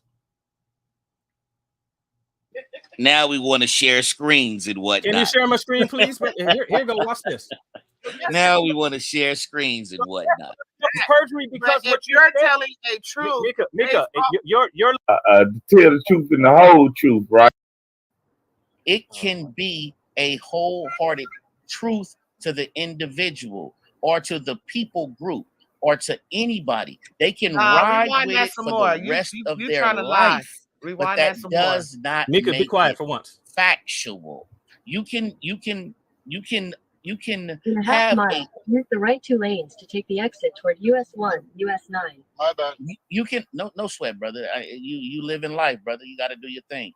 You just can have mute your mic while you driving. you can have a truth that you held dearly from a child to they close the casket on you, and that's your truth. And millions of other individuals can hold that same truth. Does that truth make it factual? No, it does not, brother. Hold on. Could I hold on right quick? Is any of what you said just true? Yeah. Hold on, DeAndre. I'm just gonna say this on the stand. When you better get on the stand, they said to tell the truth and the whole truth, right? They don't say tell the facts. The facts. They say, what is your POV? What was your POV of the situation? That's all they're asking. Y'all talking Yeah, I'm just saying. Any lawyers or law students up here? No. Except you. You probably the only one. Go ahead, brother. Okay, so why we get into the realm of law and what they say? I'm just saying we know what they say, brother. No, y'all don't know what they say. They say I promise to tell the truth, the whole truth, and nothing but the truth, right? You can pause it, Dre. That's a testimony. Yeah. So here we go. So watch this. So watch this. Who brought up the law? Actually, Ratchet Craig actually brought it up. Ratchet Craig brought and then that up. Mudawan chimed in, and then Mika was starting to talk right there. I didn't bring up the law. Bingo. Y'all went into the law, and none of you know what you're talking about. Leandre, this is why I asked the question when it was brought up, and you qualified. You trying to say I brought up the law? I did not bring up the law. Hang on 1 second. I'm still sharing. Hang on. Right, and this is a person when you have a witness. Yeah, you telling your perception of the truth. The truth and be honest. No, you will go to jail for saying something. So here we go. Listen. I'm the one with the legal expertise on the panel. I didn't mention the law. I didn't mention the law. Craig brought it up. Budawa commented on it. Mika came in and talked about that's testimony. Y'all took this and so then started talking about that's a fallacy. It's not a fallacy. Fallacies have names. You don't know the name of the fallacy, so you don't know logic anymore. Do you know the law? So here's the problem. What was stated repeatedly was there was a fallacy because I took us into the realm of the law. No, I didn't. That's what was stated. What Mika said was false. It's not from her perspective that it's true that I brought up the law. I didn't do it. I'm the legal scholar up here. Nobody else is, and I didn't come into the law. Nah, I brought up the law. You know what I brought up the law? Hey, legal scholar, hold on, legal scholar, hold on. How many cases have you litigated, legal scholar? But so excuse Leandre, me? How many cases have you litigated, legal scholar? How many cases have I litigated? Zero. But watch this. I do post conviction. Thank you. What I do You're not an expert. You're not an expert, brother. I'm sorry. You're not an expert. Okay. I'm sorry. Watch this. Look, watch this. Three people who have no idea about the law whatsoever trying to tell me. No, you can't go with right there. I have an idea about the law. Listen. I'm sorry. I think in criminal justice, brother. I got 3 courses in criminal justice, brother. Listen, I imagine that you do. You can't sit up here and say you don't even want to know anything about the law, brother. No. I didn't say no. Listen, one, you don't know anything about the law, period. But watch this. You don't have to litigate a case. You do not have to litigate a case. I litigated 4 cases. I told you that already and beat all 4. Excuse me. I'm sorry, but people represent themselves all the time, and it doesn't mean that they know what they're doing in the law. So as I was saying, so for example, I've had lawyers as professors who've never practiced law a day in their life, but they have a Juris Doctorate or a Juris Master's degree that says that they're experts in the law. Okay? Wait. You was an expert in law, brother. You have zero litigation. Wait a minute. Was that logical fallacy just an appeal to credentials? Was that just an appeal to credentials fallacy? I'm sorry? Was that just an appeal to credentials, logical fallacy? No. No. There was no. I don't know what an appeal to credentials logical fallacy is in the first place. So anyhow, and watch this. You also have no expertise in logic. But again, here's what was stated. Everything that was stated when it said this is fallacy because he took us into the realm of the law. Lie. It's not true for Mika. It's not true for Mudawa. It's not true for Ratchet Craig. It's a lie for everybody because it didn't happen. Okay, now listen to this. So basically, you saying that me commenting on Craig bringing up the law is me bringing up the law? I said y'all brought up the law. I said No. said it. No. I asked you a question. You're not answering the question. I'm sorry, but what you're asking is called a loaded question. It's a yes or no answer. It's not a yes or no. Logically, it's not a yes or no answer. Are you saying logically it's not a yes or no if you're asking a loaded question? I'm asking you a yes or no question. You are asking a yes or no question that does not deserve a yes or no answer because it's loaded. I specifically I'm asking you. Craig brought it up. I said Mika. I said y'all brought up the law. Y'all went to talk about the law. Leandre did not. So question, Leandre. You did too, Leandre. You talked right after me. So you I asked you, Mika, when you talked, I asked you what your expertise was in the law. And then Mudawa came and said, I don't think you should disparage or something nonsense like that. I said, I'm not. I'm asking. The same way I would ask somebody came to diagnose my grandmother with terminal cancer, I would ask what their medical expertise was. I'm asking when you all are telling me what they say in a court of law, I'm asking, what's your expertise? When you say what they're getting at, y'all said repeatedly that they're asking for your perspective. And I said, no, they're not. They're asking for the objective truth. Question. So, yes, sir. So since it was established, which I heard, it was established with someone that was not you, that law or legal paradigm was brought into the discussion, and you qualified and asked who was the legal expertise. Since that paradigm was brought in, would it be fine to expect that those speaking on terms would be using legalese or in that realm terminology and understanding when using terms like reality, truth, fact, etc. in that legalese term, since it was introduced and qualified by who has expertise? Yeah, it seems reasonable to expect that's what we're going to be going on. Yes, sir. And this is why I said before, like since in this paradigm, the legality, the legalese was brought into the paradigm of y'all discussion, and then it was qualified by who had legal expertise. The terminology, therefore, is set by those within that legalese paradigm. That's why I said the conversations in the business boardroom or in medical terms or even the philosophy class will be different in a legalese paradigm, but it seems like you guys said, and then it was brought to the qualifications of legalese terms. So when using terms like fact, reality, truth, anything used outside those legalese terms that was set in the paradigm wouldn't make sense to even bring it up. Okay, good point, right? Also, we don't really know if this guy has an expertise in the legal field. So, as far as we know, that is just his truth. That is not a fact, and nor has he brought anything. But sister, bring that as a fact. He's just here to talk very condescending. Once that paradigm is brought into the fact, then all you have to do is ask who's a legal expert. Y'all can start bringing up medical history or anthropology right now. None of us are anthropology experts. But once that's brought in and qualified, and then we say, okay, we're talking about in the field of anthropology, that means all of us, whether we know it or unknow it, ignorant or not ignorant, are determined by the qualifications of that discussion. So even if I don't know what the certain terms mean in anthropology, if someone looks it up and looks at the terms, they can hold me accountable and say, hey, we're having a conversation about anthropology, and you use this term incorrectly in the field of anthropology and how it's used, and therefore I'll be guilty of not using that term correctly. Doesn't matter if brother can prove if he's a lawyer or not. If that paradigm is set forth and the qualifications in that paradigm are set forth, all who are speaking are subject to that paradigm and its qualifications when using terms. But the paradigm of the definition doesn't change. Whether you're talking about law, or whether you're talking about baseball. If it's a fact, it's a fact. If it's a truth, it's a truth. A truth is now subjective. It doesn't change on perspective. It does not. Pardon me, brother.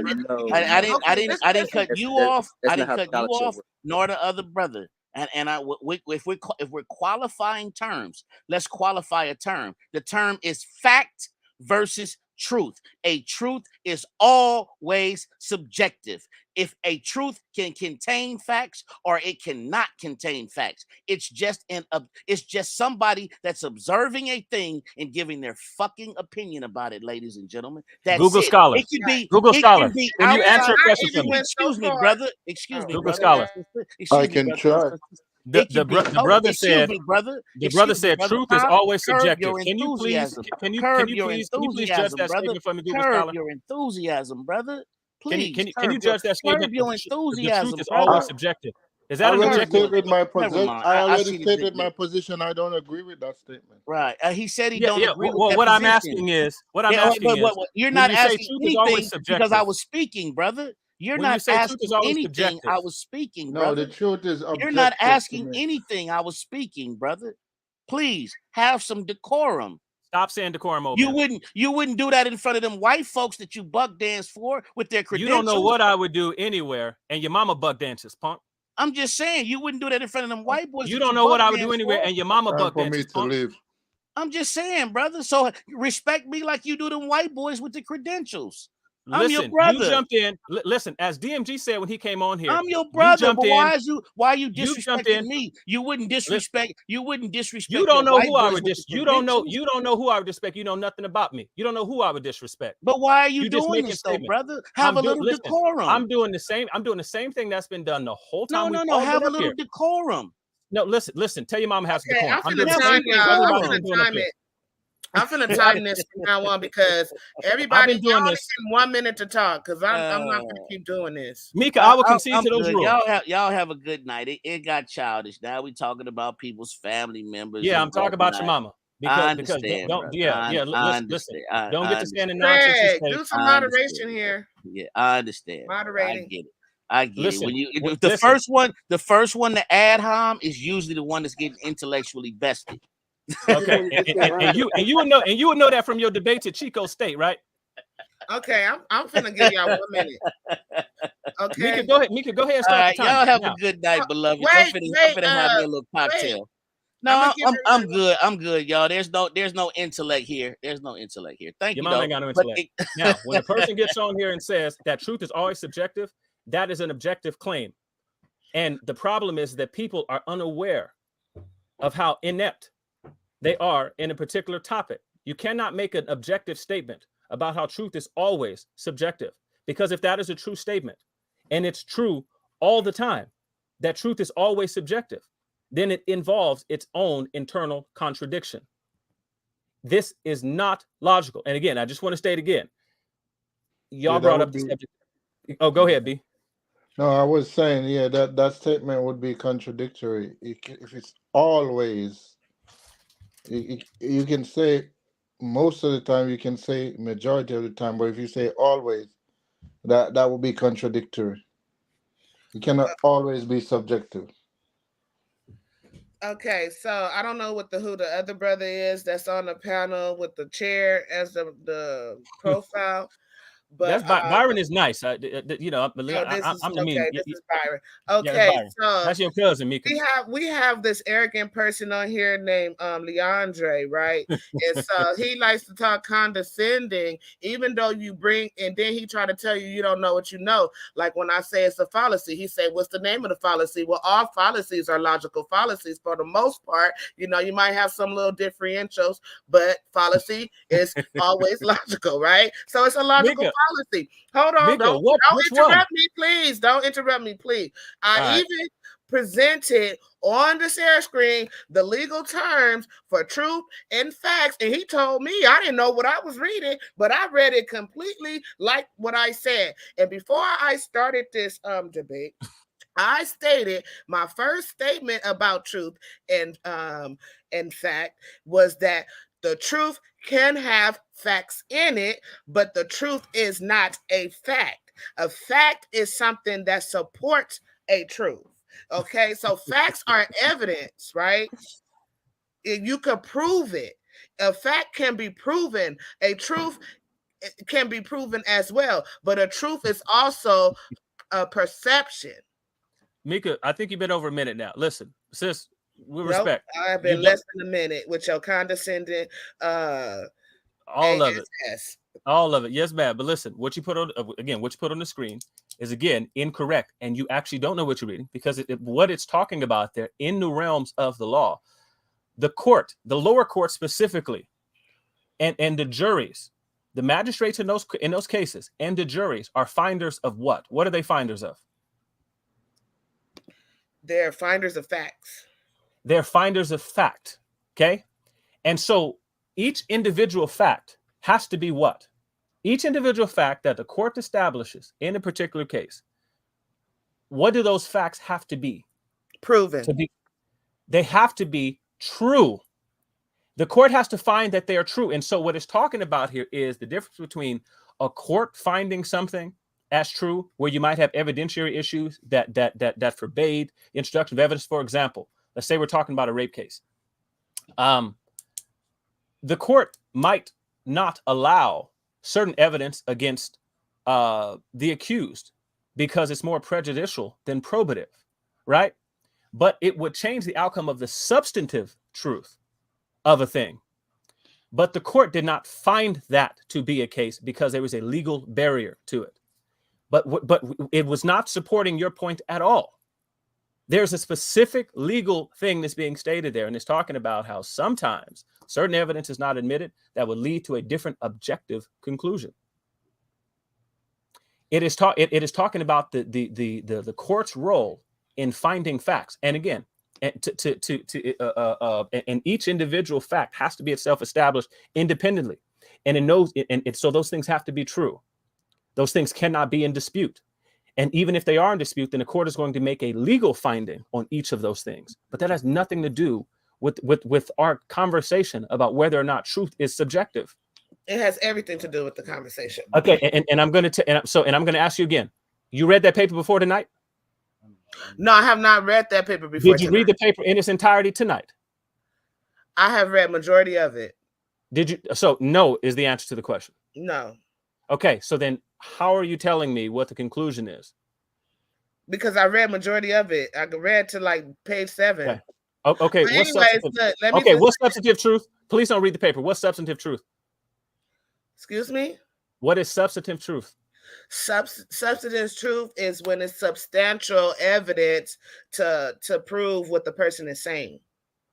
Okay. And now, can you give me a page number where it's going to reflect that in the article you read? Nope, I cannot. I will have to go through it. I rest my case, Your Honor. It's because I don't remember the page. Okay. No, I'm sorry. You just read it in the last couple of minutes. Now, so it should be that. Now, Mika, you've studied logic in college, right? Because I know you're a scholar. You studied logic in college? Philosophy. Okay. And so, do not logical fallacies have names? You name one. Fallacy of the fallacy of the excluded middle, for example. It could be it's informal, formal. So this could be something like an ad hominem abusive. This could be something like a post hoc ergo propter hoc fallacy. Any number of them. It could be an appeal to emotion. It could be an appeal to an inappropriate authority. There's a number of logical fallacies. There's a master list of logical fallacies. When you said I committed a logical fallacy, shouldn't that fallacy have a name? No, it's a fallacy because you're saying that truth in the legal field means one thing, but when we're saying truth in its entirety, truth is subjective and perceptive. That is all I'm saying. But then I also said truth is a fact. Now, I mean, truth has fact in it. So now I don't know what this has to do with the question I asked you. No, I said no. No, it's a logical fallacy. I don't know what the name of the fallacy you want me to find out. I ain't never heard about no ad hoc fallacy or nothing like that. And my studies, I don't know what school you went to. And this is like, you must be young, because when I went to college, I was older, and y'all come up with new terms 34. like wait a minute, y'all come up with new terms like alternative facts. So what you're saying is an alternative fact. No, ma'am. The list of fallacies would have been the same as when you were in school. And so there is a logical fallacy. Yes, they are. There is a fallacy. I'm telling you, they're not. and I'm telling you they are, as the man with the philosophy degree. I'm telling you that they are. And so with 1,000 degrees, that ain't no. I don't believe you, because you sound like a person that just use inflammatory words that mean nothing. Mika, what are you talking about? There they are. There they've been behind the screen prior too. I can't see that. Listen, I'm Phoenix, Arizona. No, there's absolutely nothing up there that says Phoenix, Arizona. Period. I can't see those. Mika, I'm sorry about that. I've shown my entire credentials on video. I've shown my credentials on. I've shown my transcripts on video. My entire transcript's been put up on video. My video response to NeoX. So here's the thing. As a matter of fact, these are the logic book sections up here. I can grab one of these off the shelf and we can read through the list of fallacies.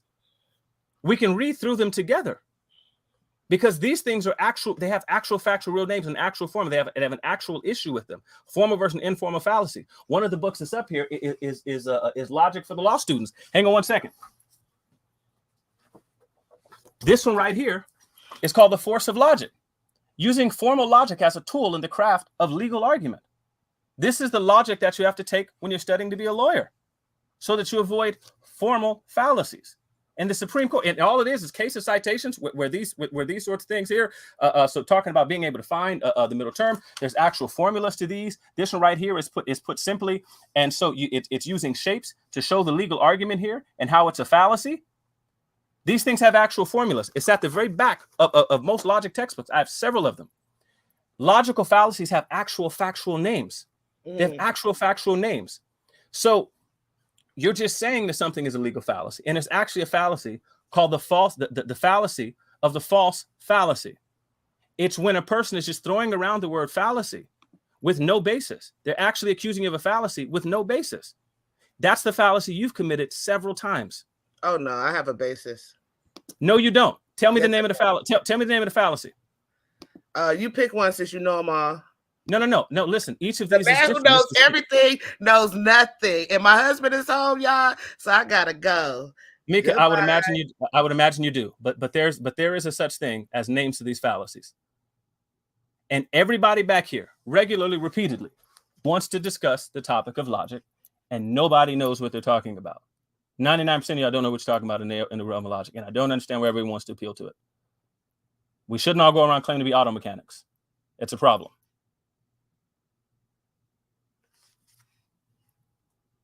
Brother Craig, what you do? You went to sleep? I'm here.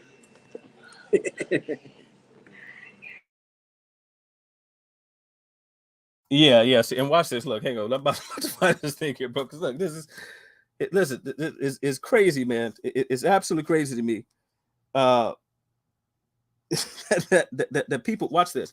Page 361. As a matter of fact, I'm gonna show it. I'm gonna show it on the screen.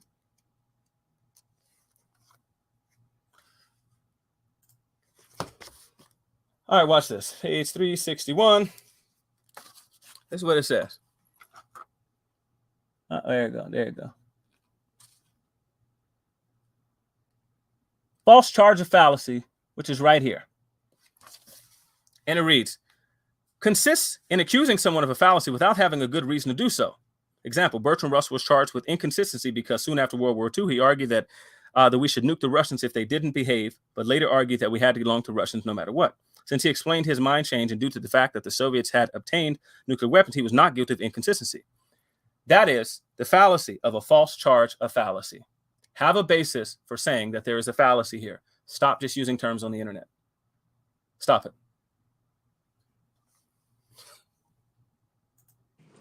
Yeah, Leandre, this is why I asked the qualifying. I know it's gonna hit off that hard, but I was asking the qualifying question because it seems like there was parameters within the discussion, and I'm like,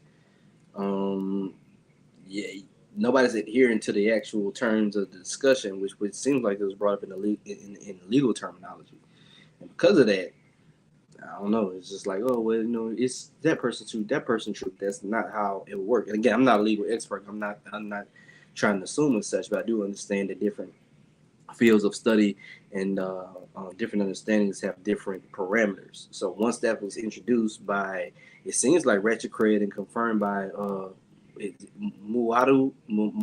Sorry if I butchered your name. And Mudawa. Okay. Once it was then confirmed by those two, then the parameter discussion was at that point became legal. And then Leandre comes back and then sets the qualifiers to see if we are adhering to legal terms by asking who's a legal expert. I don't know. I don't really see a reason to get upset and say, well, no, it means X, Y, and Z. Like, if someone set the parameters and get mad at set parameters, then that means they don't understand the parameters. Yeah. So Byron, let me ask a question. Mhm. Did you have to take business law? Yeah, I did. You a legal expert? Absolutely not. Don't ask me. I don't know anything about. I will never give my full opinion on business law. I'm not a legal expert. Don't pretend to be. Yeah, I took a class. I took 2 classes actually, undergrad and to get my master's degree, and I still. Okay. Okay. So, did you have to take a biology course too? In undergrad, yes. Yeah, as undergrad, expert in biology. Absolutely not. Okay.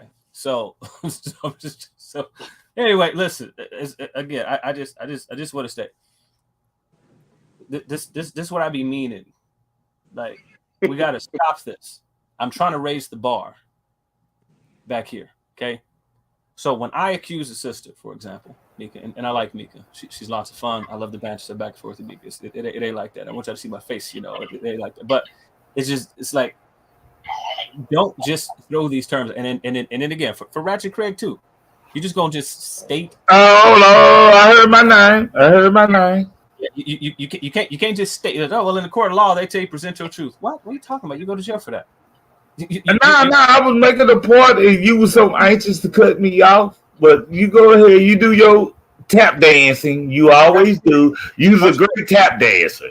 That's correct. We played the video. There's no need. What was wrong with what I said, Mr. Expert? With those legal teas. You were trying to go for like a pragmatic or relativistic sort of truth, and saying that that's what they ask you to do in the court of law. And I was explaining that that's just not the case. And then Mudawa and Mika are coming in and agreeing. Yeah, because that's they do. No, they don't. No, they absolutely do not. What they don't do, brother? They are not asking you to present some sort of relative truth when you show up to a court of law. You're supposed to be. What they asking for when you get on stand, brother? They're asking for the whole truth. They're asking for something objective. They're asking for you to recall the event. There's a reason why studies have talked about the fact that the witness testimony is oftentimes unreliable. Yes, unreliable. Yes. Oh, watch this. Based off other evidence, right? But watch this. But that unreliability means that it does not correspond to reality. And there's a reason why you have witness impeachment. There's a reason. There's a reason why you cross-examine a witness, because you're trying to get to. Yeah. But you don't have to. If I'm saying what I thought I saw, right? You might have a person look just like you, Leandre, some type of way. I might thought it was you because I see you all the time, right? But you all of a sudden they come up in the courtroom and you say, I was in Miami. I got a video and this is what I was. I thought I seen you, brother. I thought I seen you. I'm not lying. That's what I thought I seen. Let me set it up for you, Rich Craig and Leandro. You let me know if I'm wrong, right? Because again, I'm not a legal. No, you don't need help for validation, brother. But I'm saying you hold your own. Y'all trying to do this. One person validating another one. I ain't doing that shit. Well, for me, I have a typical high degree of academic humility and analysis. So if it's something that I know I'm not an expert in, I'm going to lean towards those who I can confirm, who know better than me if I'm on the right track, right? It's not about the inheritance of Leandre. He's just the only one on the panel that has not only degree, but actually has training, expertise, and experience in this subject matter. I don't, right? So in my mind, if say Craig, you say, "Oh, I saw Leandre walking down the street, and man, he shot 3 people," right? I saw it. You on lines, right? And that's yes. You go in there. And then, as he said, the cross-examiner says, like, hey, like, let me ask you this. Did you have anything to alcoholic beverage prior to? And you can confirm yes or no. Say you say yes. Okay. But now I'm gonna say no. Oh no, I'm just. I'm gonna say no. Question the hypothetical. So I'm putting a point here. Do you habitually smoke weed, for example, right? Or do THC, marijuana, whatever the case? Man. Yes. Do you do narcotic drugs? Do you do you pop pills? Do you do Xanax bars, all that kind of stuff? Yes or no? Yes. Okay. So now that cross examiner had just said that. And let me add this other element. Did Leandre wrong you in what time in the past? Like, do you kind of feel, or is he a cousin to somebody that you don't like? Yes. Okay. So now in that cross examination, your truth becomes like really questionable because I've proven that you are someone who habitually dives into drug use, Schedule 1 and Schedule 2. Two, that you also have a direct or indirect background with Leandre because of his association. So therefore, is your reality therefore as a witness 100% credible, or did we just put in the question that you have outside motivations, both consciously and sometimes subconsciously? Leandre, let me know if I'm wrong or right on that. I'm going to mute so I can hear, but I'm No, hold on. I like this. No, hold on. I got this, Leandre. Them between me and him. I got to jump off anyway, but y'all have that. Yeah. I'm just saying, what did Leandre D do it though, brother Byron?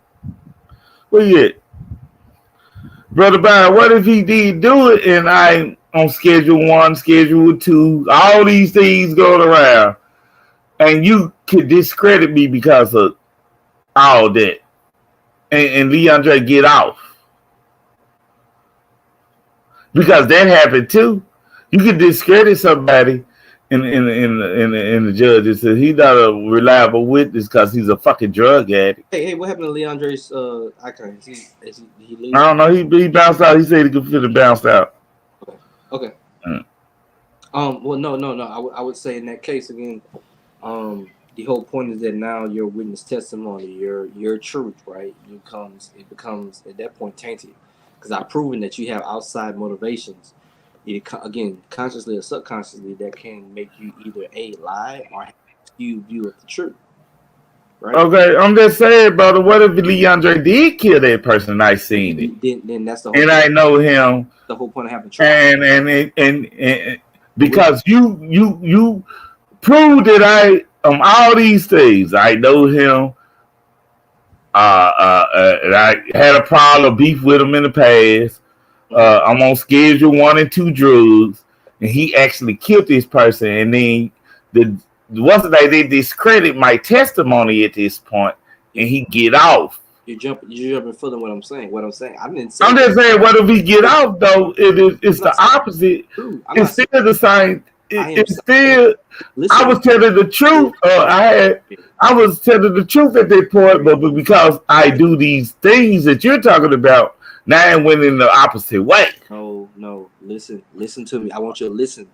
Listen what I'm saying. I did not state that you said that he was wrong or right, or that he was in fact untrue. What I said is that your truth, your subjective truth, at least I have as in cross examinations I put in question. Now that in a trial basis, there will be other things that come into the fact to see if your subjective truth actually aligns with the objective reality, which is ultimate truth.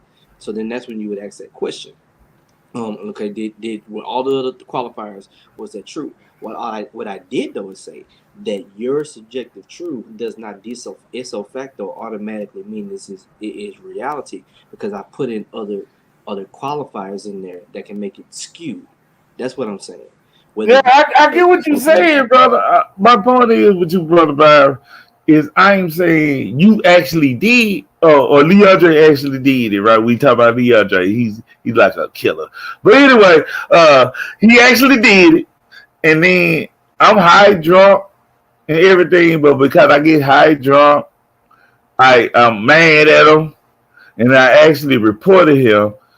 And then they say, hey, you're not a credible witness because you all these things, you have a motivation, and he get out from the crime. Now, is that still the truth? Because I do that, or he just got out from the crime at this point? Well, but I see them, right? That's more again. That's why you have a full trial. Yeah. All I did is just say that there's other fact. All this introduced a question mark into your testimony at that point about the truth, or at least your understanding of the truth. Yeah. That maybe your understanding of the truth is skewed for whatever reason. Yeah. That means we have to at least question. I didn't say we got to throw out your testimony, but we got to at least question it to say like, okay, we need some further evidence to see if it lines up with the actual objective reality. It could be that your subjective truth is the objective reality. It could be. But it doesn't ipso facto ought to make it as such, right? And so that means that again, in that paradigm of understanding, that your truth is not being reflective of the reality. And in the court of law, truth is reality. So if they're trying to find the truth that is correspondence with the facts, which is corresponding with reality. So therefore, they're going to take your truth and see does it correspond with the other 2 points, does it correspond with the fact.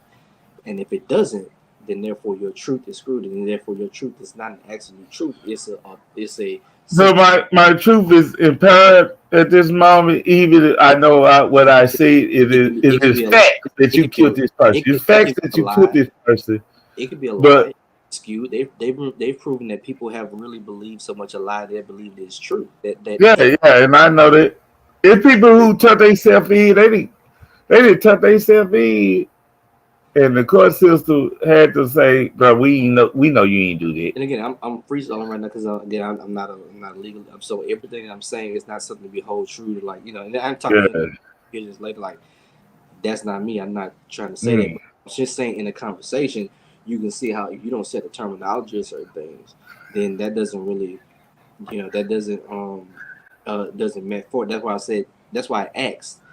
But in reality, I know it's basically facts, right? But at this point, everything becomes observational, right? And once everything becomes observation, it becomes perceptual, right? Not and our eyes see what we see, right? Mm-hmm.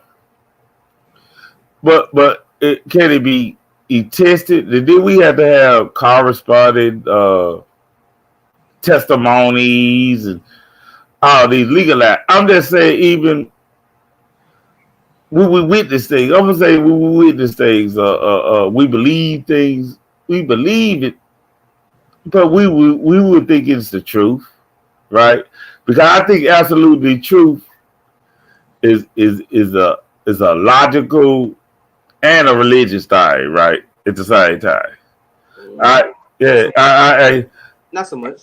Yeah. I can give you again. So let's take this example for Okay. Go ahead. Say this is 14th, 15th, or 16th century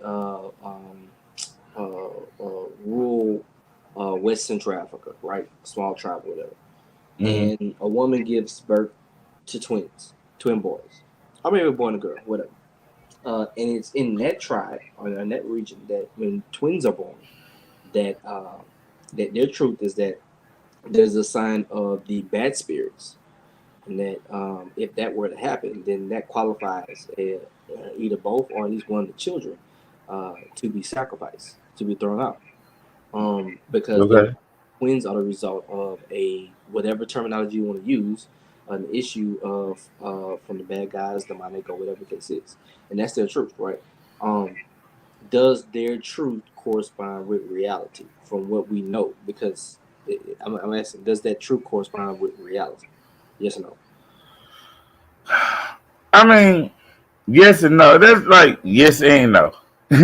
Because I and I go back to what people were saying that you could be delusional. I'm gonna put it like this: you could be delusional, bro. I know plenty of delusional people. They thought they say, and they really mean it. So an absolute truth. And sometimes we get delusional people mixed up with liars, right? No, I'm asking. In absolute truth, are twins the result of some spiritual demonic issue, or is there like a medical biological means to say, like, actually this is, you know, we know how twins occur because we know how semen and sperm and eggs occur and what happens in that whole process, so is it a result of like evil spirits, somebody did something mean, or do we know that biologically, like, this is a possibility in all cases? Like, so one's an absolute truth and one is a subjective truth. So that means in that paradigm, like, that's subjective. Well, what's the absolute truth though? Which one is the absolute truth? The absolute truth that twins are a result of A, spiritual means, right? Or, you know, bad juju, whatever you want to use, or B, biological factors. Bro, what's the absolute? I don't think they knew. I don't think they knew about the biological thing. Knowledge of something doesn't mean that. I mean, since they didn't know nothing about it, it came from their reality, and their truth. If it came from But absolute, yeah. From a cultural, absolute truth doesn't. moral beliefs and laws, right?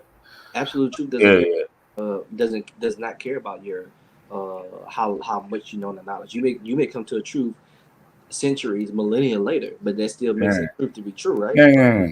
Right. So like that means that their truth is not equated to objective reality. Objective No, truth. no, no, no. And my thing is, I don't expect people.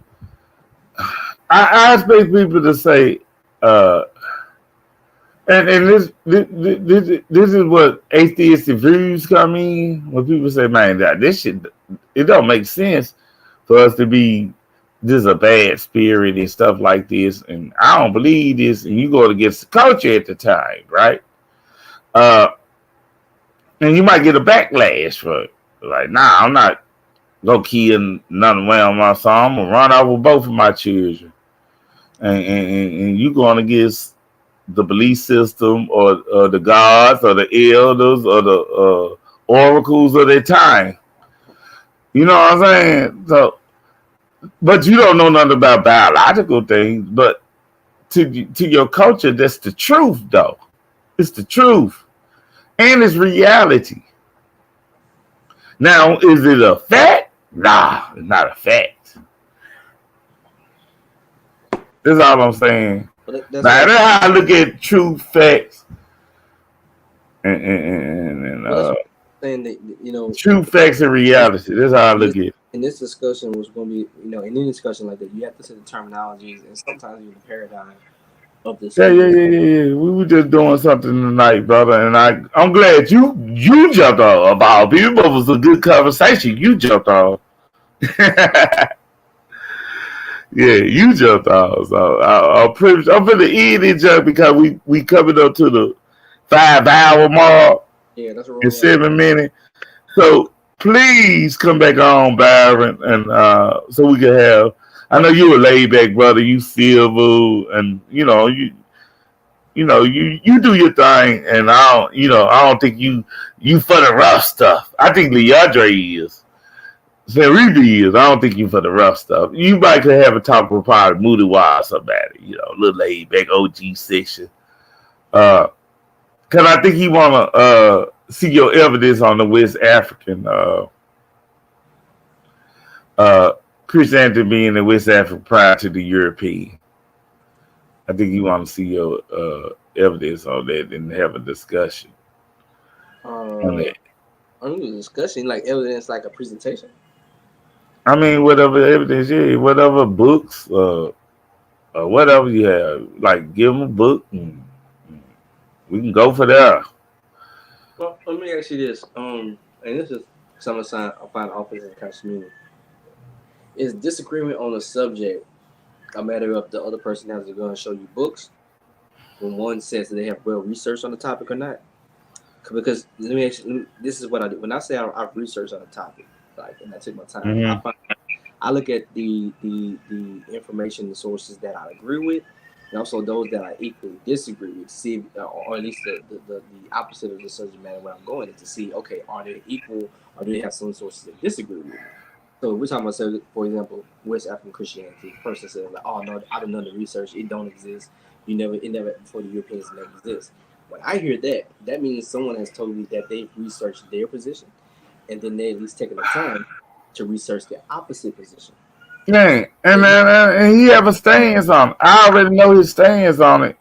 I'm not saying it's a stance, and then someone says, that's what I'm asking. Like, if you research it, then you have to say, okay, these are the sources that disagree with my opinion.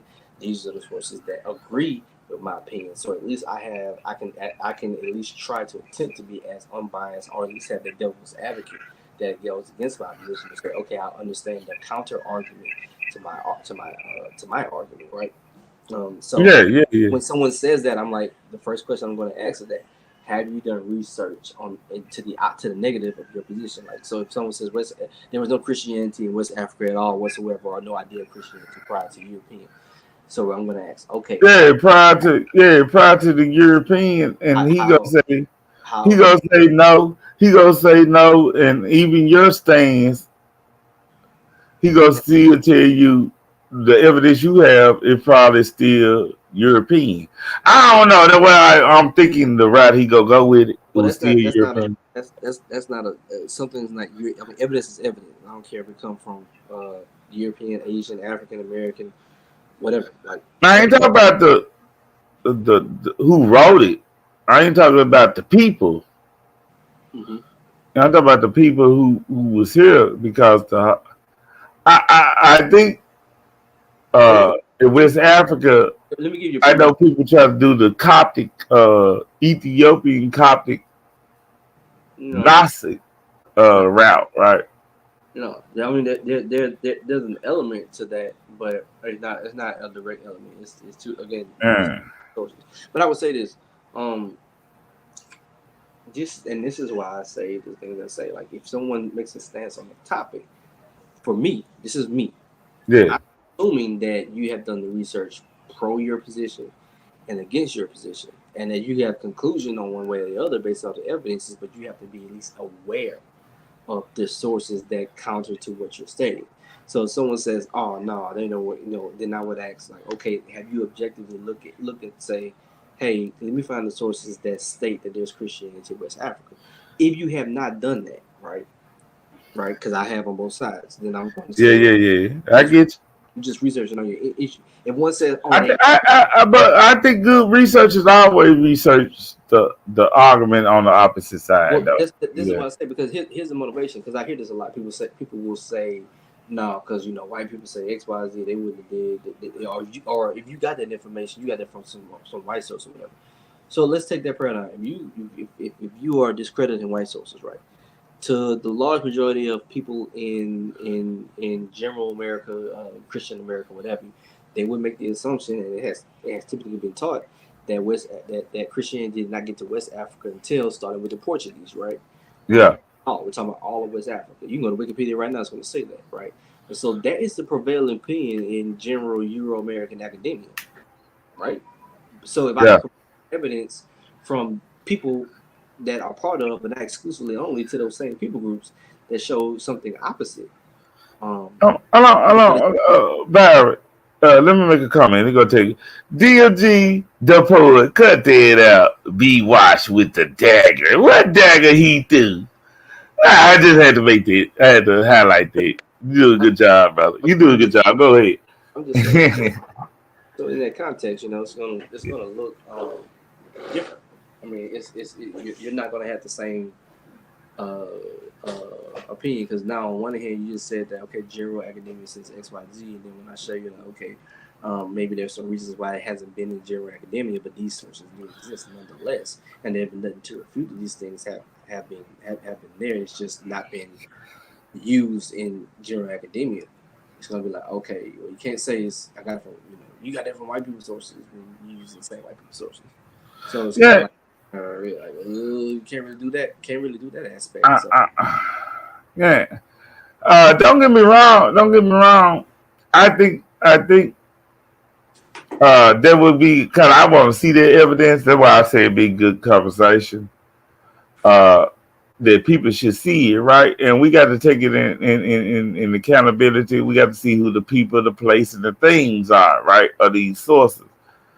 I would like to see it. I'm just saying. I know. I could believe that Christianity was in West Africa. Before I could believe the Hebrew Israelite story. I'm just saying that I could believe that. I just want to see the evidence. I'm an evidence-based person, and I like the argument that people represent. That's all I'm saying. I'm that type of guy. Led me to even begin to search conclusion, right? So on the one hand, we say African peoples, right, on the continent of Africa, were very mobile. They were not stationary. They moved in migrations. Yeah. And sometimes across the whole continent. Okay, we understand that. We understand that there was some type of trade going on between East, Middle, and West Africa in some form or fashion. There was something going on. I mean, we even know even the pillage of Mansa Musa from West Africa all the way to Mecca. He had to go through East Africa, so we know at least by the time of Mansa Musa in 1300s that existed, right? Yeah. So we know that. All right. Okay. Cool. And we know that if you know the general understanding of how Christianity spread amongst all three continents, we know that the rate it spread, we know how it spread, and we know that it was different. It was usually neighbor by neighbor. It wasn't some big evangelization mission. Initially, it was just this area, eventually missions and tells people from that area and so on and so forth. Okay, so if we know that the first two exist, and this is the identity, one of the identities of what Christianity and Christian people do, then we can make at least a logical assumption that in some way, form, or fashion, that Christianity reached West Africa, and however because some people have different definitions of it. But I can even have a broader, smaller term and say, okay, Christianity, because all you need is one person, that Christianity reached West Africa, and there were Christians in West Africa, right? And it existed. It doesn't mean it's a majority. It could be extreme minority. It can be two people, right? But you can now say like, okay. So you gonna do the outliner argument? The what? The outliner argument. It's not saying the outline. It's not an outliner argument. It's just saying that if you say XYZ did not exist, the burden, all I have to do is show the evidence, or at least. Yeah, I mean, people could say they had crypto Jews over here in Puerto Rico or something, right? Or whatever they was in, right? One of them over there in the West Indies. We don't have any we don't have any evidence that it happened, and subjective that it can happen. Because then how would they get here? Because that was not an aspect of what Jews doing travel across the seas at the time, especially at the time that they would have to have come here. Then it wouldn't make it's not a characteristic of the people group or the time frame or the means to do as such. What I'm stating is that everything that I'm saying is that the people group, the means to do as such, all existed at the time, right? From a logical standpoint, like you be like, okay. Right. I mean, you can just go travel across the Sahel. It's not that difficult. People do it all the time now, and it's on routes that they historically always used. And we know how the information passed. People had spiritualities. People passed different ways of life. X, Y, Z, right? And we're talking about again West Africa. It is not saying that the Portuguese didn't, when opponents are bringing things to certain points of West Africa, especially along the coast. But again, to encompass all of West Africa, you're not limited only to the coast. You have to go into West Africa proper. So again, it was more logical that some people crossed the Iberian Peninsula and went all the way around to go into West Africa, or people naturally went from the Sahelic regions in Northwest and Northeast Africa and could have traversed through Middle to Central Africa, Middle to West Africa, as they've always done for thousands of years throughout migrations, trade patterns, or whatever. I'm picking the latter because it's just. You taking the latter, okay? Byron, thank you for being on the show. I'm gonna go and close it out, brother. There you have it, Byron. And I love this conversation. I wish I would have had this one earlier, before. I'm getting sleepy now, Byron. I ain't gonna lie. We've been on here for 5 hours. And then, yeah, brother. I like this geek stuff. I need to go to get an energy drink. I'll probably go another 2 hours with you. Yeah, but yeah, man. Thank you, brother. If anything you want to say before you leave, go ahead, bro. No, man, I'm good. Just okay. There you have it, Byron Wash, y'all. It's rare till he can be on the show.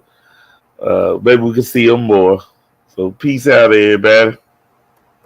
Y'all niggas are fucked up now. I ain't really got to say shit. You heard me? Like my motherfucking dog talking. Third coast. Nigga. 2800 Houston Street, nigga. Big money Texas, man. Long Star, man. What y'all know about them Texas boys, cuz? Real talk. It's cool when they talk shit. It's a problem when I talk shit. Fuck them. Y'all niggas in Texas. Them niggas retarded. Them niggas is restless. I ain't bumping nobody. If we ain't locked in, then it's fuck you. My aim on 556, that bitch will bring five niggas to touch you. I just left Galveston. Them niggas get money, them niggas can hustle. Knocking niggas 10 a dick, they do it the whole sake, niggas some buff.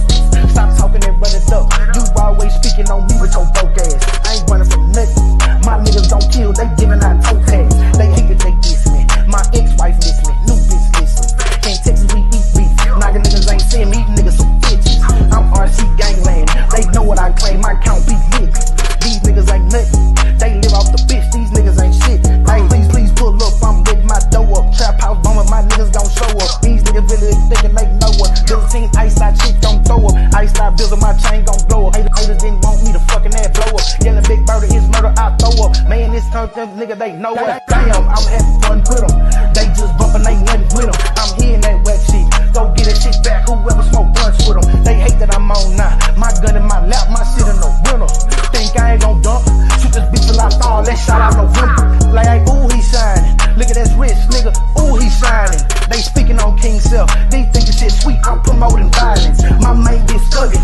She thuggin' in public, she tugging my papers. Remember pulling village, I was broke as a bitch, now I'm seeing my vision. Don't act like you love a nigga, cause a nigga don't turn on they brother nigga. These niggas will switch on they brother nigga. Turn out, then act like a other nigga. I put that on my granddaddy.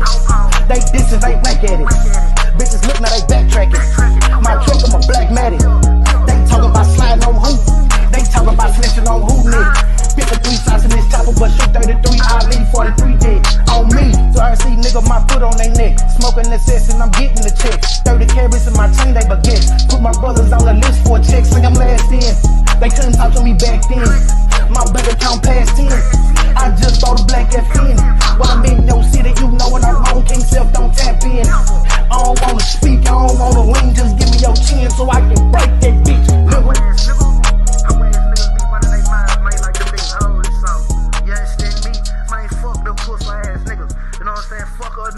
Fuck a Ruben and fuck the bitches they run with, fuck ass niggas.